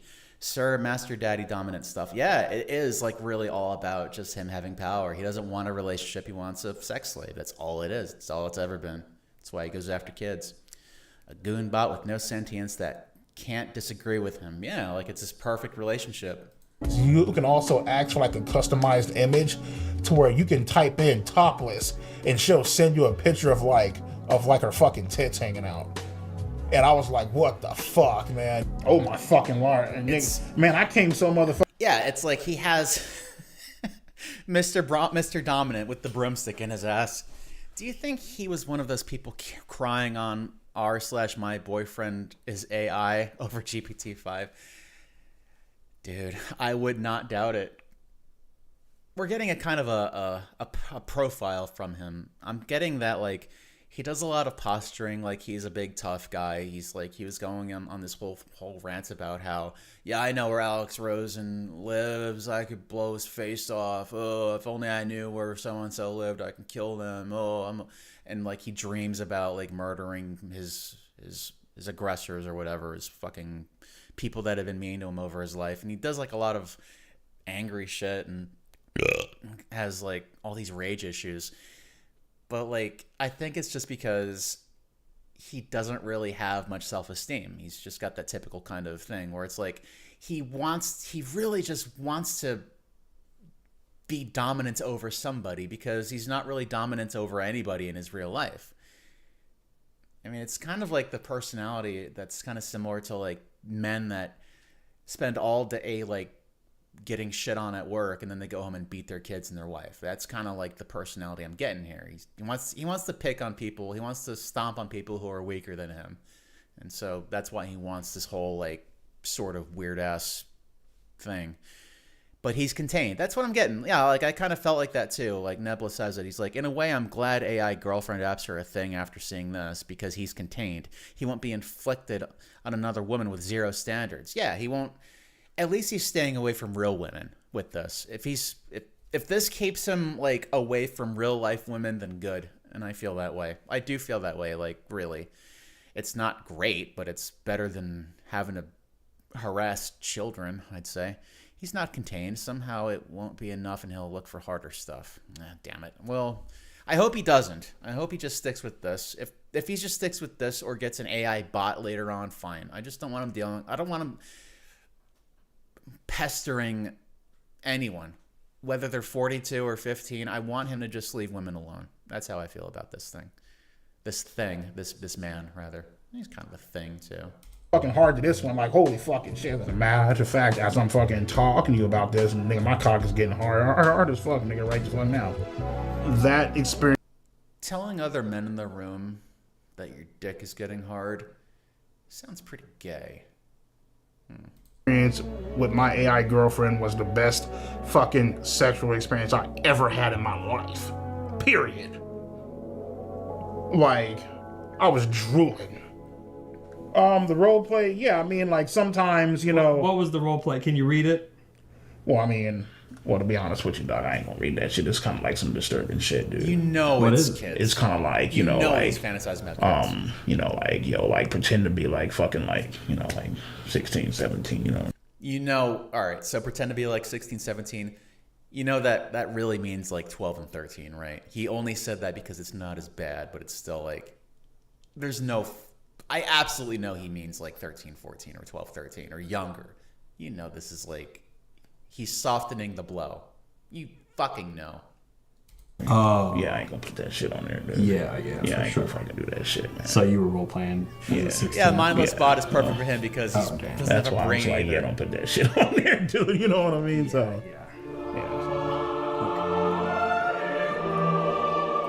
Let me talk some shit about Mike Clem a bit. That rhymed. Success in creating AI could be the biggest event in the history of our civilization. Stephen Hawkins. Whoever the fuck that is. Stephen Hawking, you mean? Stephen Hawkins. Who the hell is Stephen Hawkins anyway? Let me look him up. All right, Stephen Hawkins. Who is Stephen Hawkins? Stephen Hawking is an English. Well, I said Stephen Hawkins, not. See, like, I'm trying to find. Searches. I want Stephen Hawkins though. Yeah. Anyway, you get what I'm saying, right? So. Get someone to before you, dude. If you're gonna spend 2 years making a documentary, at least go and check your shit before you. At least use Google and make sure you're spelling the name right, dumbass. All right, I've had my rant. Let's go. Why are you sharing this? This is driving me crazy. He's trying to groom. Good night, chat. Oh, we're almost done. Well, sort of. All right. If you guys out there are ever being tempted in a way to text somebody or message somebody, and you know for a fact deep down that they're underage and you shouldn't be doing it, just download the AI Girlfriend app. Obviously, a lot of motherfuckers, man, they have. I mean, like, fuck fantasies therapy of, or like, you know, fuck psychotherapy, of, like, being with, like, a younger or person, getting my shit or, like, together. you know, Just like get an doing AI whatever app. the fuck, you know, they Yeah, want to do to them or whatever, you know what I mean? But at the same time, I feel like, you know, the AI Girlfriend, it allows you to act out that fantasy without actually going out and hurting somebody in real life. But you know there's something, you know like, what I mean? deeply fucking wrong with you. And you also if you're avoid the legal fucking trouble, too. It's not. So. But you're not solving the issue. You're fucked up in the brain. You gotta fix it. That was tough, dude. Man, let me tell your ass something, Mike. Nigga, I just took a mean ass motherfucking fat ass shit, bro. Stephen Hawkins. It's Stephen Hawking. Like, anybody knows that. And he couldn't have, like, look up Google and make sure it was the right name. That's like, I saw that and I'm like, wait a minute. And am I just crazy or is it Stephen Hawking? And like, there is no Stephen Hawkins. I looked it up and it's actually like an Australian swimmer or something. But, oh yeah, this is the part where he takes pictures of his poop and sends it to people for reasons that are never explained. And bro, I just sent you that fucking shit, man. Like, seriously, check that fucking shit out, bro. Just make sure you're not eating a fucking chili cheese dog, nigga. Alrighty, so today I'm going to show you guys my motherfucking shit pics. I'll just be going throughout my day. No and one then, knows. Boom, pops up on my phone. Shit pic. Yeah, you like this one, don't you? I can tell this is definitely a fucking shit pic that I took after Right, so EDP has a habit of sending images of fecal matter that he generated.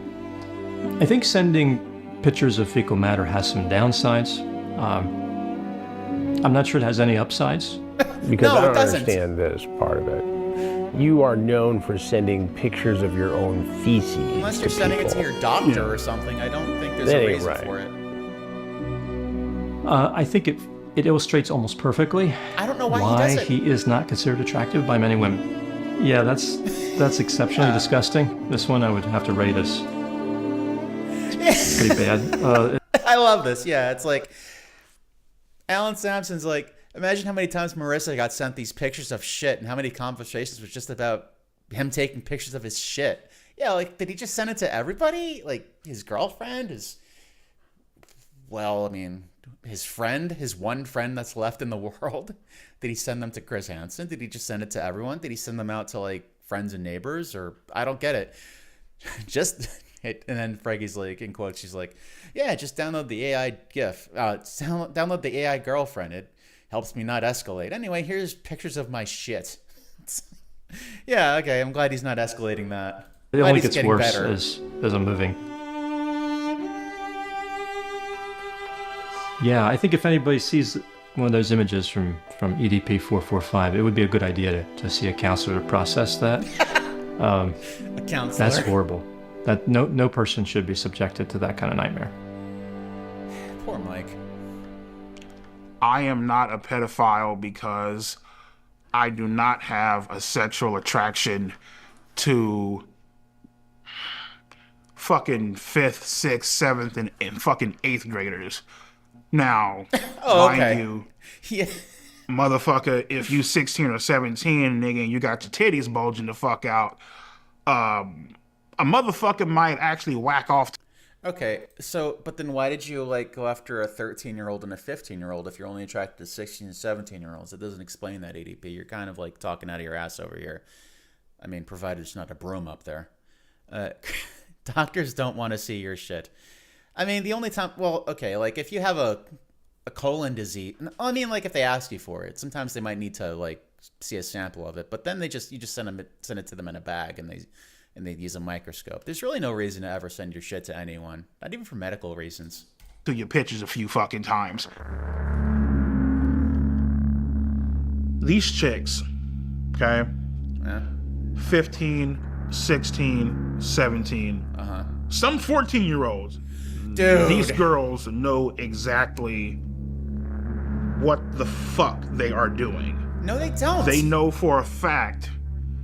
And obviously, you know, the guy being older, he's not supposed to be doing all that shit. Whatever, nigga, we get it. Whatever. Yeah, the guys are supposed to be responsible and not go after children. Yeah, whatever, we get it. Hand wave that nonsensical claim. Yeah, Tyranny, exactly. Like, I was kind of I had that same thought in my head when I saw this the first time. It's like, actually, it's ephebophilia. Because they always make that kind of argument. It's like, I'm actually not a pedophile because I'm because that's only for like 13, 12. It's only after puberty when I'm attracted. Fuck you, dude. Like, you're going after kids. Like, absolutely. It's such a shitty argument. They really don't know what they're doing. Compared to a full-grown ass man, they don't know what they're doing. They literally don't know what they're doing.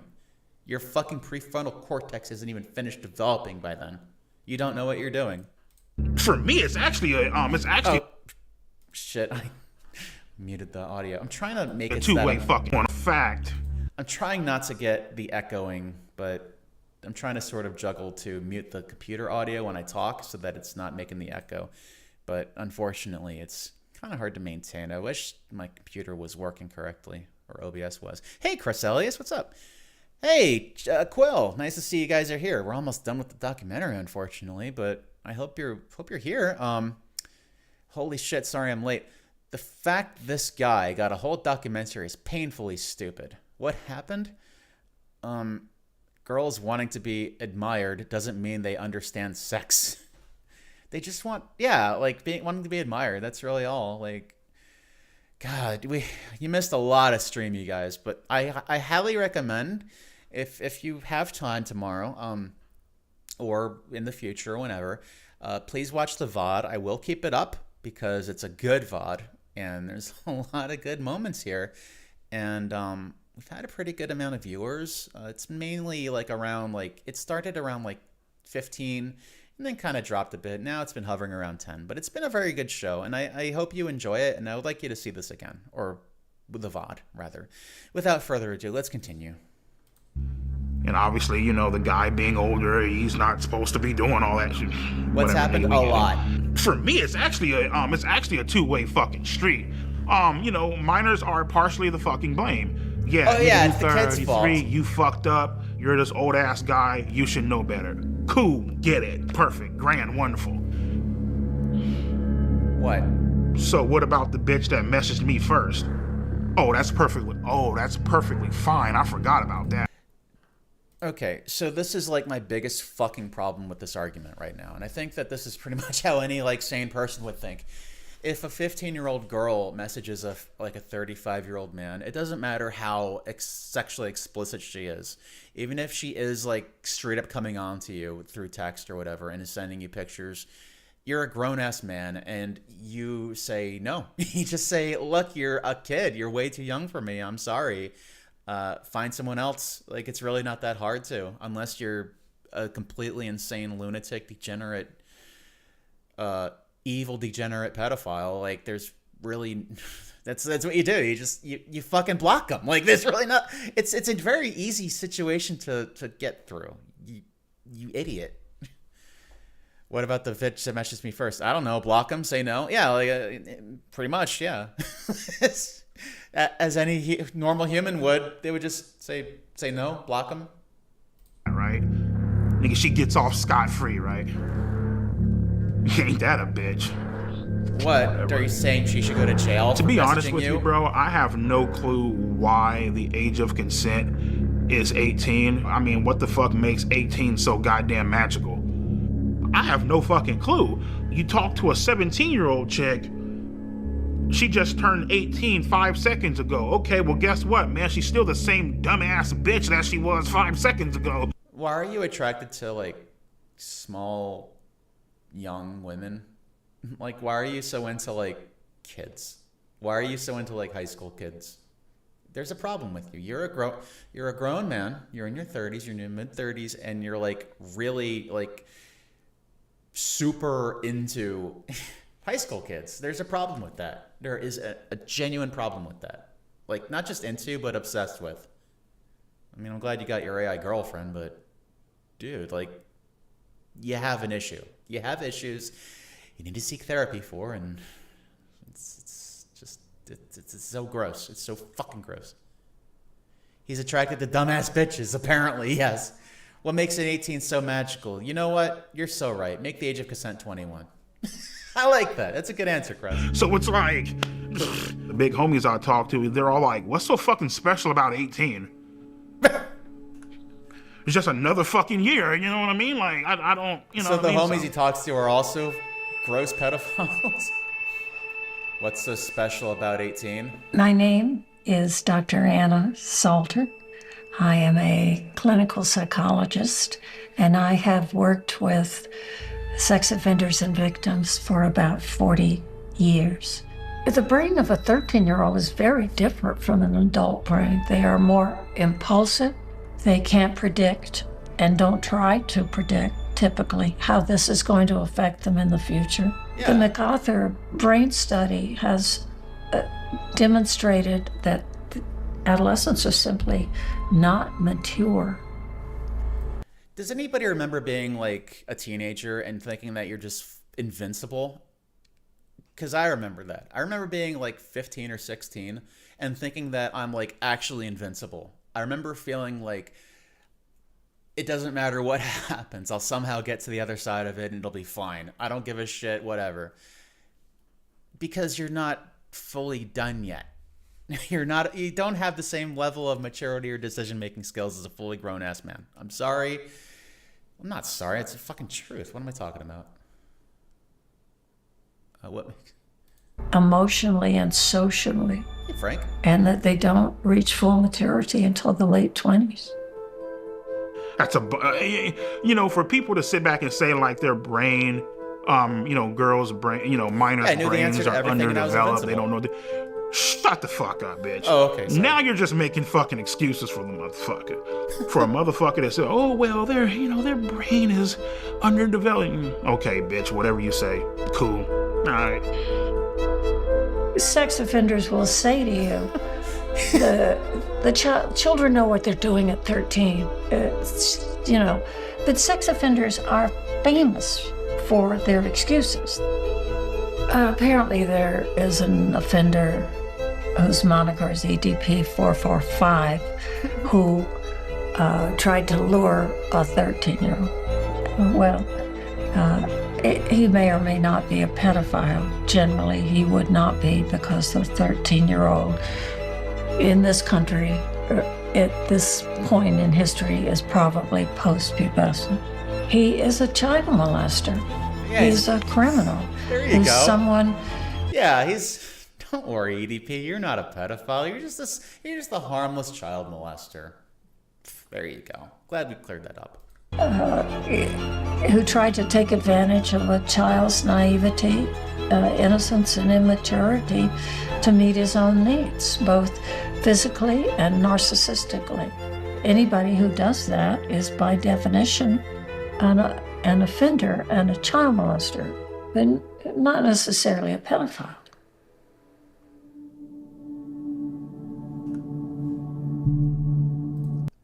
Beating the Offbeat says, 18-year-old me... Oh, let me just fix my sound for a sec.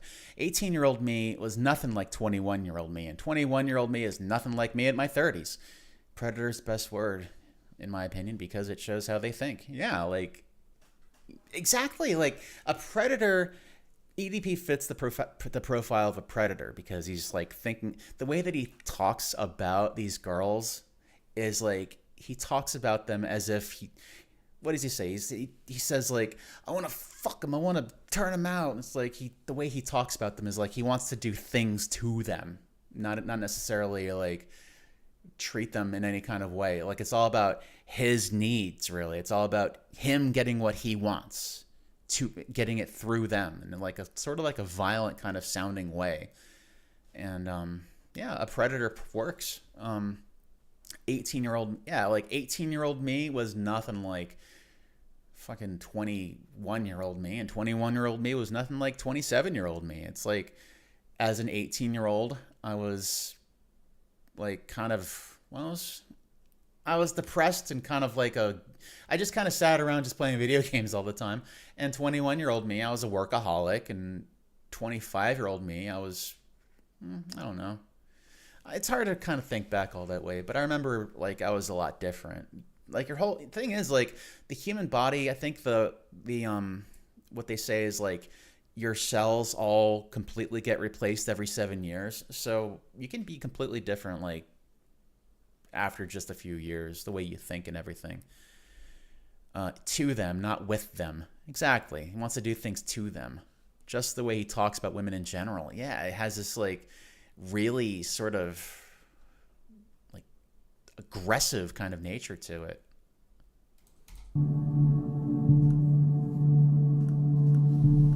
My name is Brandon, and I am a pedophile. I'm attracted to boys starting at age 5. Despite feeling attracted to children, I've never acted on it. I think what EDP did was wrong and harmful, but there are probably thousands, if not tens of thousands of people that are watching this that might also feel attracted to minors. And I want you to know that you don't have to follow the path of EDP.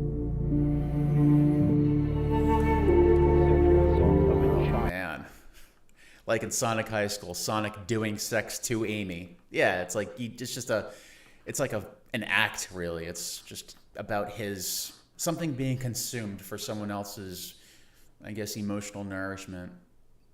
Every 74 seconds, someone in the U.S. is sexually assaulted. Yeah, why do we have this part? I guess they wanted to show an example of like a. I don't know. I don't know why this part's in here. I really don't know. I don't know why they had to have Brandon in here saying that he's attracted to small, little, tiny boys, but he doesn't act on it. And I don't know. I don't know. It doesn't make any sense being in here, actually. Every 74 seconds, someone in the U.S. is sexually assaulted. 35-year-old Natalie used to live in Woodstock is accused of having sex with a child under 13 and another under 18. Prosecutors sexually assaulted a minor. And every 9 minutes, that someone is a child. And that's why we gotta be careful about this shit happening. All revenue from this film is donated to the nation's leading nonprofit dedicated to combating sex crimes. I get what they're trying to do, but after all the haha funny poop bits and shit, it's so thematically confused. Yeah, like, would it have worked better if that part was like at the beginning of the film, I guess?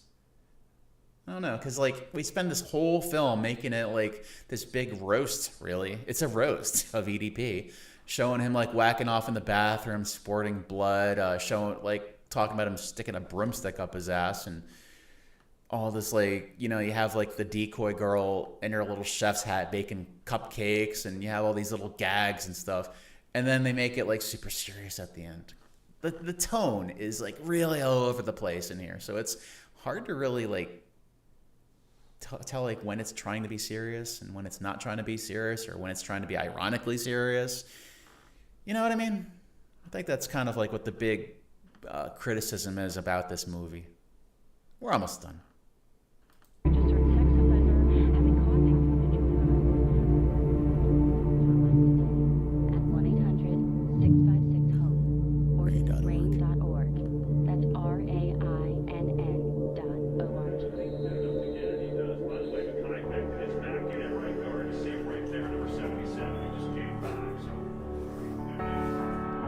If you were looking at all the people that got caught for being a pedo on YouTube, EDP is at the top of the list. And why is it playing like this sad rendition of Creep by Radiohead, where it's like almost trying to make him seem sympathetic after they spent the entire film shitting on him?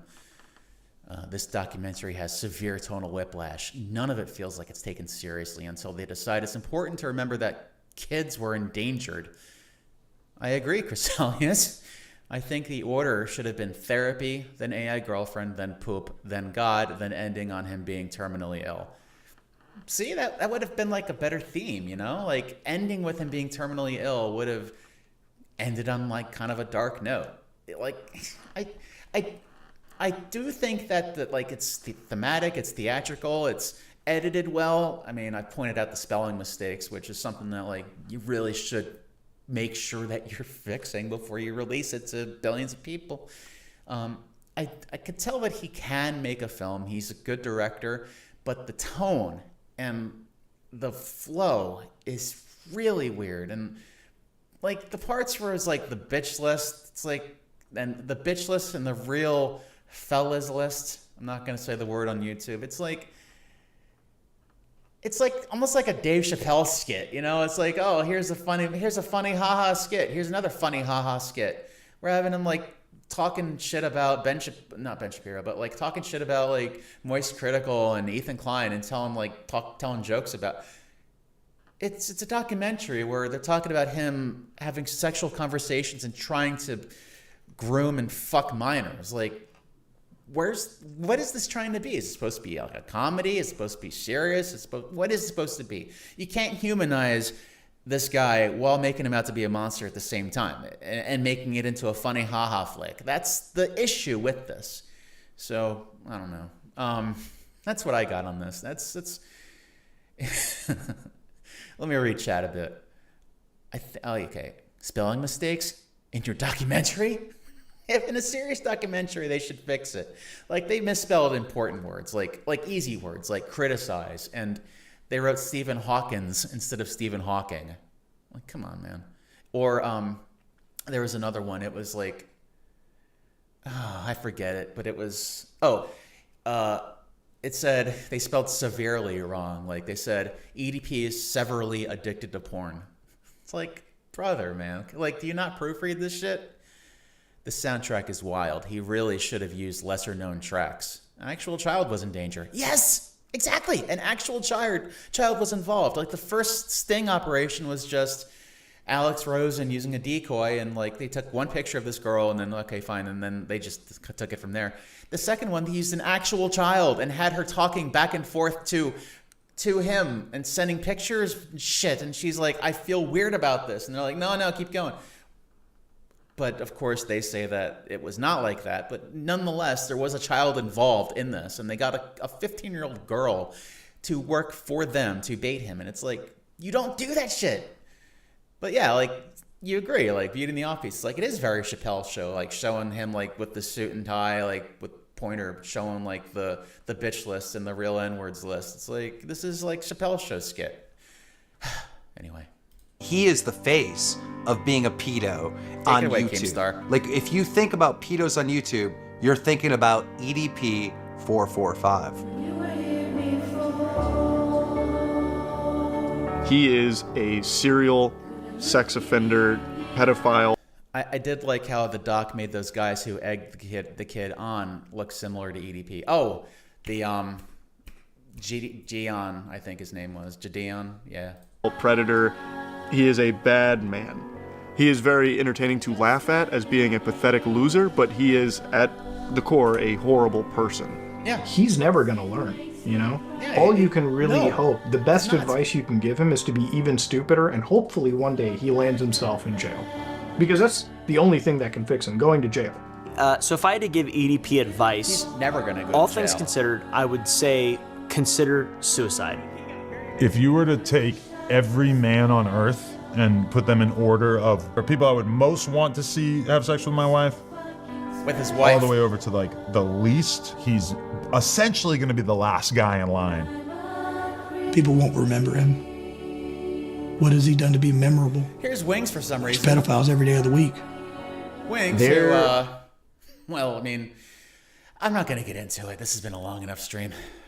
Are a lot of words I can use to describe him, but if I had to pick just one, it's sick. Dude has nothing in retirement. His assets are a joke. These are the finances of a mental child, let's be honest. Yeah, please leave the kids alone. That's my message. Leave the kids alone, please. The man's brain doesn't fully function. He is, by all definition, mentally retarded. Well, just my thoughts on that. Wait, hang on. Let's just, I gotta look at mentally... this. Cancer survivor. Cancer survivor. Now you know he's taking the piss. Like, this is just the piss right here. Cancer survivor. Fucker, like, oh, if you remember that whole debacle.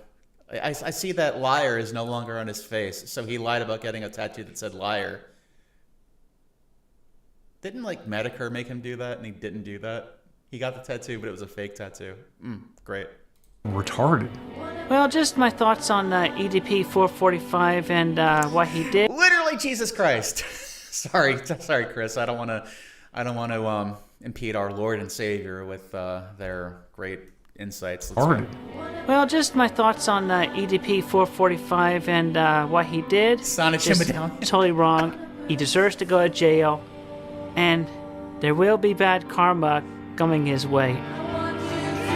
Christian saying what he did was wrong and bad karma is the richest thing you can possibly get out of here. I love the villains. I love the bad guys. The story isn't complete without there being a fucking villain, without there being opposition. The cameos. And it's wild because, like, everything came full circle, you know, and to a lot of people, to millions of people, you know, I'm fucked up. I'm a villain.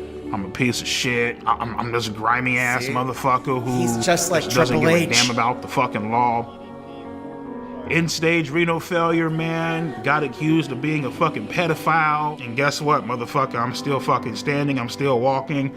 We in this bitch, and we making it fucking happen. Christian, of all people, does not need to be given the spotlight.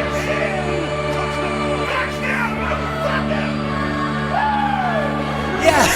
See, Oofley says it right perfectly right here.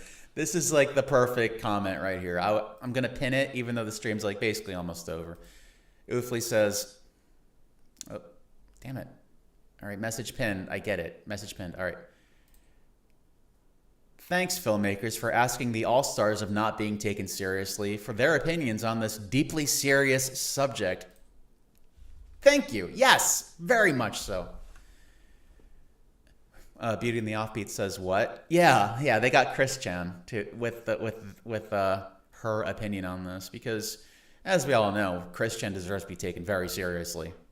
They got the all-stars of people not being taken seriously for their opinions on this very serious subject.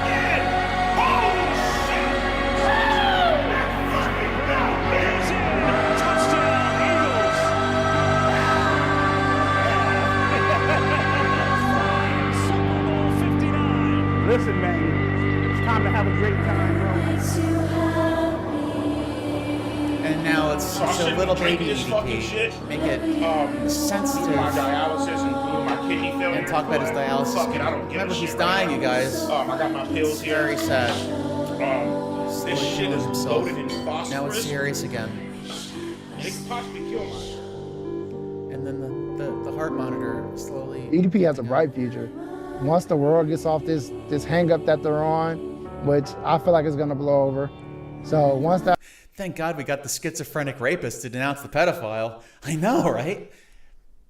It's what? Hey, Mike Klum, what are you trying to say here? Or is this the part where we make him sympathetic because he has his one friend standing up for him, and we're showing him dying of kidney failure and showing him as a baby? Is this the part where he's like a broken, sad man?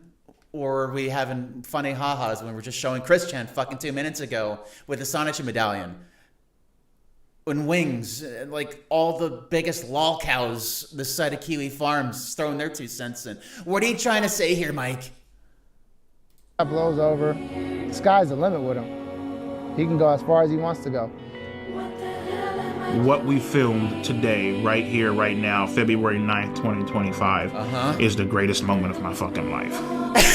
Period. Now that's the funniest Nothing part of even this come movie. fucking close.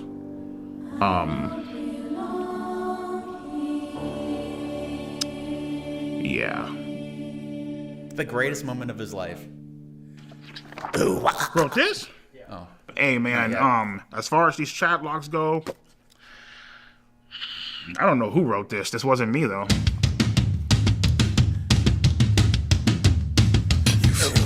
Oh yeah, we're not okay. So, disturbed everyone.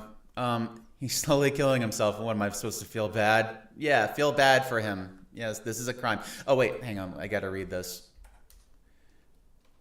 We're getting down with the sickness, you guys, but I'm not gonna play it because I don't want to get struck because I'm still salty about that exploding fucking whale.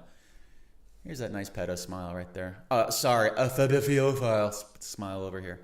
I do love how his life is so empty that this is the greatest. Yes, it is. It is.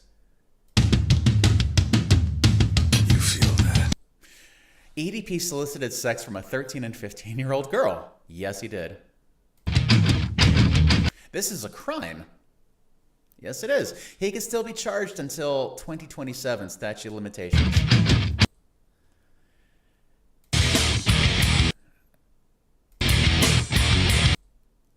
I'm so glad this is over. You've been showing a whale this whole time, Posty. Yeah, I was thinking about just using the movie poster for the whale with Brendan Fraser, or just like the beached whale, you know, just any beached whale as the thumbnail, but I decided not to. Thought it might be too tasteless. So I've been going for, my God, 4.5 hours. I think it's time to end it. Or do we want to watch The Sad Life of Boogie now? It's a double feature. No, I'm going to end it. Guys, thanks for showing up. Y'all have been a great audience. A lot of engagement, a lot of deep insight from you guys. Y'all have been fun. You've all been a great audience. To everyone who's here, thanks for being here.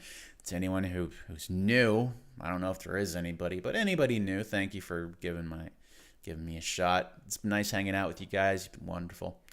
A few things I've taken away from this is don't talk to minors and don't watch porn. And maybe get a life. Anyway, that's all I got. We could do the boogie doc in another stream. We will, actually. I thought my life was empty. It ain't empty compared to his. It's compared to... Apparently all EDP does is jerk off and eat. And that... Man. And work 90 hours a week. And is still 800 pounds. So, whatever. We will do the boogie in another time. We'll do the boogie woogie. Yeah, this will be fun. Might watch some Francis videos to kind of break it up too. Like we watched some EDP videos to break it up. I can't believe the boogie doc was 2 years ago. No, it feels like just yesterday. Maybe they asked EDP for an opinion on him in that one or something. Maybe. Let's see, it's almost 9 o'clock. Yeah, I better go call it a night. I'm kind of wired, but I'm all hyped up because it was, man, it's a good stream anyway.